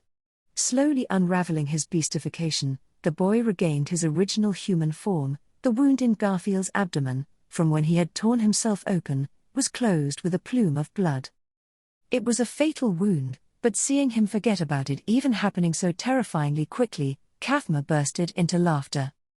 What an absurd sight! Kafma, a monster! Thus, right after he muttered to himself as if to catch his breath, the collapse was fully realized and the ramparts crumbled. Falling amongst the crumbling ramparts and rubble, Kafma's consciousness slowly faded away, and faded away until there was nothing left to hold on to. Kafma, Your Excellency, I apologize. Until the very end, while he thought shamefully of himself for putting on airs of a loyal retainer, he fell. The voices of the insects, which he had been hearing since he was born, also seemed to be awfully quiet. Forcefully grabbing the man's body as he fell defenseless, he kicked off on the rubble to escape the scene of the collapse. Grazing the ground with his heel, he killed his momentum and turned around to see the ramparts crumble with a thunderous roar, opening a large hole in the strong fortress. Garfield, I fucking opened it, a hole for new wind, 1. The words had been spoken before the start of the battle. Remembering Emilia's order, his cheeks contorted. Feeling pain in the corners of his mouth, which had been torn wide open, Garfield screamed, Gar. He hurriedly placed his hand on the wound and activated his healing magic. Garfield, arg. Shit. That hurts. But. Roughly healing his torn mouth, Garfield intently stared down at his hands. The sudden fierce battle, and being put into a condition where, frankly, it would not have been strange if he died, but the horrific wounds all over his body had closed up, and the seeping pain became a lingering sensation. Even while in his beast form, he thought that he was able to maintain a certain degree of composure while continuing to fight. Thanks to that, he was able to recover from his wounds quickly. Was that really all there was to it? Garfield, has my amazing self gotten stronger? Clutching his opened hand tightly, Garfield spilled that out. He had not been entirely sure. Perhaps it would be better to call it fortunate, but until now, Garfield had not faced an opponent to whom he had to give his all. Except for the battle against Kurgan, the Eight Arms, in the Watergate City, the battles in which Garfield was not able to use the entirety of his strength had continued. With those shackles removed, and the result of once again being able to fight with all his might, he had a definite sensation. He breached the wall at a level stronger than he was before. That was what he had ascertained during this battle. That was why? Garfield, you called me a monster, but I'd say the exact same thing about you. With that, Garfield lowered his right arm, dropping Kafma's body to the ground, and snorted his nose. Kafma's chest was slightly falling and rising, and he was still breathing. This was war, and in order to think of it as true victory, he should not let his opponent live, though he understood this. Emilia said they should try to reduce the number of people who would die by their hands. And Otto, likewise, told Garfield to beat them up until they could no longer stand on their own feet. Indeed, Emilia had shared these words from the bottom of her heart, and Otto had said them out of concern. He wanted to fulfill that. Therefore, in this place, Garfield, it's my amazing self's win. And so, having defeated one of the bastions on the points of the star, Garfield pumped his fist into the air. Arc 7, Chapter 90, The Cradle of Hell. ? No doubt about it. In front, the first bastion is the second-ranked, Arakia. ? It's presumed to be the 9th-ranked, Madelinis chart, at the second bastion. A herd of flying dragons is circling overhead. ? The guardian of the third bastion, still unidentified. ? Also, no confirmation on the guardian of the fourth bastion. Unable to confirm. ? Fifth bastion, such a flashy attack. Not a general first class. It is general second class. Kathma Irelux. The battle conditions were coming in one after another in a loud voice, almost like an angry shout or a scream. The soldiers assigned to the role of long-range observers took up as high of a position as possible, their eyes bloodshot as they tried to obtain as much information as possible by looking at the majesty of the imperial capital of Lupagana in front of them. The decisive battle for the imperial capital had finally begun. If one considered the simple difference in the number of soldiers as the difference maker, the military strength of the rebel forces was nearly twice that of the regular army of the imperial capital. If all of these troops were to run out onto the plains at once and clash head-on, it would be obvious who would win the battle. ? I never wanted to be on the attacking side of Lupagana, the robust imperial capital. Shaking his distinctive hairdo from side to side, Zika Osman wrinkled his brow as he documented the reported battle situation on a map he had spread out in the simple command center.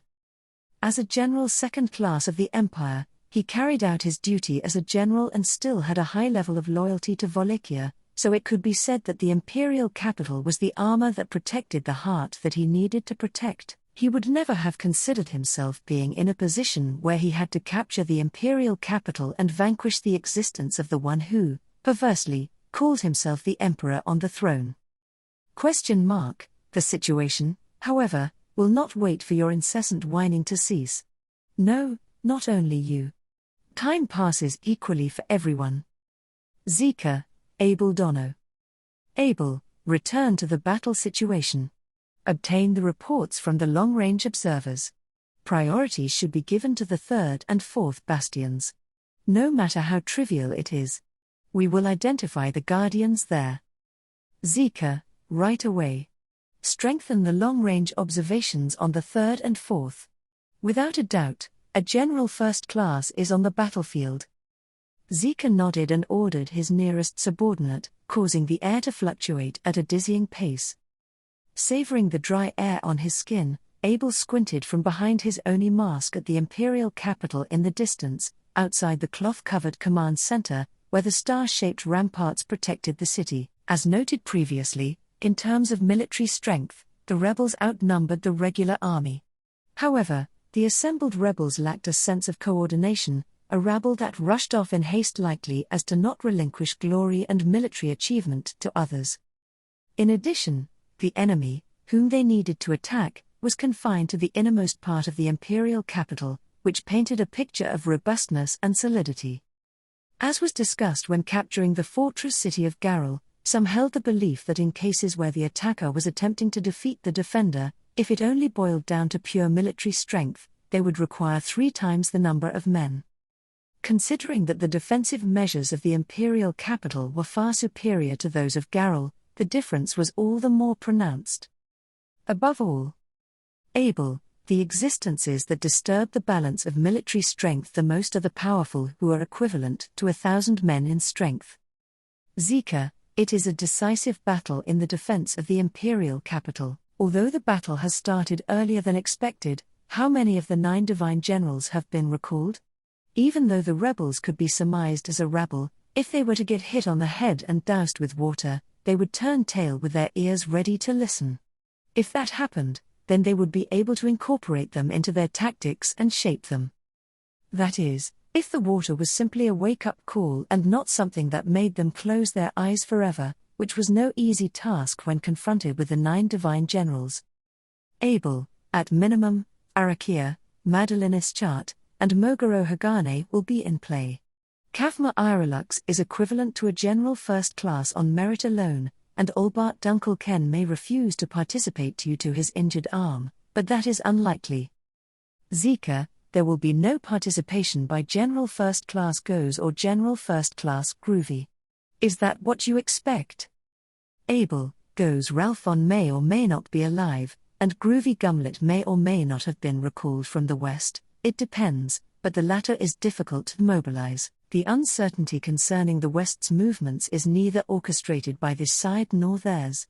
But it smells fishy. In the first move of the rebellion, Goes had taken up resistance to allow Abel to flee as he was ousted from the imperial capital. He was likely to have died, as no further information about his whereabouts was known. Goes, who possessed the extraordinary support of his soldiers because of his superior command capabilities and personality, would be one of the greatest threats in the war if he were to become an enemy. But then again, knowing the identity of the imposter sitting on the throne, there was practically no chance that Goes would join the other side, making him nothing more than a dead pawn that was hard to deal with. Abel, the only possible effective use of a dead pawn is to utilize its death. Something around the lines of taking Goes Ralphon's death and pinning the blame for it on the rebels to stir up the morale of the soldiers. Zika, I do not wish to think about it. If I had remained unaware of the situation over there, I would have also taken up the sword for the sake of General First Class Goes, even if it meant dying. Even Zika, a general in his own right, mourned the supposed death of Goes. It was a feat of trust and achievement that Goes Ralphon had built up, and in fact, if they were to resort to such a scheme, it would be necessary to re-evaluate the strength of the regular army. But, if they had intended to do so, the best time would have been before the war had begun. Abel, either he deliberately passed up on the opportunity, or he did not want the uncertainty of any fluctuation in force due to improved morale. Either way, he is going to be pulling the strings. Running through his thoughts, Abel put his hand on the edge of his mask and tried to grasp the other party's intentions. When it came to reading one's intentions, there was no room for being worse at it against most opponents. However, this time, the opponent was outside of the most category, and in addition, he was an enemy who knew the hues of his mind better than anyone else so far. The conditions here were the same, however, different win conditions mean different options. And so, to the place where Abel was staring at the map was. Abel Chin, Abel Chin. A lively voice sounded through the entrance of the tent, and with a quick movement, a little girl jumped into the room. She took her place at the desk and turned to Abel, her blue eyes shimmering with immense emotion. Medium, I want to go, too. Big Bro is there, remember? I can't wait anymore. Abel, nonsense. We do not need more contingencies. How can you be sure that your brother is in the capital? Medium, there was a girl named Madeline. She's the one who took Big Bro and Rem Chan. If she's there, then maybe the two of them are there too. Right? Abel, that hardly sounds like a guarantee. Furthermore, your brother and that girl are of little strategic value in the current situation. Do not confuse our priorities. Medium, but there is nothing more important to me than Big Bro and my friends. With a banging on the desk, the girl, Medium, snapped at Abel's words. This was an emotional and implicit opinion. Ultimately, as he said, there was no reason other than emotion to give priority to Flop and Rem, who were both kidnapped under the circumstances of this war, and therefore was a worthless decision for Abel. There was a liberating alternative for Medium, though. Abel, causing needless dissension, Medium, what? Lowering her eyebrows, Medium tilted her head unconcerned about her own worth. Or was she encouraged by the rightful appraisal of herself? Abel quickly dismissed it as overthinking. In any case, he could not afford to devote much time to her. Abel, no matter how much you voice your aspirations, you should be aware how lofty your goal is right now. If you cut loose your shackles and head for the battlefield, you needlessly throw away your life. Medium. But that. Zika, Miss Medium, Abel Dono is concerned about your safety. And I share his opinion, I cannot just let you go.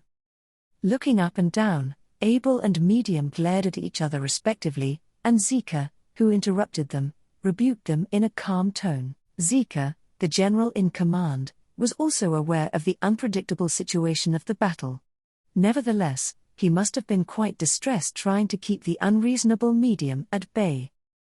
Without revealing any of these emotion with his expression, the man called Womanizer exchanged glances with Medium and spoke, "And what do we do about that?" Zika, that solid city wall is made up of 5 bastions. One cannot attack the imperial capital without considering these 5 bastions. At the very least, we need to understand our opponent's intelligence and eliminate any ambiguity before we talk about this again. Medium, that is why. I'm also properly taking this into account. I really want to hear from Madeline about my big bro, but it's hard to do that, so from an unguarded spot, I'm going to go inside. Abel, wait. After Zika's attempt at gentle persuasion, Medium emotionally tried to push him away. However, Medium's statement made Abel think of something, so he interrupted them. Abel grabbed Medium by her slender shoulders and turned her to face him, causing her to widen her eyes. Abel, you said, an unguarded spot. If you mean one of the bastions, from where did you get that information? Medium, from where, you say? Oh. That's right. Sorry, Abel Chin. Her complexion changed at the question, and Medium grasped Abel's hand on her shoulder with both hands. As she continued to hold his hand tightly, her blue eyes again wavered emotionally, and Medium, I should have told you this. Well, the 3rd bastion is full of golems, and the 4th bastion is nothing but black shadows. Neither of them has a person like Yorna-chan. Abel, -- Medium, Abel Chin. Abel's eyes widened slightly at the message from Medium's mouth. However, this reaction was immediately quashed with a blink of an eye, disappearing in a silent sigh. These uttered words, there was no need to scrutinize their content. He fully understood their meaning. The question was how the information was obtained. Abel, who made you tell me this? Medium, huh? Abel, who? Opposite his gripped hand, with his left hand, he held the back of Medium's head and turned her to face him. Medium gasped as he looked straight into her blue eyes. Then she moved her pale pink lips to answer Abel's question. The answer to that question was Otto Suwin closed his eyes while being engulfed in a vast, raging, whirlwind of information. Otto, -- a storm of voices poured in. From right to left, from top to bottom, from front to back, an unending assault of voices. It was the second coming of the cradle of hell, where he once spent for as long as he could, almost like a triumphant return to his nostalgic hometown. Otto's divine protection of the soul of language was said to be one of the outliers among the many divine protections that existed in this world. This divine protection, which allowed one to understand and communicate in every creature's language, had too many flaws to be considered a strength obtained at birth. First of all, a newborn child would have no ego or self-consciousness, and only a vague sense of self. Since children cannot firmly establish themselves, they have no choice but to rely on their surroundings, but for the owner of the divine protection of the soul of language, these surroundings would be far too vast. It would not be about up, down, left, right, or depth, but literally everything. More specifically, a child with the divine protection of the soul of language could not even distinguish between human, animal, insect, wind, rain, or the ringing in one's ears. Such a living creature, bereft of definitive judgment and attention span, could hardly survive. The only reason Otto was able to last through that period without dying was because of his circumstances. It was the devotion of his wealthy and loving parents as well as siblings who never dismissed or denied their brother despite not being able to understand each other that kept Otto alive. But even after establishing oneself as a living being, the suffering of the divine protection of the soul of language did not end. Rather, It was just about to begin. Those who possessed the divine protection of the soul of language were able to communicate with everything around them, but they risked being isolated from everyone in return. This was a major factor in their lacking sense of belonging. Assuming that talking, touching, and cultivating bonds were the foundations of life, the owner of the divine protection of the soul of language could establish relationships with any creature. There was no need to merely bond with human beings. One could communicate with any animal, insect, and even fish because of a divine protection allowing one to connect with all living things, thus making it easy to isolate oneself.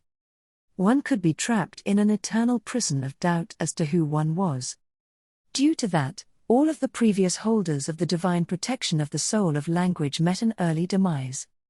Otto did not even want to think about how many of his fellow possessors of the divine protection had died without even being able to speak their names, let alone realize the power of their divine protection or make it known to their surroundings. What was the value of living in the midst of unrelenting downpours, uninterrupted storms, and utter helplessness knowing one would never be understood?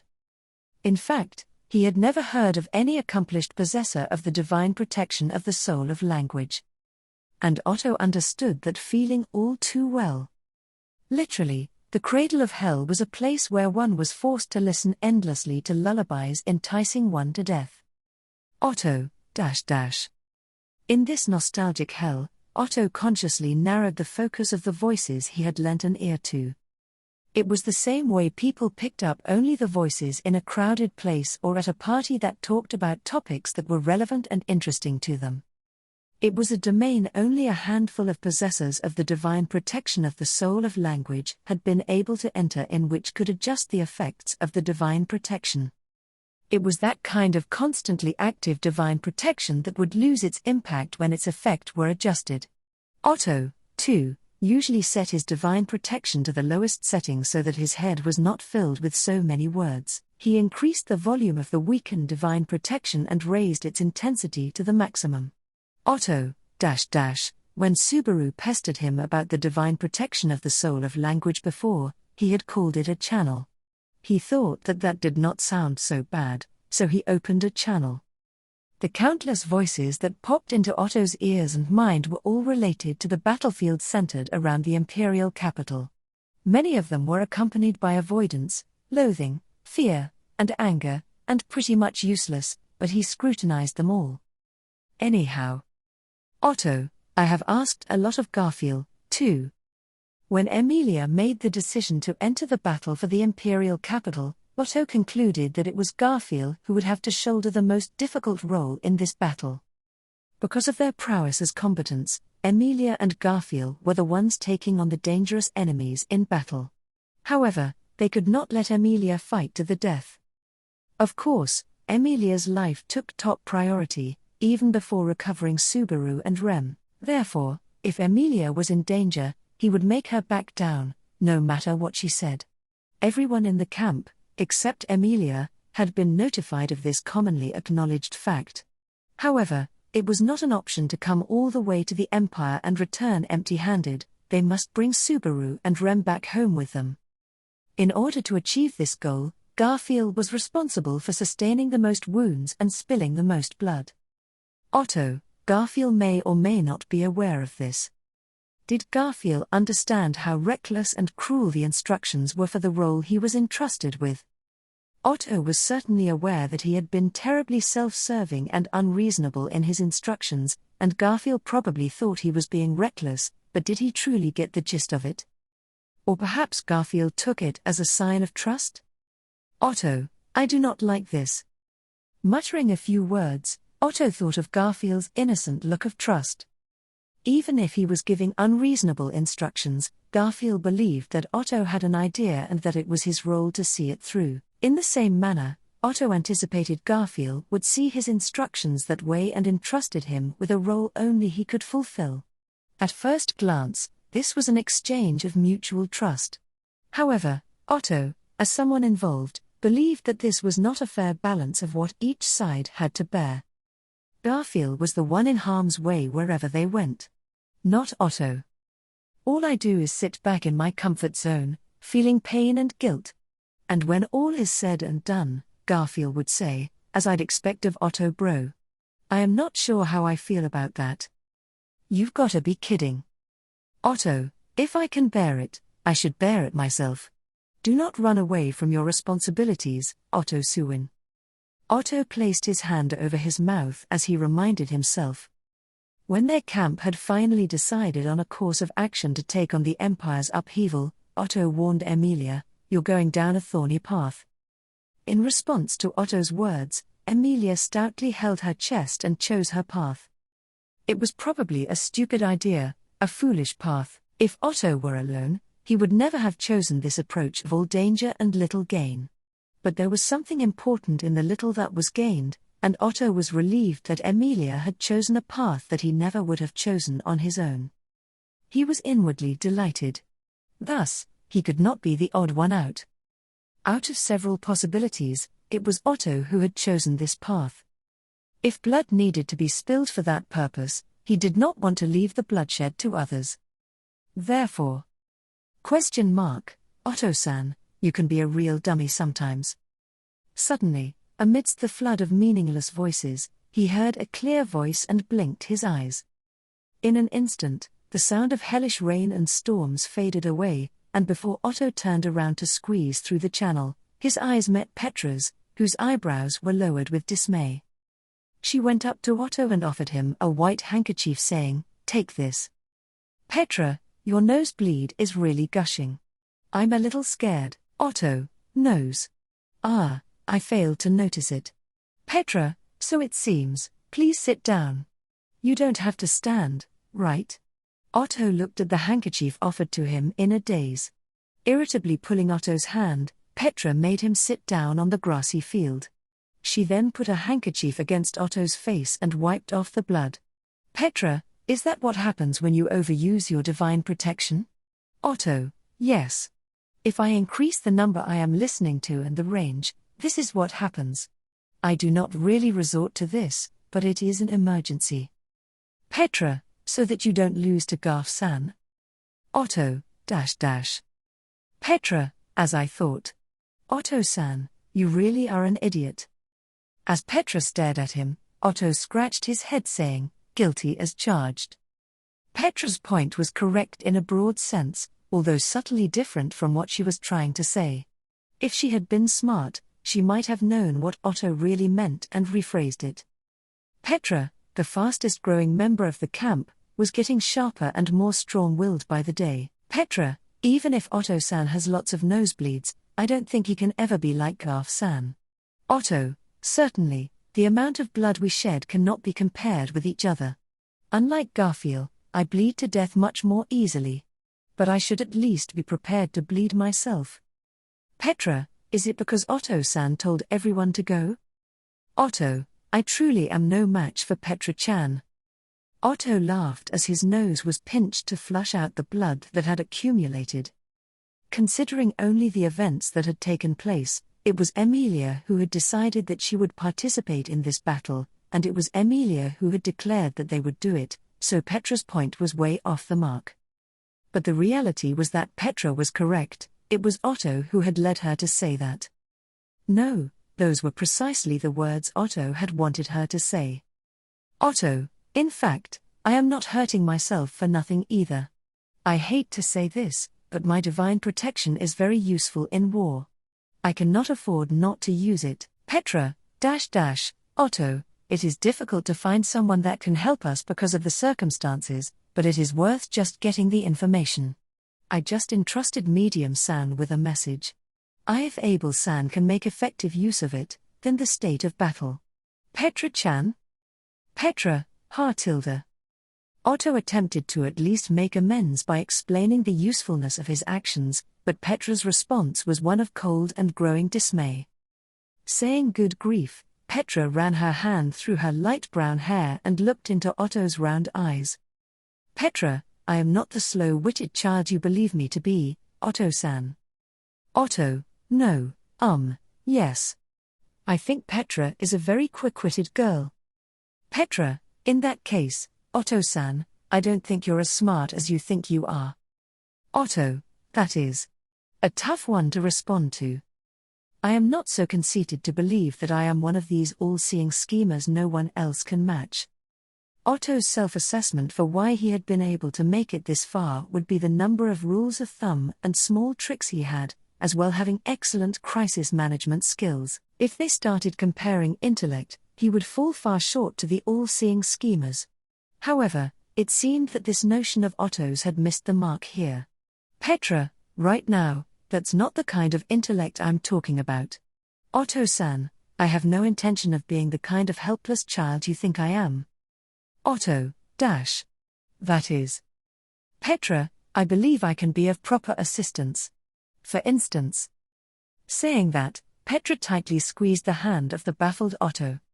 Then her small hand gave off a white glow, which then permeated through Otto. At that moment, the ringing in Otto's head abated slightly. Otto, is this Yang magic? Petra, it's part of the magic that I have been learning from the master. Even though it is just the absolute basics. Otto, Petra, Otto-san, I also know the time calls for unreasonable actions. But, that doesn't mean taking on more suffering is an admirable thing to do. Otto, who had been determined to put himself in harm's way earlier, held his breath at Petra's words. Petra sighed a little at the sight of Otto. Petra, even though that's the kind of thing that Otto-san would always say. I won't tell everyone, Otto-san, but you've been fretting all along, haven't you? Otto, Petra, you have been angry the whole time. I know how you feel, but your voice and attitude are too harsh. Hearing that, Otto bowed his head and could not even make a sound. As Petra had said, Otto had made some uncharacteristic misjudgments as if he got stuck in a vicious cycle of misunderstandings. Through Petra's small hands, he felt that he could grasp what she was trying to say. Otto, the admirable thing to do is not getting a nosebleed, but getting done what you need to. Petra, yes. What would you like to do, Otto-san? While holding the hand of the still sighing Otto, Petra lifted hers. Petra, if I'm present, you can do your best more efficiently. And yet, you want me to stand back because it's something children are not supposed to see? Otto, that is a bad way to put it. Petra, would you like me to back off? With a smirk on her face, Petra put pressure on Otto. He had succumbed to that pressure. Giving in willingly to it, Otto let out a long sigh. Otto, even now, countless voices popped in as soon as he opened a channel. Just when he was about to be washed away in the midst of the furious momentum, Petra's hands held onto Otto into place. A little more, distantly, many, just so you might listen to them, or so they would have you believe. Otto, I will have Frederica scold both of us later. Petra, yes. I'm glad to hear Otto-san say that he would rather have a nosebleed with me than have a nosebleed alone. I don't like nosebleeds, though. Otto smiled radiantly and closed his eyes at the sight of Petra, who had decided to help him. There was no way that this clever girl could not have noticed the slight tremor in his tightly clenched hands. It was Petra's first time seeing war, a battlefield where her loved ones were involved, and the safety of her friends who were sent away was in jeopardy, and she wished she could do something about it. Imagine their thoughts. Use the hand at my disposal when I can. Be a merchant. Otto, Petra-chan, please lend me your hand. I will control the channels on this battlefield. Petra, we will control them. Otto chuckled at Petra's brisk reply. Well, then, he replied, and opened the channels to dive back into the cradle of hell. So Otto returned to his nostalgic hometown, with the only difference being that he was no longer as lonely as he once was. Arc 7, Chapter 91, Racing Across the Battlefield. She took off her robe and stretched out her arms and legs that always tried to stay ladylike. She kicked the ground strongly and sent her supple body flying forward. The feeling of the gallant golden hair cutting through the wind was pleasant, and she cautioned herself in her mind as she ran across the grass. This was a battlefield, a place where many lives would collide with each other, a terminus for lives that would be scattered. Even though she knew this in her head, the scent of blood that slipped through her nostrils and the numerous fighting spirits that reached her through the air threatened to embolden Frederica, who had turned into a beast. Frederica, it is unpleasant. Without looking away from her exuberance, Frederica muttered with an emotion detached from her instincts. Fortunately or not, Frederica had not suffered any notable disasters despite being a member of the camp and standing beside the Great Vortex. Certainly, no disaster had passed that was comparable to when the old Roswell mansion burned, where she and Garfield had met for the first time in over a decade, during the fight with Maylie and her female partner at that time. In the truest sense, it was such a desperate battleground where she barely escaped with her life. It was precisely because she had lived those relatively peaceful times that she realized, whether she liked it or not, that the blood that flowed within her, the mixture of human and beastly natures, was biased. Without sufficient awareness and consciousness, it would be easy to lose sight of what was important to her. What troubled Frederica was a kind of fate tied to her half-beast body. An instinctual appeal that her brother Garfield could unconsciously control at a high level. Frederica was very annoyed with her own inability to control it. The source of the blood that shaped her seemed terribly vile and merciless. Frederica, I do not have time to feel sorry for myself. When Garf and Emilia Summer, as well as Petra and Otto Summer, are doing their best. Finishing the conversation within herself, Frederica faced forward while snapping her animalized limbs.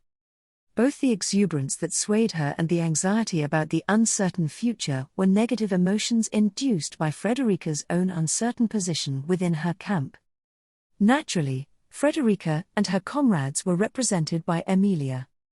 Although each one in the group had their own opinions on their strategy, Emilia would ultimately make the final decision. Moreover, Emilia herself was a powerful spiritual arts user and could be relied upon in a fight. Garfield was perfectly competent as a military officer, and Otto set the course with his excellent judgment even in a neighboring country that had entered a state of war. Both Garfield and Otto were a little overwhelmed by Subaru's absence, but the former sought opportunities to vent on the battlefield, while Petra handled the latter well. Frederica, if she becomes too dependable, I will feel desolate as well. Although she mumbled sulkily, Frederica was proud of the growth of the girl she loved like a little sister. That it was accompanied by a feeling of loneliness was kind of her being softened. Otto, using his divine protection of the soul of language and listening to every living thing around the battlefield, had probably gained the most information in this great upheaval. Petra, standing by his side, was applying her newly learned yang magic, which would improve both physical and mental functions, to herself and Otto, reducing the repercussions of overuse of his divine protection while also helping them discern the information he gathered. Petra, who had been learning as a new maid under herself for the past year, had grown incredibly through her own tireless efforts, in addition to her memory and her ability to complete tasks. In terms of her level of growth, she probably was the best in the camp, surpassing even Emilia and Subaru. While still young and forbidden to step onto the battlefield because of her immaturity, she didn't waste away and instead sought a role, supporting Otto, who was in peril, and fulfilling her unique role. She was proud, while at the same time, reflecting back on herself. Unable to fight like Emilia and Garfield, she had neither the intelligence nor the ability to assist like Otto and Petra. What could she, one who simply ran across the battlefield as a beast, suppressing her burning instincts, do? Frederica, use your divine protection to the fullest and dominate this battlefield. That is what Otto was prepared to do and, in fact, Frederica believed was happening. Thanks to Otto's efforts, which leaned on Petra's assistance and minimized thinking about the future, the collected information was brought to Abel's headquarters one after another. The tactics that could be assembled expanded once Abel was able to grasp the currently ongoing events and progression of things, and the battle of the rebel army progressed. Certainly, to his advantage. Of course, Abel's instructions did not reach all of the rebel army. The other rebels, who had begun fighting without waiting for the arrival of his group, which included Emilia and her party from the fortified city, showed no signs of coordination or cooperation. However, It was Otto's and Abel's opinion that this frustrating situation would not last forever, and signs of that were already beginning to appear. Carried away by the momentum of the uprising, the ones who met the rebels that had attacked the imperial capital in one fell swoop were the elite chosen by the emperor who ruled the empire, the monsters. The rebels would have been hit head-on with their strength and were shocked and horrified from it. They're holding the expectation that if they could only get them out of the state where they can only see the enemy in front of them, and the glory that laid ahead, they would listen to their side. During the frustrating time until that happened, Frederica could only. Frederica, I found you. Tarata Summer. Tarata, HK? What? A moment later, Frederica rushed over to the person she was looking for in the fast-changing battlefield. Tarata turned around and widened her eyes in shock at the sight of the four-legged beast running furiously, kicking at the grass. However, her agitation was short-lived as she picked up her bow with a terrifyingly cold eye. The tip of the nocked arrow was pointed unhesitantly at Frederica and... Wait, Tarata. It's an ally. It was my Zelda, holding down her sister's bow from above, who saved Frederica from being nearly shot through. Seeing Tarata's eyes widen at her sister's words, Frederica landed on her feet and apologized in a loud voice, I am so sorry. Frederica, please excuse my appearance. I am Frederica. My Zelda, I see, it's you, huh? That is a beautiful beast transformation. If I didn't know it was you, I'd want to skin you and display your fur in the village. Frederica, I should take that as a compliment, right? Ahem, I have something to tell you. This is a message from the head of the main camp, Abel Summer. Facing my Zelda, who had crossed her arms, Frederica went straight to the point despite feeling troubled by her praise. Frederica turned into a beast and ran across the hellfire raining down on the battlefield, to serve as a messenger. She had come to pass along the information that Abel had scrutinized, which had been gathered by Petra's supporter, Otto. My Zelda, from Abel. What did he say? Wary of the presence of the enemies guarding the star-shaped citadel and its 5 bastions, and fearing a melee with the rebels who had set out ahead of her, Tarata, who had been on the offensive, leaned forward. Although the combat power of the people of Shudrak was threatening, their true strength lied in their ability to fight in groups, and they could only be truly effective when they were prepared for a situation that could be described as hunting. They could not take full advantage of their strength in the field on open land. If these girls could climb over the wall, the defenses of the imperial capital would be quickly reduced. For that reason, the selection of the wall to attack was considered important. And that was Frederica. At the headquarters they have concluded that the 3rd bastion would be one we need to break through the most. My Zelda, the 3rd. Over there? After receiving the message that had been handed down, my Zelda turned her eyes to the rampart in question. In the distance, a group of rebels had taken the lead to topple the walls, one person after another, and attempted to get over the sturdy rampart that protected the imperial capital of Lupagana. However, seemingly slicing through that fervor, blasts and screams mocked these approaches of recklessly leaping in and showed them how mercilessly they would be cut down. There was no doubt that powerful beings guarding the imperial capital were positioned at all 5 bastions. However, the reason the 3rd bastion could serve as a breakpoint was my Zelda, stone golems seemed to be moving there. Tarata, is it the Steelman? However, there should only be one of the 9 divine generals. Frederica, Frederica was struck speechless at the sisters that conversed nonchalantly as they gazed at the rampart in the distance. As a half-beast, Frederica currently had better eyesight than usual in her beast form. Even so, she could see nothing other than the cloud of dust that hung over the wall the pair were gazing at. Even though they were a tribe that hunted to survive, she had once again felt disgusted at her lack of ability. My Zelda, Frederica, what did Abel and the others say about the dolls? Frederica, yes, well, Abel Summer said that they were the troops of Moguro Hagane, one of the 9 divine generals. Tarata, 9 divine generals. Gazing off into the distance, Tarata's cheeks stiffened after she heard those words. Frederica painfully understood the reason for the slight tinge of anxiety in her mutterings. Naturally, since Tarata was going to participate in the decisive battle for the imperial capital, she must have considered the possibility of a clash with a member of the 9 divine generals. However, even if one considered the possibility, there was still a certain uneasiness that could not be dispelled. In the same manner, the fear of the Sword Saint remains even if one knew for a fact he was not there. My Zelda, Tarata, don't worry. Tarata, sister. However, it was my Zelda who chuckled at her sister's tense appearance.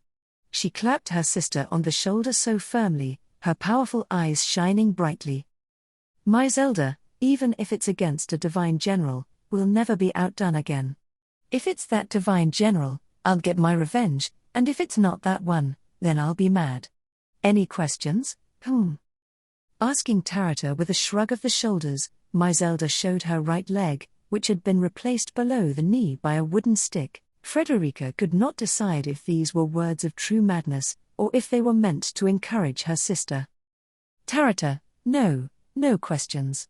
Tarata blinked once, then twice, and nodded, and the next moment, with blinding speed, she drew and nocked an arrow, and shot it right over their heads. Immediately afterward, Frederica looked up hearing cries of pain high in the sky, and saw a flying dragon spinning and falling to the ground a short distance away from the 3 of them. The arrow that hit the flying dragon under its chin pierced all the way through to the top of its head, killing it. While Frederica was amazed by Tarata's overwhelming archery skills, Tarata exhaled and Tarata, when the time is right, we will breach the wall ourselves. If we get past the walls, we win. My Zelda, so, as expected of the chief of the Shadrach. Frederica, what about you? My Zelda turned to Tarata, nodding her head in satisfaction at the determined look on her face. Frederica, who was almost overwhelmed by the pressure of the sisters, came to her senses at the mention of these words. Frederica, I will relay this message to the others. If all those who are willing to listen to me will gather in one place. My Zelda, one hole breaks the dam. Frederica, yes. One hole for a new wind. That was the course of action the Emilia camp and Frederica must take. Because she knew how her position still teetered on the edge within the camp, she was determined to do the best she could within the scope of the role she had been entrusted with. Frederica, Tarata-sama, my Zelda-sama, please have good luck in battle. Do not throw your lives away. Tarata, yes, Frederica, be careful too. My Zelda, if you die, we Shadrach will pass on your pelt for generations. Frederica, unfortunately, I have no plans to give it to you. Freed from a little bit of tension, Frederica ran off, accepting the send-off by the sisters. Like a gale, she kicked through the grass and ran ahead to relay Abel's instructions. The collaboration between Petra and Otto could not be in vain. In turn, this would help Garfield and Emilia in their struggle, and also Subaru and Rem, who might have been in the imperial capital. Frederica, but for now, I just have to keep on running.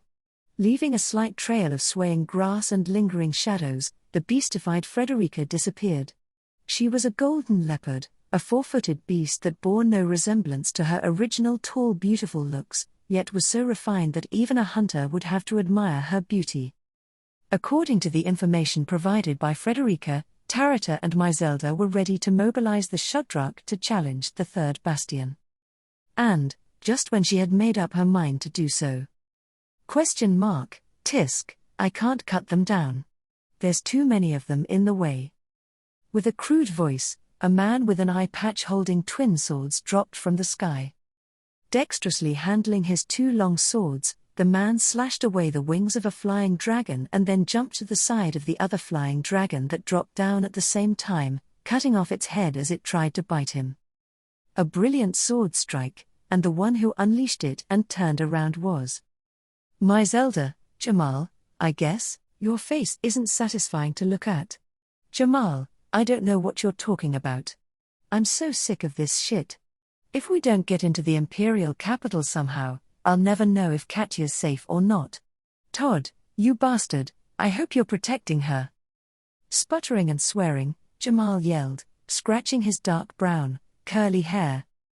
As an imperial soldier captured in the fortress city, he was in the rare position of joining forces with Abel after learning of his true identity, but nonetheless he was a man of great ability. Unfortunately, his face was revealing his crude nature and did not meet Myzelda's approval as someone caringly deeply about looks. In any case, Tarata could not stay ignorant about how frustrated he was about his family being left behind in the imperial capital. Anyhow, Myzelda, regardless of us, the other rebels will probably take what they can get their hands on. Jamal, I already know that. That's why I'm going to end this ridiculous charade by chopping off the head of this fake emperor as soon as possible. Myzelda, since you are so raring to go, I've got some good news for you. We're about to head to the third bastion. Word is that we have a chance to strike there. As Jamal stomped his feet, Myzelda revealed Frederica's earlier message to him. Hearing this, however, Jamal frowned dubiously with a "I what?" Jamal, a chance? Who told you that? Myzelda, Abel, it seems. Jamal, tell me about that quickly. Oi. You guys, get ready. We're going to the third bastion. Jamal was quick to switch gears, and he harshly called to the other soldiers to start assembling, those in the same situation as him who joined them in the fortified city. His voice was loud, his will was clear, and he boasted some genuine strength. Surprisingly, he might have the makings of a general. Seeing Jamal's back, Tarata moved to catch up. Tarata, sister, we also need to call Kuna and Holly to get ready. Ah? When they called out, Tarata reflexively held her breath. Eyes widening, she reached for something that fluttered and fell before her eyes. Just when Tarata gently reached out her hand, something white disappeared from her palm in less than a second. It was a white light that slowly and furiously danced across the sky of the burning battlefield. No, it was a cold grain of ice, a snowflake. Tarata, why is this happening? Myzelda, dash. Right, guess you didn't see it, Tarata. Tarata, sister? Beside Tarata, who was stunned by seeing the presence of snow for the first time in her life, Myzelda nodded her head. For some reason, unlike Tarata, Myzelda seemed to know exactly what she was seeing. In fact, she recognized it. Myzelda, it's Emily. Tarata, Emily. The name Myzelda gave belonged to a silver-haired girl in the same camp as Frederica. It was still fresh in Tarata's mind when she revealed herself as a half-elf, yet somehow she was the one who had caused this snow to fall. For what purpose was she doing it? Perhaps because she had experienced something outside of her imagination. Tarata felt a slight shiver and softly hugged her own shoulders. Myzelda, the world out there is really that big, huh? The Shudrach's chief and former chief come together too often, and we are left on the bottom. This snow is no different. Besides, Myzelda, who was looking up at the sky as the snow fell, turned her gaze in the other direction. It was the grass Frederica had stepped on earlier, and the direction in which she had disappeared. The thought of this outrageous duty to continuously carry the message of the latest information from Abel across this vast battlefield without losing your breath. Myzelda, a beautiful beast keeps us alive. Wherever we go, it is the hunter's delight. And, she extolled that other person, who sold herself short way too much. Arc 7, Chapter 92, Rekindling Old Ties. The air screamed, and the world slowed little by little. A heat had dominated the battlefield. No, it was not the battlefield that was dominated, but the empire.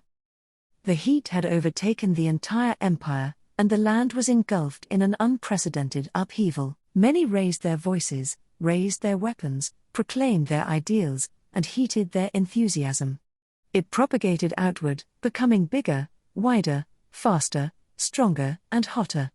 The heat was one that had been smoldering in the hearts and minds of Wallachia's citizens for many years. It is a heat that has been endlessly pushed into a box, losing its opportunity to dissipate. Nevertheless, the trapped heat continued to grow stronger during that time, and it finally exploded when it found an opportunity. Things that had started that way, in and of themselves, were not to be denied. There are many different ways of thinking where many people live. In addition, different countries have different ways of thinking, and different ways of living are rooted in different kinds of soil, water, and air. No matter how much one meddles in, no one would listen to one's complaints. Therefore, it was out of place to talk about right and wrong here. In such a place where so many things were intertwined, if there was only one thing that could be said, that will be. I really hate this, the voice murmured literally changed the atmosphere of the battlefield. The farmlands, grasslands, and the expanse of green surrounding the imperial capital of Lupagana were covered with flakes of white snow, a scene that would not have been possible in an empire known for its warm climate. What is this? It was the weaponkin collapsed to the ground, who cried out in confusion in front of the snow they saw for the first time. They were born with parts of their bodies made of metal, which they reworked into weapons for use on the battlefield. They challenged the imperial capital, and were crushed by a powerful enemy. Just as they regrouped and prepared to take on the enemy once more with those who were still able to fight, the white scene slowly appeared. Taken aback for a moment, they quickly turned their attention back to the battlefield. It would have been no surprise if the enemy had taken advantage of that split-second opportunity to take their lives.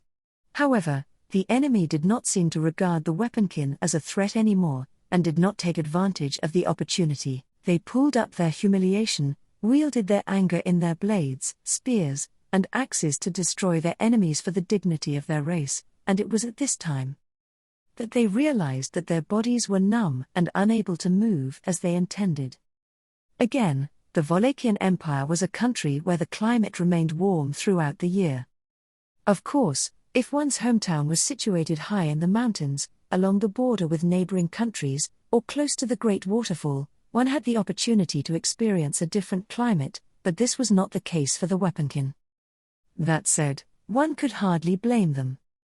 Who could possibly know to be concerned? Who could imagine that even now, at midday on the battlefield where blue skies and sunshine were peeking through, a body heated to the point of sweating got cooled down all at once, and a freezing wind blew so hard that it made one's blood run cold? Everybody. Get away from here. I'll really try to do my best here. As they forced their numb bodies to move, a voice struck the astonished weaponkin. In the cold air, making it difficult to even grasp a weapon, a figure could be seen moving forward with large strides across the meadow, silver hair flowing in the air. A beautiful girl with fair skin, amethyst eyes, and a tremendously well-defined facial profile stepped forward majestically, taking the spectacle around her as a given. As they admired the sight, the weaponkin realized. They understood by whom this was brought upon them. You again. The astonishment of the shivering weaponkin continued.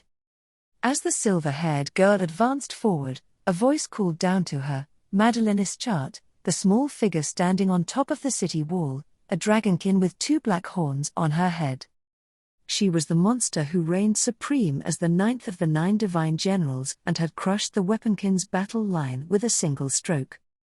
Looking down below in disgust, Madeleine held in her hand her flying winged blade, an armament too large for her stature, yet she was a master at manipulating it, though it was heavier than it looked. Even in an empire filled with demi-human tribes, the rare species of dragonkin was so intimidating that even a mere confrontation with them would make a weak-minded person cower and kneel. However, yes. It's me again, Madeleine. A passing spiritual arts user, Emily. Emily, the girl who met the golden glare of the dragonkin, did not care about that sharp look. An unfearful exchange, that was all that was needed for the weaponkin to understand. They understood the disparity between the stage that they, Emily, and Madeleine were standing on, and the disparity in the height of the viewpoints they saw. Weaponkin, .. There was disappointment and frustration at the reality of the situation, but immediately afterward, a welling sense of elation. It was the anticipation of the battle that was about to unfold before their eyes, a battle that transcended human understanding. It was about to begin. The battle of the top classes, that could never be reached simply by being born strong. A warrior's shiver occurred, irrespective of their blood cooling with the drop in temperature. And then, "Madeline, you're an irritating girl. The other day in the battle, you couldn't beat this dragon." Madeline's face, which could even be described as adorable, turned fiendishly serious. Raising the flying winged blade in her hand, the angry dragonkin poured all her strength into her slender arms, heedless of the extreme cold that hindered the weaponkin's movements.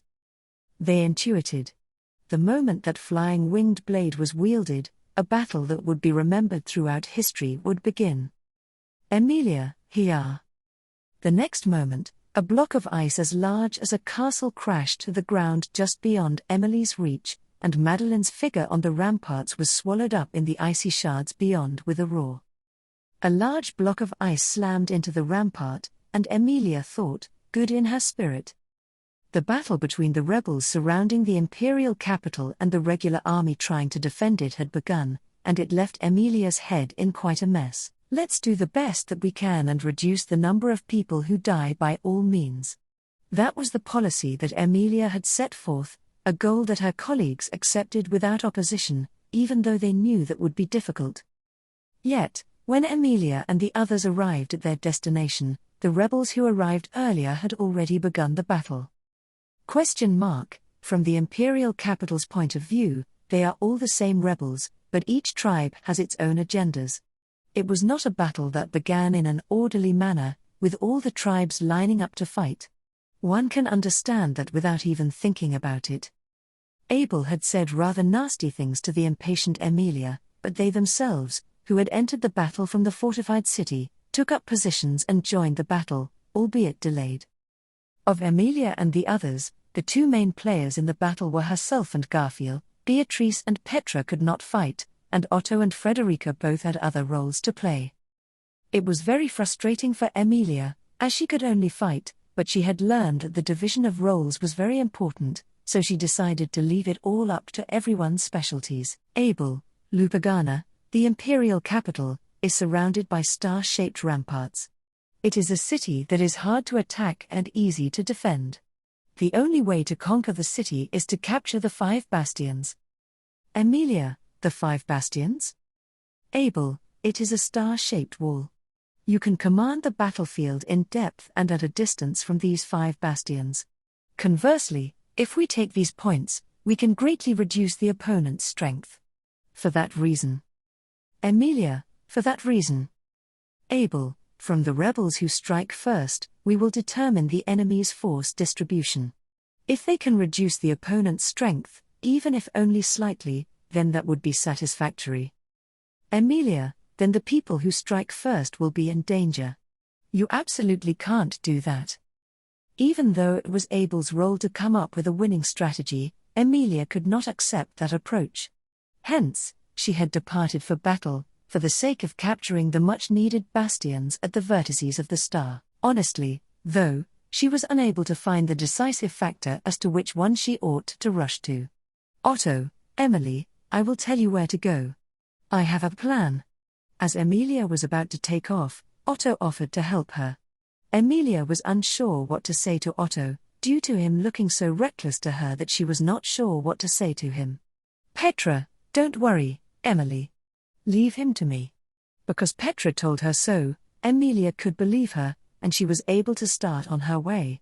"Garfield, Emily. My amazing self is over here. Let's blow open a new hole." After pledging good luck to the spirited Garfield and to each other, they all split up on the way to their respective bastions. Frederica, Emily. "No, Emilia Summer, I will also be racing around for my role. Please be safe, and do not be too reckless for Subaru Summer's sake." Frederica, running alongside her, turned into a beast and ran across the battlefield with blinding speed. Everyone was scrambling to do their role. Emilia, I also have to work really hard. With a strong determination in her heart, Emilia arrived at the bastion to do what needed to be done. Closing her eyes tightly, she laid her left hand on her right hand, which was placed on her own chest. Before the battle began, Beatrice, regretting not being able to participate in the fight, had held her hand and said, Beatrice, it is infuriating, but Betty is asking you to take Betty's place. In fact, after Betty, the next person who can do their best for Subaru is Emilia, I suppose. Emilia, yes, I truly want to believe that.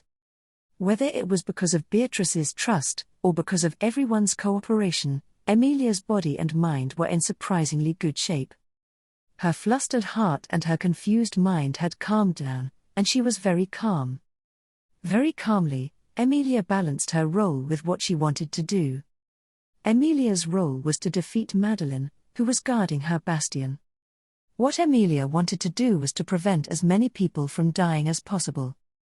Madeline and her would fight from this point on, in order to keep a lot of people from dying. Emilia, opening her eyes, Emilia concentrated on her gate deep inside her body, releasing all her accumulated mana at once and dropping the temperature of her surroundings at a furious pace. Wallachia was a warm country, so many people did not like the cold, according to the studious Petra. Otto, an animal lover, also told her that flying dragons in the sky also did not like the cold. Then again, when it got cold, it made people want to curl up, according to the siblings Garfield and Frederica. With everything else and with none other than her experiences, Emilia realized. That was. Emilia, when it's really cold, people can't be in position to fight. Once, at the Roswell mansion, the one before it had burned down, the area around the mansion was completely covered in snow when Puck, before he fell asleep, had a problem releasing his mana. The problem spread to the nearby Alam village and caused quite a commotion, but it remained a strange memory for Emilia, who had never felt cold in her entire life. The experience and knowledge gained from that time were put to good use. Emilia, I know that I can't easily sway everyone's opinions or feelings regarding this fight. I wish I could talk to them and understand them better if possible, but I don't have the time. Therefore, Emilia decided. She would use force. No, she would hold everyone down with coldness. Everyone's fingers would get numb, they would be unable to pick up their weapon, they would be unable to use their skills with their knees shaking, their teeth would not stop chattering, their gaze would be unsteady, and their breath would be so white that they would be shocked. If they came to realize that, then everyone would be incapable of even thinking about fighting. And yet, if there was an opponent who still raised a strong body and mind to fight. Emilia, I'll be your opponent. Madeline, stop messing around and don't get carried away. That's enough. Emilia's cry of determination was covered over by the roar of the ice blocks that had fallen onto the ramparts. Emilia was not surprised like others, when she heard an energetic response from Madeline even after the direct hit by a block of ice larger than a house. It was the same as when she encountered her in Garrel a few days ago. That time as well, the fight started the same way, with ice blocks striking her opponent. Madeline, you lack skill. A high-pitched sound echoed through the air, and the next moment, the huge piece of ice broke in half vertically. Emerging from behind the scattered pieces of ice was an energetic Madeline, holding her flying winged blade above her head. The pupils of her golden eyes narrowed as she watched the shattering ice splinter into shards, particles, then reduce to mana. Madeline, even after going through an experience that terrible, you haven't changed your mind, half-devil. Emilia, an experience that terrible. That last one was a surprise, but I think Priscilla and I were about to win that fight. You shouldn't lie. Madeline, HK, don't underestimate this dragon, half-devil. Madeline bent her knees, preparing to jump off the ramparts, her eyes angry at Emilia's rebuttal. Emilia's eyes widened at that action, and after glancing at her surroundings. Emilia, here. She waved her arms and made an ice block rain down on Madeline, as she had done before. It was not even a diversion for Madeline as expected, and was repelled and shattered by her weapon, which she raised annoyingly, rendering the attack ineffective. However, Emilia, here. Here. There's still more. Take this. Madeline, wah. One after another, she created ice blocks in the sky and dropped them repeatedly onto Madeline on the ramparts. Since speed was prioritized over power during the process, the size of the ice was much smaller than at first, about the size of a fist at most. Even so, if they were to hit one's head, they would undoubtedly cause tremendous pain, and Emilia's hands would produce 10, 20, 50, or even 100 of them, which would then rain down on top of the ramparts. Ice pebbles, though, it was not as pretty as pebbles, it was an ice storm. Madeline, don't get carried away. Against that downpouring ice storm aimed at her, Madeline wildly fought back. Using her whole body, which was unaffected by the cold, she used her flying winged blade not as a throwing weapon, but as a swinging one, swatting down the falling storms of ice chunks. A chain of concussions and cracking noises repeated, and a flood of ice chunks rushed toward Madeline as she sprinted along the ramparts. Madeline dodged, flipped, sidestepped, and spun around with the gait of a dancer, or even a gymnast, as she dodged the icy barrage. Her mobility was also eye-popping, but it was not Emilia's purpose to hit. It was an attack that was supposed to be avoided, and its purpose was to buy time. That was to say, Emilia, everyone, get away. The fight between Madeline and I will be dangerous for everyone around here. Emilia called out to the surrounding rebels as she hurled a storm of ice into the air. The beaten weaponkin were huddled together, seemed to be looking for a chance to recklessly join in, but they were shivering from the cold, and many of them had lost their weapons. The difficulty in moving their limbs was extremely egregious because of what Emilia did, but she hoped that they would do their best to move those limbs and withdraw with their allies. And then, Emilia, oh, wait, no. Through Emilia's monotonous attack that prioritized quantity, Madeline's flying winged blade was unleashed, breaking through the finely shattered ice pieces. Emilia quickly dodged the flying winged blade, which roared furiously as it cut through the wind, but as it circled back the battlefield with its roar, the flying winged blade returned with frightening precision.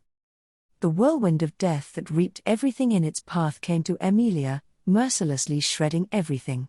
Therefore, Emilia ran to prevent collateral damage on the slow-moving weaponkin. Emilia intervened in front of the weaponkin, who were unable to dodge the oncoming whirlwind of death. With her upraised foot, she kicked up the flying winged blade's edge. The impact made every bone in Emilia's body creak, but she gritted her teeth and endured it without hesitation. Launching it with all her might, the blade went over the heads of weaponkin and herself, flying toward their backs. Emilia, now you can't. Madeline, you thought it was over. Emilia, before she had any time to feel relief, a voice spoke from behind her. Beyond her flowing silver hair, the flying winged blade that Emilia had sent flying was grasped, Madeline's figure brandishing the blade being reflected in her amethyst eyes. A downward slash, to dodge it would put everyone in danger. Emilia, Ice Brand Arts. With no other choice except to receive the blow, Emilia immediately formed an ice sword in order to meet the flying winged blade. A duel with swords locked together, it did not turn out to be. The moment the opponent's blades came into contact, the ice sword abruptly cracked and shattered. But that was only one of them. With a second one in the other hand, the hand losing the first blade produced a third one. Even if they keep on breaking, Emilia's relentless barrage of ice swords keeps roaring out. With a large turn, she kept on striking the side of the flying winged blade, striking, barely parrying it, falling. Emilia, Kya? The flying winged blade that struck down hit the ground, and a moment later, a shockwave impacted Emilia's entire body. Hit by the same force, the weaponkin that had failed to escape were blown far away. The dragonkin's raw strength was absurd, even more so than the already strong Emilia. Emilia, still jumping up as her body rolled, Emilia slapped her cheeks and looked in front of her. Pulling the flying winged blade from the ground, Madeline glared in displeasure at the still lively Emilia, and then looked around. Madeline, it's just you, correct? What about that woman? Emilia, that woman? Ah, do you mean Priscilla? Madeline, do you think that this dragon would think to memorize a human's name? I mean that crimson woman. Emilia, That's Priscilla. I'm Emily. Priscilla has someone she wants to meet. While Abel was forming his strategies back at the encampment and Emilia's team were running across the battlefield, both Priscilla and Al had also stepped onto the grounds of other battlefields. However, unlike Emilia's team who wanted to bring back Subaru and Rem, and Abel's team who wanted to somehow overthrow the Emperor, Priscilla's goal was hard to comprehend. When asked, she never answered properly either. Emilia, even Yorna, wouldn't tell me what they spoke about. Since it was a reunion of mother and daughter, she thought that they must have had a lot to talk about. Thinking about the day she would reunite with Puck after he eventually awakened from the magical stone around her neck, Emilia wanted to ask them for some advice. Of course, she also just wanted to simply hear Priscilla's joyful tale. Madeline would like to meet. Emilia, they're somewhere on this battlefield, I think. She said that it was her problem, and I also prioritized my knight, but Lady Petra's knight, maybe. Madeline, In the Wallachian Empire where she had to disguise her social position, Emilia hurriedly corrected herself, Madeline looking at her suspiciously. All the suspicions aside, Emilia was simply not good at lying. When she thought about how trying too hard would just increase the likelihood of being exposed, she just shrugged her shoulders in resignation. Emilia, no, that was a lie. Yes, Subaru is my knight. Sorry for tricking you. Madeline, in the first place, I have never even heard of him. Emilia, oh, really? Madeline, what a little girl like you thinks is completely irrelevant to this dragon. It's frustrating that that crimson woman is not here, but still that is convenient. With these words, Madeline's body slowly began releasing steam. In the cold air, dyed white by her exhaled breath, her body continued to heat up as it radiated her visibly rising fighting spirit. As this visible fighting spirit began to pour over, Emilia instantly produced a pair of swords in her hands. Emilia held a vigilant guard, at which Madeline let out a savage laugh. Madeline, one by one, those who make a mockery of this dragon shall be massacred. Her blazing golden eyes shone as she charged forward. With a step causing the frost-covered earth to explode, the distance between them vanished in a single breath. Madeline raised her flying winged blade over her head as Emilia prepared herself. And then, Emilia, even without Priscilla, I'm not alone. Madeline, what are you saying, is what Madeline was about to shout out. But an unforeseen figure did not allow her to finish as it halted the strike of the brandishing flying winged blade. Madeline opened her eyes wide at this, looking at the figure that had jumped on the flying winged blade. That was a body that blocked the attack by colliding with it, a Natsuki Subaru made of ice. Madeline, wah. Emilia, hiya. Towards the stock-still Madeline, Emilia's twin blades of ice thrusted forwards. Battles began on the bastions of the star-shaped ramparts that surrounded the imperial capital, and the nature of the warfare changed. It was almost comical how many were being eliminated by such a small force, nearly a singular force. It was like a microcosm of the Wallachian Empire, a land where the strong were revered. No matter how many weak people gathered together, one swing of a strong person easily plucked away their hope. In fact, even a battle that was enthusiastically labeled the decisive battle of the imperial capital would result in every single rebel being cut down if left unchecked, and those with smoldering fighting spirits would become docile in a year's time. It was possible for that to be weeding out the rebels, but it was doubtful if that was currently the emperor's expectation. Although, Yorna, even so, that would have also been the story if His Excellency the Emperor Vincent Wallachia hadn't been ousted from the throne. With a kiseru in one hand, Yorna Mishigya looked down upon the battlefield and uttered a few words tinged with purple smoke. Daring to start that small fire himself, those thoughts that had slacked during times of peace needed to be braced. It was something the Emperor would probably take care of, but it would not be something he would do by giving up the throne himself. However, if she had not known the truth and had not been invited as one of the 9 divine generals who ruled over the demon city, which side would she have joined? Yorna, I don't have time for such useless sentimentality. I have a role to play. Yorna quietly looked forward, abandoning the implausible alternative. Vincent Wallachia, the true emperor, had kept the peace in this empire. The future under the reign of the false emperor who ousted him, and where it would lead, was marked in a deep darkness. Yorna believed that this was the case. Yorna, my beloved children and the people who live in the land of His Excellency's beloved empire. Her beloved children foolishly lost their demon city and continued to adore her even though she failed to show the might she should have shown.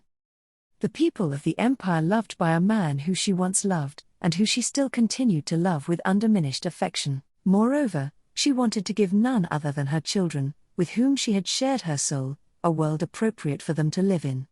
That was Yorna, I would rather have the peace of a true emperor than a future built by a false one. As Yorna said this, she slowly began to swirl the earth around her as she spun her kiseru, drawing a spiral. This was Yorna's technique of imparting the soul marriage technique to inorganic objects and making them do as she willed.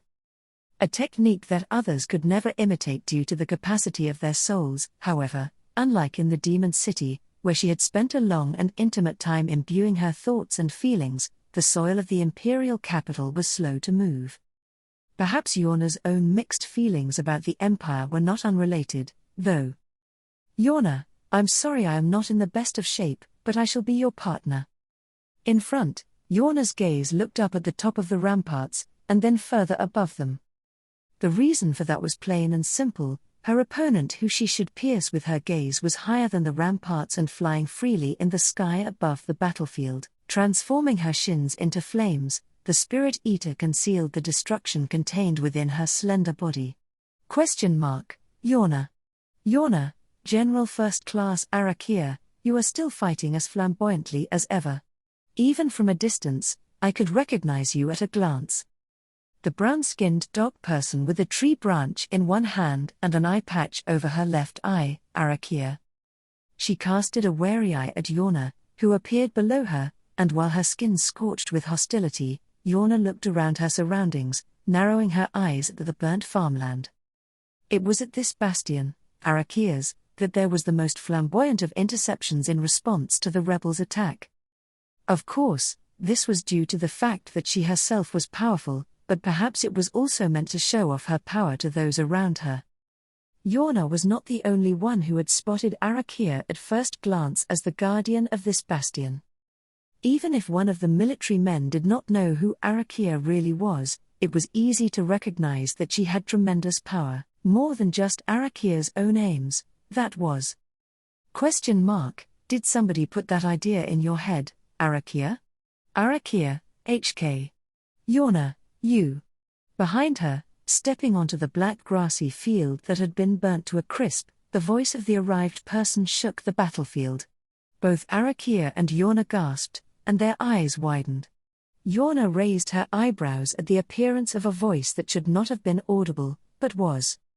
And then, walking far enough to Yorna's side so she did not need to turn around.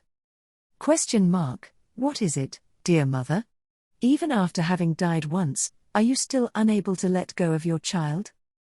Thus, opening the fan in her hand with a sound, the crimson-eyed Priscilla cruelly laughed. Yorna was caught off guard at that unexpected appearance and the words that followed, and she spilled out a long sigh. Yorna, Priska, it is natural that you cannot forgive me, but... Priscilla, unfortunately, the girl who bore that name is dead. If you are concerned about her, it would do you well to visit her grave. My name is Priscilla Bariel. Strive not to get it wrong. Yorna, was it not that Abel had said that this place was to be entrusted to me? Priscilla, was it not that at the same meeting where I said mineself shall not do what Abel tells me to? Priscilla, who had a comeback for every remark, responded mercilessly, and Yorna was at a loss at Priscilla's attitude. However, Priscilla snorted with a humph, and the smile on her face disappeared. Immediately after, her crimson gaze shifted towards Arakia overhead. Arakia was one of the strongest divine generals, and Yorna was assigned to be her opponent because it was understood by everyone that no one but Yorna would be a match for her. Nevertheless, the prudent Priscilla came to this place because she had a reason to confront Arakia regardless of such factors as strength and tactics. As evidence of that, Arakia was clearly shaken by Priscilla's entrance. Even in front of Yorna, her expression, somewhat detached from the world, did not waver, but as soon as she saw Priscilla, her mask crumbled. That was unmistakable proof of the special relationship between Priscilla and Arakia. Priscilla, Arakia, have you made up your mind? Priscilla's profile was sagacious as she asked the question, her gaze so sharp that she looked as if she was about to kill the target of her gaze. However, the words spun by her lips somehow felt gentle and even benevolent. A harshly embellished gentle question, to which Arakia caught her breath and nodded. Arakia, I'll take back the princess. I'll kill His Excellency. The princess is the real emperor. Priscilla, you desire a formal resolution of the imperial selection ceremony. That shall do fine. Hearing Arakia's answer, Priscilla closed the fan in her hand. She tucked it into her cleavage, raised her empty hand to the sky, and pulled her treasured sword of crimson out of thin air. The heat emitted around the blade was such that the air seemed to waver. It was the yang sword that only the Emperor of Wallachia was permitted to wield. Unconsciously, Yorna gazed at it in admiration. It was as if an image of Yorna's beloved man, who once wielded that treasured sword of deep crimson, came back to her behind her eyelids. Priscilla, this is no time to admire, dear mother. Yorna, all of those selfish ramblings. Although I was not the one who raised you, why did you grow up to be this way? Priscilla, well, now. There is no particular reason why I am myself. Additionally, there was one thing I failed to tell you. At Priscilla's sidelong glance as she readied the yang sword, Yorna's whole body tensed up, and she, too, entered a fighting stance. Having adopted that posture, Yorna turned to her daughter with a questioning look in her eyes. Without meeting her gaze, Priscilla pointed the tip of her yang sword at Arakia, and Priscilla, she is my foster sister. Dear mother, after your death, she was raised together with mineself as if we were sisters. Now, it seems her goal is to place mineself on the throne. Yorna, wah. Priscilla, it's coming. Yorna's eyes widened at the revelation, and the unsympathetic pronouncement was made almost simultaneously.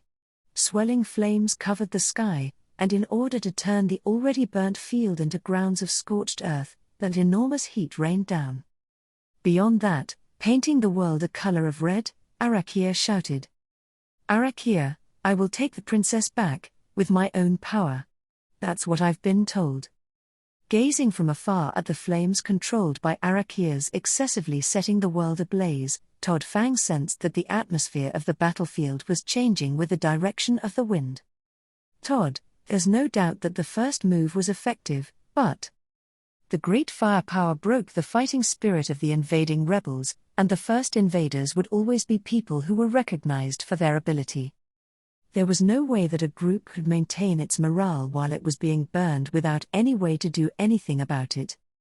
Hence, of the 5 bastions protecting the star-shaped ramparts, he had guessed that the bastion with Arakia, which he had been assigned to, was the safest, and the place where the enemy's attack would be weakened. In fact, Todd's judgment proved true, and after the Cyclops tribe that had bravely marched in was wiped out, the attack of the rebels, fearing Arakia, was in tatters, and the battle was practically won. The cause for this change of mood was the repelled first group of rebels being joined by a second group that had arrived late. After being struck on the head and losing their fighting strength, it seemed like the first group had been about to collapse, but they had been absorbed by the second group that had come around later, and they were attempting to restore their fighting strength. Of course, even if the losers came together, it should not have a significant impact on the outcome, but the ones that came after brought together the group whose morale should have been broken and kept the damage to a minimum. Thinking that there was likely a very quick-witted commanding officer in the second group, Todd shuddered at that frightening possibility. Todd, no way, was arriving late also part of their plan? Without keeping an equal pace, with each person fending for themselves, The empty-headed rebel army had charged in, seeing that painful experience of the first group, and from there the battle was about to end with the regular army's overwhelming victory. However, after the first group lost powerful people and grew disheartened, when they had their hot-headedness cooled, the nuisances that did not have the ability to listen to a discussion had been completely lost. In that case, to snatch a victory in the battle they had undertaken, the group had no choice but to join the ranks of the other party for a better chance of success and frantically perform for the sake of receiving a share of the leftovers. Todd, rather than the vanguard, which was full of idiots, is the second group the true contender? Even when it came to taking on Arakia as an opponent in battle, the true contender was likely to have countermeasures prepared. It was hard to imagine that Arakia would be defeated, but Todd did not think an opponent who could calculate to this extent would come without plans in hand for an assault on the imperial capital. There were some sort of preparations for not only Arakia, but also the guardians of the other bastions as well. In addition, other than those guarding the bastions, the soldiers of the regular army, whose role should have been only to hunt the survivors, were starting to spend time on the rebels' movements, even if it was not a hard fight. It felt troublesome, as if eyes and ears that could reach great distances, and even skillful limbs were following the brain of a demonic enemy. It would be best to leave the strong enemies to Arakia and the Guardians. However, Todd thought that the truly troublesome enemy in this conflict was something else. Therefore, Todd, I've got to deal with the guy who is up to no good. Arc 7, Chapter 93, The Stone Army. An arrow pierced the head that had no eyes, ears, or a nose, and the golem, made of stone, was thrown a great deal backwards. However, a head, without any human-like parts, could not be a human-like vital point, so the advancing enemy's footsteps were undeterred, whether it was pierced by an arrow or part of its head was missing. If crushing its head ain't enough. Holly, got it tilde. Shuffling, the stone golems rushed towards them with outstretched hands.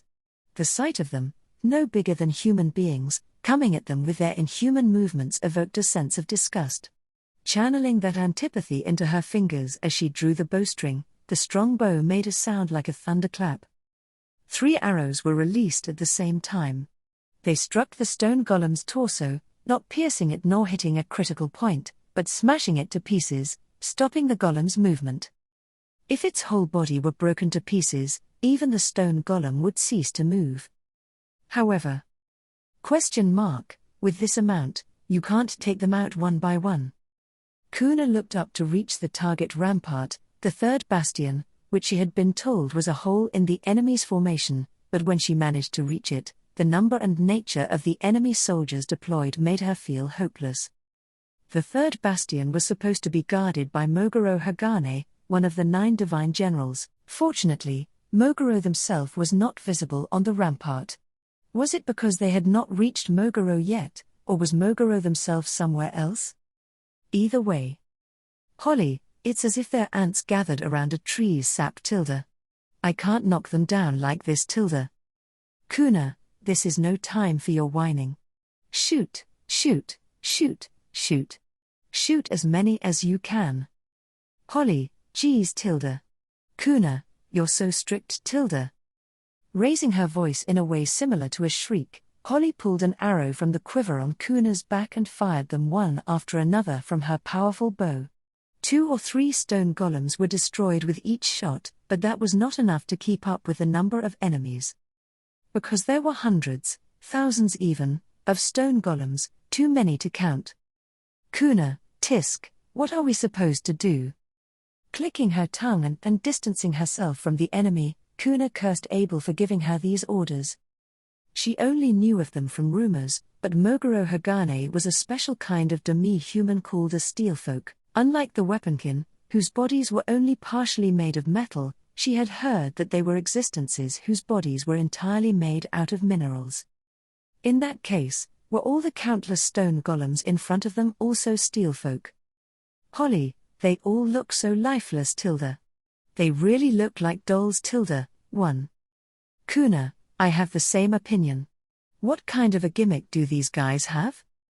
While maintaining a moderate distance, She glared at her surroundings and looked at the crowd of stone golems.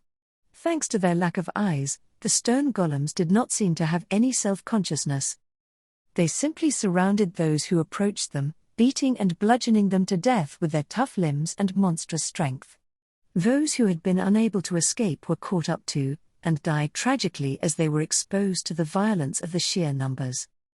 The rebels who challenged the third bastion and were trampled by the hordes of stone golems would have literally had their corpses stepped over, and their remains would not have remained intact outside of the shape of their formation, and this was not an event that Kuna and the others could laugh at as if it was someone else's problem. If they continued as they would be trampled by an overwhelming number of enemies, unable to stand a chance against them.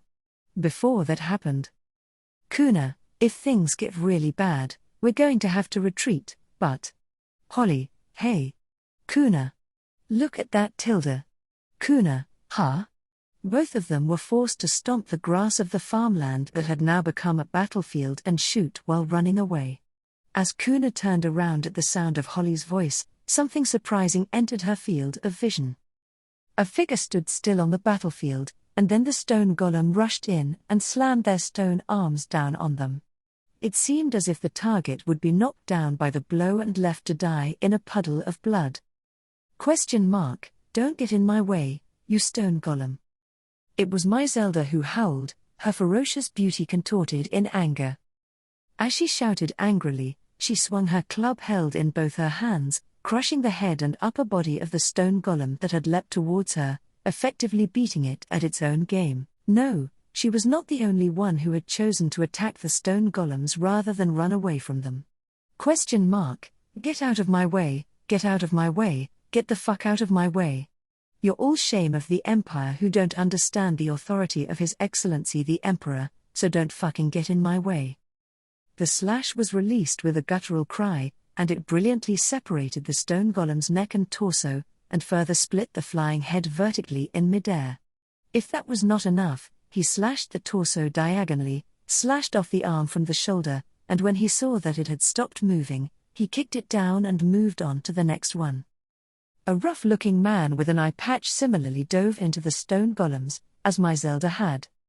The relentless attack power of these two attackers in hand-to-hand combat thwarted the stone golem's ability to launch an attack. But what truly stunned Kuna and Holly was not either of them. Kuna and Holly, .. A powerful sword roared, and mowing down the stone golems, it blew them away. It was a rough and violent slash that could hardly be described as brilliant. However, it was the most appropriate swordsmanship to use against the stone golems that needed to be destroyed in order to keep them suppressed. Swinging that sword and burying the onrushing horde of stone golems was a red-haired swordsman, a man who she only knew as a follower of the proud and haughty Priscilla, Heinkel.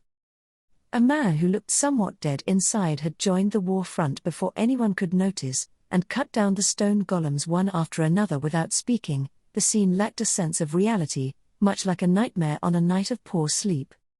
Looking only at the events that were taking place, regardless of whether they were circumstances that Kuna and Holly should welcome, they were unsure of whether they should accept it with delight, and there were negative thoughts swirling around in them. Surely the reason for this was the expression of Heinkel's face as he wielded his sword. Holly, it seems like it's full of pain. After witnessing the same thing, Kuna could not help but agree with Holly's mutterings. She could not understand Holly's thoughts as the latter expressed that, but from Kuna's eyes, it looked more like he wanted to die. Sometimes, warriors would head to the battlefield in search of a place to die. Even in Shudrak, there were times when those without much longer to live would choose their final moments by taking a bow and challenging the large creatures hidden deep in the forest. It was probably not an ending that Kuna would choose, but she could understand such thoughts. However, those of Heinkel's were different from those of a warrior seeking a place to die. Wanting death while fearing death, the figure that fiercely fought against death only exacerbated how pathetic it was to look at. Even though she knew his presence was dominantly supporting the war front, Kuna wished for him to collapse and die right away. He was a man who swung a sword surrounded in melancholy to the extent that it made those around him think that, Kuna. Holly. With those words, the mood of the battlefield still continued to shift, ignoring that mental image Kuna and the others had. The one who called their names and overtook them as if she was flying through the grassland was Tarata. Carrying her quiver on her back and having returned to the typical Shudrakian attire, she arrived in front of the two of them. Tarata, it's dangerous to stop moving. This is the path Sister and Jamal have created. Kuna, I understand that even without you telling me, Chieftain, I was just a little bit distracted. Tarata, Heinkel, was it? Looking at her fondly, Tarata perfectly guessed Kuna's embarrassed, gloomy feelings. Tarata was Myzelda's younger sister, and she succeeded her as chieftain of the people of Shudrak. Previously she was shy and indecisive, a girl that had stood out for being more cowardly than careful. However, as a condition for taking over as chieftain, the experience of going along on the journey to the demon city of Chaos Flame seemed to have been significant, quieting that cowardice and leading her to acquire a refined strength. Her pointing things out now had also probably accompanied that.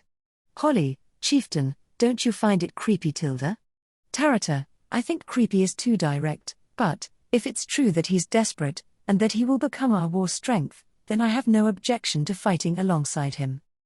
Kuna, what a magnificent answer, that's fine with me too. Even though there were things that were unaccounted for, there was no need to account for them at this moment. Originally, Tarata was good at changing her approach in hunting situations, if not in everyday life. Now, as the chieftain, she could successfully adjust to any situation. As Kuna evaluated the situation, Tarata looked at the quiver on her back. Tarata, the number of arrows left has decreased a lot. While we have the chance, let's collect the fallen arrows. It'd be best not to use too many arrows on one person. Kuna, in theory, yes, but... Holly, I can't seem to kill them in one shot, Tilda. Tarata, there is a trick to dropping them in one shot, aim for the heart. Like this. Before the struggling duo, Tarata quickly fired 3 arrows from her bow. As 3 stone golems approached Myzelda's back in the distance, the arrows pierced the 3 bodies through their back, head, and thigh, killing them. Kuna, wait. Why did they die in one shot? The heart? Holly, they're stone golems, so I don't know where their hearts are, Tilda. Tarata, is that so? If you look closely, I think you can see where their vital spots are, but... Tarata's brow lowered with a troubled expression as Kuna and Holly pressed her. Apparently, she really did not do much more than look closely. Tarata was indeed Myzelda's sister, although her personality was so opposite to hers that it was difficult to tell. As one of the people of Shudrak, Kuna was proud of the high degree of purity in her chieftain sisters. Kuna, since that consultation wasn't helpful, let's do this our way. Pick up arrows, and if there aren't enough, use a club or whatever, then, we'll beat the enemy to death. Holly, let's put an end to this dull game, Tilda, to Tarata, I think that's the spirit. But, at some point, the real Divine General is going to come out of the woodwork, as was the case with Yorna. The 9 Divine Generals are anything but standard. Be very careful. Holly, you should probably tell that to Myzelda, Tilda. At the serious-faced Tarata's opinion, Kuna shrugged her chin at Myzelda, who was already rampaging on the front lines. The former chieftain, who had a prosthetic leg, had given up her position to her sister and was now running rampant with her lightweight physique. At this rate, if the Divine General were to appear from the enemy lines, she would be the first to collide with them. Even without one leg, Myzelda was capable of putting up a good fight against any serious challenger. Tarata, sister, please don't go too far. You will die if you are alone. Myzelda, .. Tarata shouted, taking a single shot at the head of a stone golem blocking the way ahead of Myzelda. At the sound of Tarata's voice, Myzelda gave a big wave of her hand, communicating that she understood what was happening. Kuna was genuinely surprised and impressed by Tarata's judgment in her statement. Tarata had truly stopped hiding behind her sister's back. Kuna, I didn't see what happened at that time with Mariulai, but... Holly, Tarata, you're flourishing, so we're also happy for you, Tilda. Tarata, Is this really the time to say that? Both of you, please go fight. Holly shot the stone golems that surrounded them with her bow, Kuna bashed them with her short hatchet as she gave a remark, and in response, Tarata said that with a sharp voice. Kuna and Holly nodded to each other and obeyed without hesitation at the direction of their ever-reliable chieftain. A covenant of old, a promise exchanged between a former emperor of Wallachia and the people of Shudrak, a promise that was now far removed from the present, which Kuna and the others could not be blamed for having forgotten. This battle began to fulfill that, however, it was now certainly a battle that Kuna and Holly, as people of Shudrak, absolutely must gain victory in. Stone golems charged directly towards him. Without faces, they had neither hostile intent, nor intent to kill. Swinging his sword at those opponents, while cursing the puppeteer who had inconsiderately chosen those golems, Heinkel Astria looked out onto the battlefield. 3. For what reason was he swinging his sword in the vast lands of the Empire? For what reason was he still swinging his sword after exposing so much of his shame? For what reason, on the lands where the person who must see him being useful was not present, was he there? Heinkel, H.K. Slashing upwards from the elbows of those extended arms, the upper body of his opponent was blown away by the aftermath of the attack. The opponents were stone golems, and above not being able to dampen their fighting strength by merely cutting off their head or limbs, what was required more than a refined swordsmanship was to drive the opponent into a position where they could no longer do anything, an attack akin to that of a barbaric tribe. Changing his grip on his sword, he spread his legs wide and decided on a stance. He unleashed the sword he had readied by his waist, and it obliterated the stone golems in its path to an amusing extent. It was not amusing.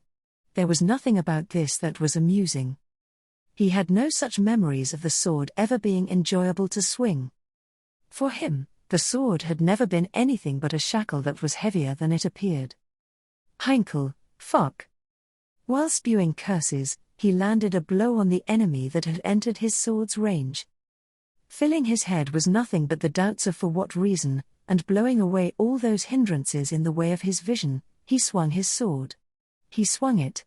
He swung, and swung it about. Heinkel, fucking hell. Free your mind from all obstructive thoughts, such was how he had been instructed during his training with the sword. Strengthen your concentration, become free from obstructive thoughts, hone your skills to become one with the sword. No matter how many times he was told this, he had no idea what the instruction was trying to say. Heinkel, fucking hell. He was told to not think, but if he tried to put that into practice, he would end up thinking about not thinking, so there was no way his mind could become free from obstructions. Completely focusing on nothing but the sword, how could humans do such a thing? If one lived, they would get hungry. They would also breathe. They would probably feel itches in their body, and also get assailed by drowsiness. Their worries would be endless, and their families would always present in the corners of their minds. Anxiety about tomorrow and anxiety about 10 seconds later never ceased, and the failures from 10 seconds earlier, let alone the failures from yesterday, and failures from even before that were things they eternally worried about. Piling up, on and on, the thoughts were everlasting. How could one possibly become free from obstructive thoughts? Completely cutting off the thoughts that were naturally born from human activity, such a thing was surely unthinkable for a human. In that case, was a swordsman who could free themselves of obstructive thoughts not truly human? Was that why he was not truly a swordsman? Heinkel, fucking hell, goddammit. That limitless stream of profanity, no matter how much he let out, it could not disappear from his mind. As if to mow that all down in one go, Heinkel recklessly swung his sword, and proceeded to turn the stone golems blocking his way into a mountain of gravel. Just how much value was there in these actions? Failing to do the things he had to do in the place he had to do them, and letting the person he wanted to win favor with clean up his mess, in the end he owed a debt to yet another person who helped him survive. Doing these kinds of actions over and over, just how much would he be recompensed, and for what? Sorry pops, but my amazing self ain't got any idea about what you're dealin' with. In his head, mixed in with his own profanity, he heard the voice of another person. Still young, the voice that he heard could even be called unripe, and it had been from he was drunk on the lookout platform, even though he expressed that he did not want to speak with anyone and had secluded himself. It was the voice of the boy who had tactlessly barged in back then. I ain't got any idea about if you failed, nor how badly you messed up either. But you know, if it's an experience of failing, then my amazing self has also got that. After chasing him away once by saying careless things, the boy started to show up again and again. Then, even though he himself also had a face which seemed to hold doubts, he tried to interject into Heinkel's worries, and things had become like this. That was also terribly childish and cheap. Those naive and idealistic ideas made him want to laugh scornfully. There ain't no one but yourself who can make a distinction of what you've messed up. That's why I've been tellin' ya, Popson, if you're gonna do it. Heinkel, shut the fuck up, you damn shitty brat. Encouragement or consolement, pity or sympathy, whatever it was, he did not care. Everything directed towards him was troublesome, and there was absolutely nothing that he desired from them. There was not even a single thing he desired from other people. There was nothing he desired. There was just a person who he wanted to offer this to. There was value in what he would receive from that person. So, everything other than what he would receive from that person were merely stone weights which he would drag as he walked. Heinkel, HK. The ominous stone golems silently creeped up, and before his eyes, he slashed them with his sword, vertically splitting two of them into two halves each. As if to take advantage of his large swing, another came flying in from the side, so he smashed its face area with the tip of the scabbard, and followed by drawing the beloved sword Astria back, and skewering it for the kill. Opponents without faces, only using moves they had been taught, if it was that kind of match, then he could cut them down no matter how many there were. As long as he kept breathing, then he could take on 10 or 20 with no problem. However, just what significance did that have? Scoring these kind of points without even showing it to the person he must show it to, just what? Pops, if you're gonna do it, you gotta restore it through your own sword. Heinkel, fucking shithead, HK. It was laughable that he was still clinging to a fading light which may or may not even be there. On that note, he again collided with the notion of why he was even still living. Just what did he want to prove through this sword? What did he want to gain? What was it that he desired? Heinkel, when it came to the quantity of main threats, everyone in the surroundings would successively launch an attack on that. Charging in was Heinkel, the woman from the tribe of hunters wielding a club, and also the eye-patched twin sword user who employed elegant sword skills unbefitting of his face. However, with the orders of the hunter tribe's chieftain, who mainly used a bow, the war front was resolutely upheaved, and the other rebels who had once stepped aside had each regained their spirit. A hole in the enemy's line of defense, pointing that out, had been worthwhile. Compared to the other 4 bastions, it was evident that just this bastion had a weak defense. The fact that Heinkel could cut his way through was proof of that. One person, indeed, if there was even one person who was truly strong, then it would be impossible for Heinkel to lead the charge like this. Follow after that back. Don't let the red-haired man get all the achievements. We'll also push forward. That swordsmanship isn't too bad. If he shaved his beard, his face would become more visually appealing. Lagging behind Heinkel, who led the charge, the many people raising their voices were unthinkable. He did not have the time to be captivated by them as a phony. Heinkel, fucking hell. Bring it on, bring it the fuck on.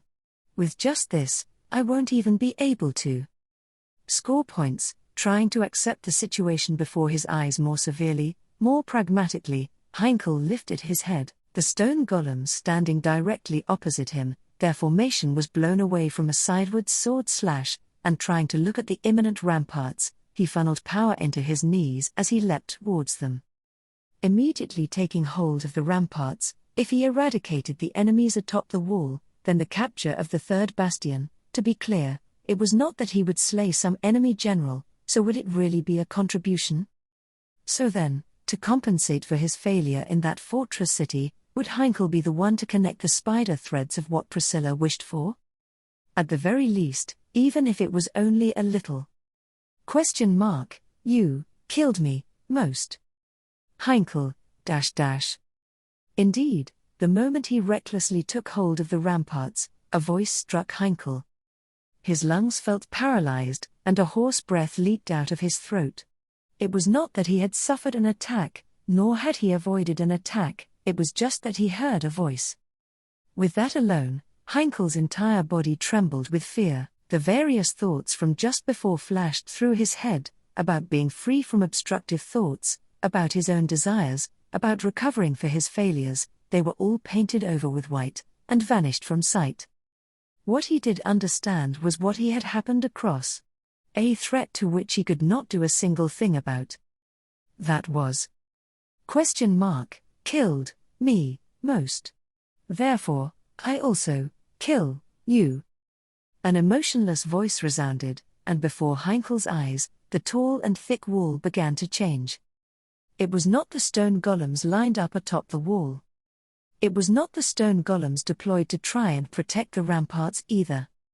The bastion on the ramparts of the Star Fortress, on the thick wall which they called the Third Bastion, a change arose. Heinkel, In the vision of Heinkel, who leaked out breaths, countless lights were born upon the ramparts which stretched both to his left and right. No, whether those could be called lights was a matter of divided opinion. The lights born upon the ramparts, they were fist-sized orbs which glowed a bright green, and at a glance they seemed like harmless things from which no danger could be felt. However, those had not originally been on the ramparts. On the wall where there had been nothing, the countless lights from orbs had suddenly sprung up. To Heinkel, they appeared to be just like the eyes of a living thing. It seemed that all at once, he locked eyes with those lights. He became frightened when simultaneously, those lights seemed to glare at him. Heinkel, eek. That moment, Heinkel's entire body froze, and his grip on the sword loosened. Fly away. That instant, in contrast to that monotone voice, making an unbelievable thunderous roar and clad in a strong wind, a gigantic stone fist seized the leaping Heinkel, and threw him away. Heinkel, Thoroughly beaten from head to toe, Heinkel was blown away to the sky with nothing he could do.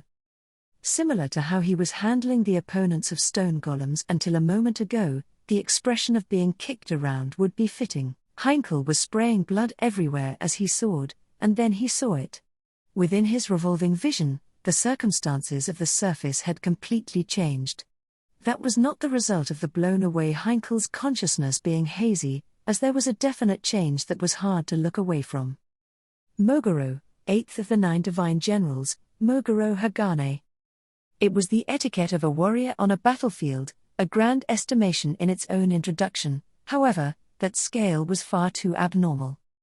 Heinkel, The rampart of the Star Fortress, which they should have captured, the third bastion itself moved. That was unmistakably one of the 9 divine generals, the mighty being which introduced itself as Mogoro Hagane. That was unmistakably one of the 9 divine generals, the mighty being which introduced itself as Mogoro Hagane.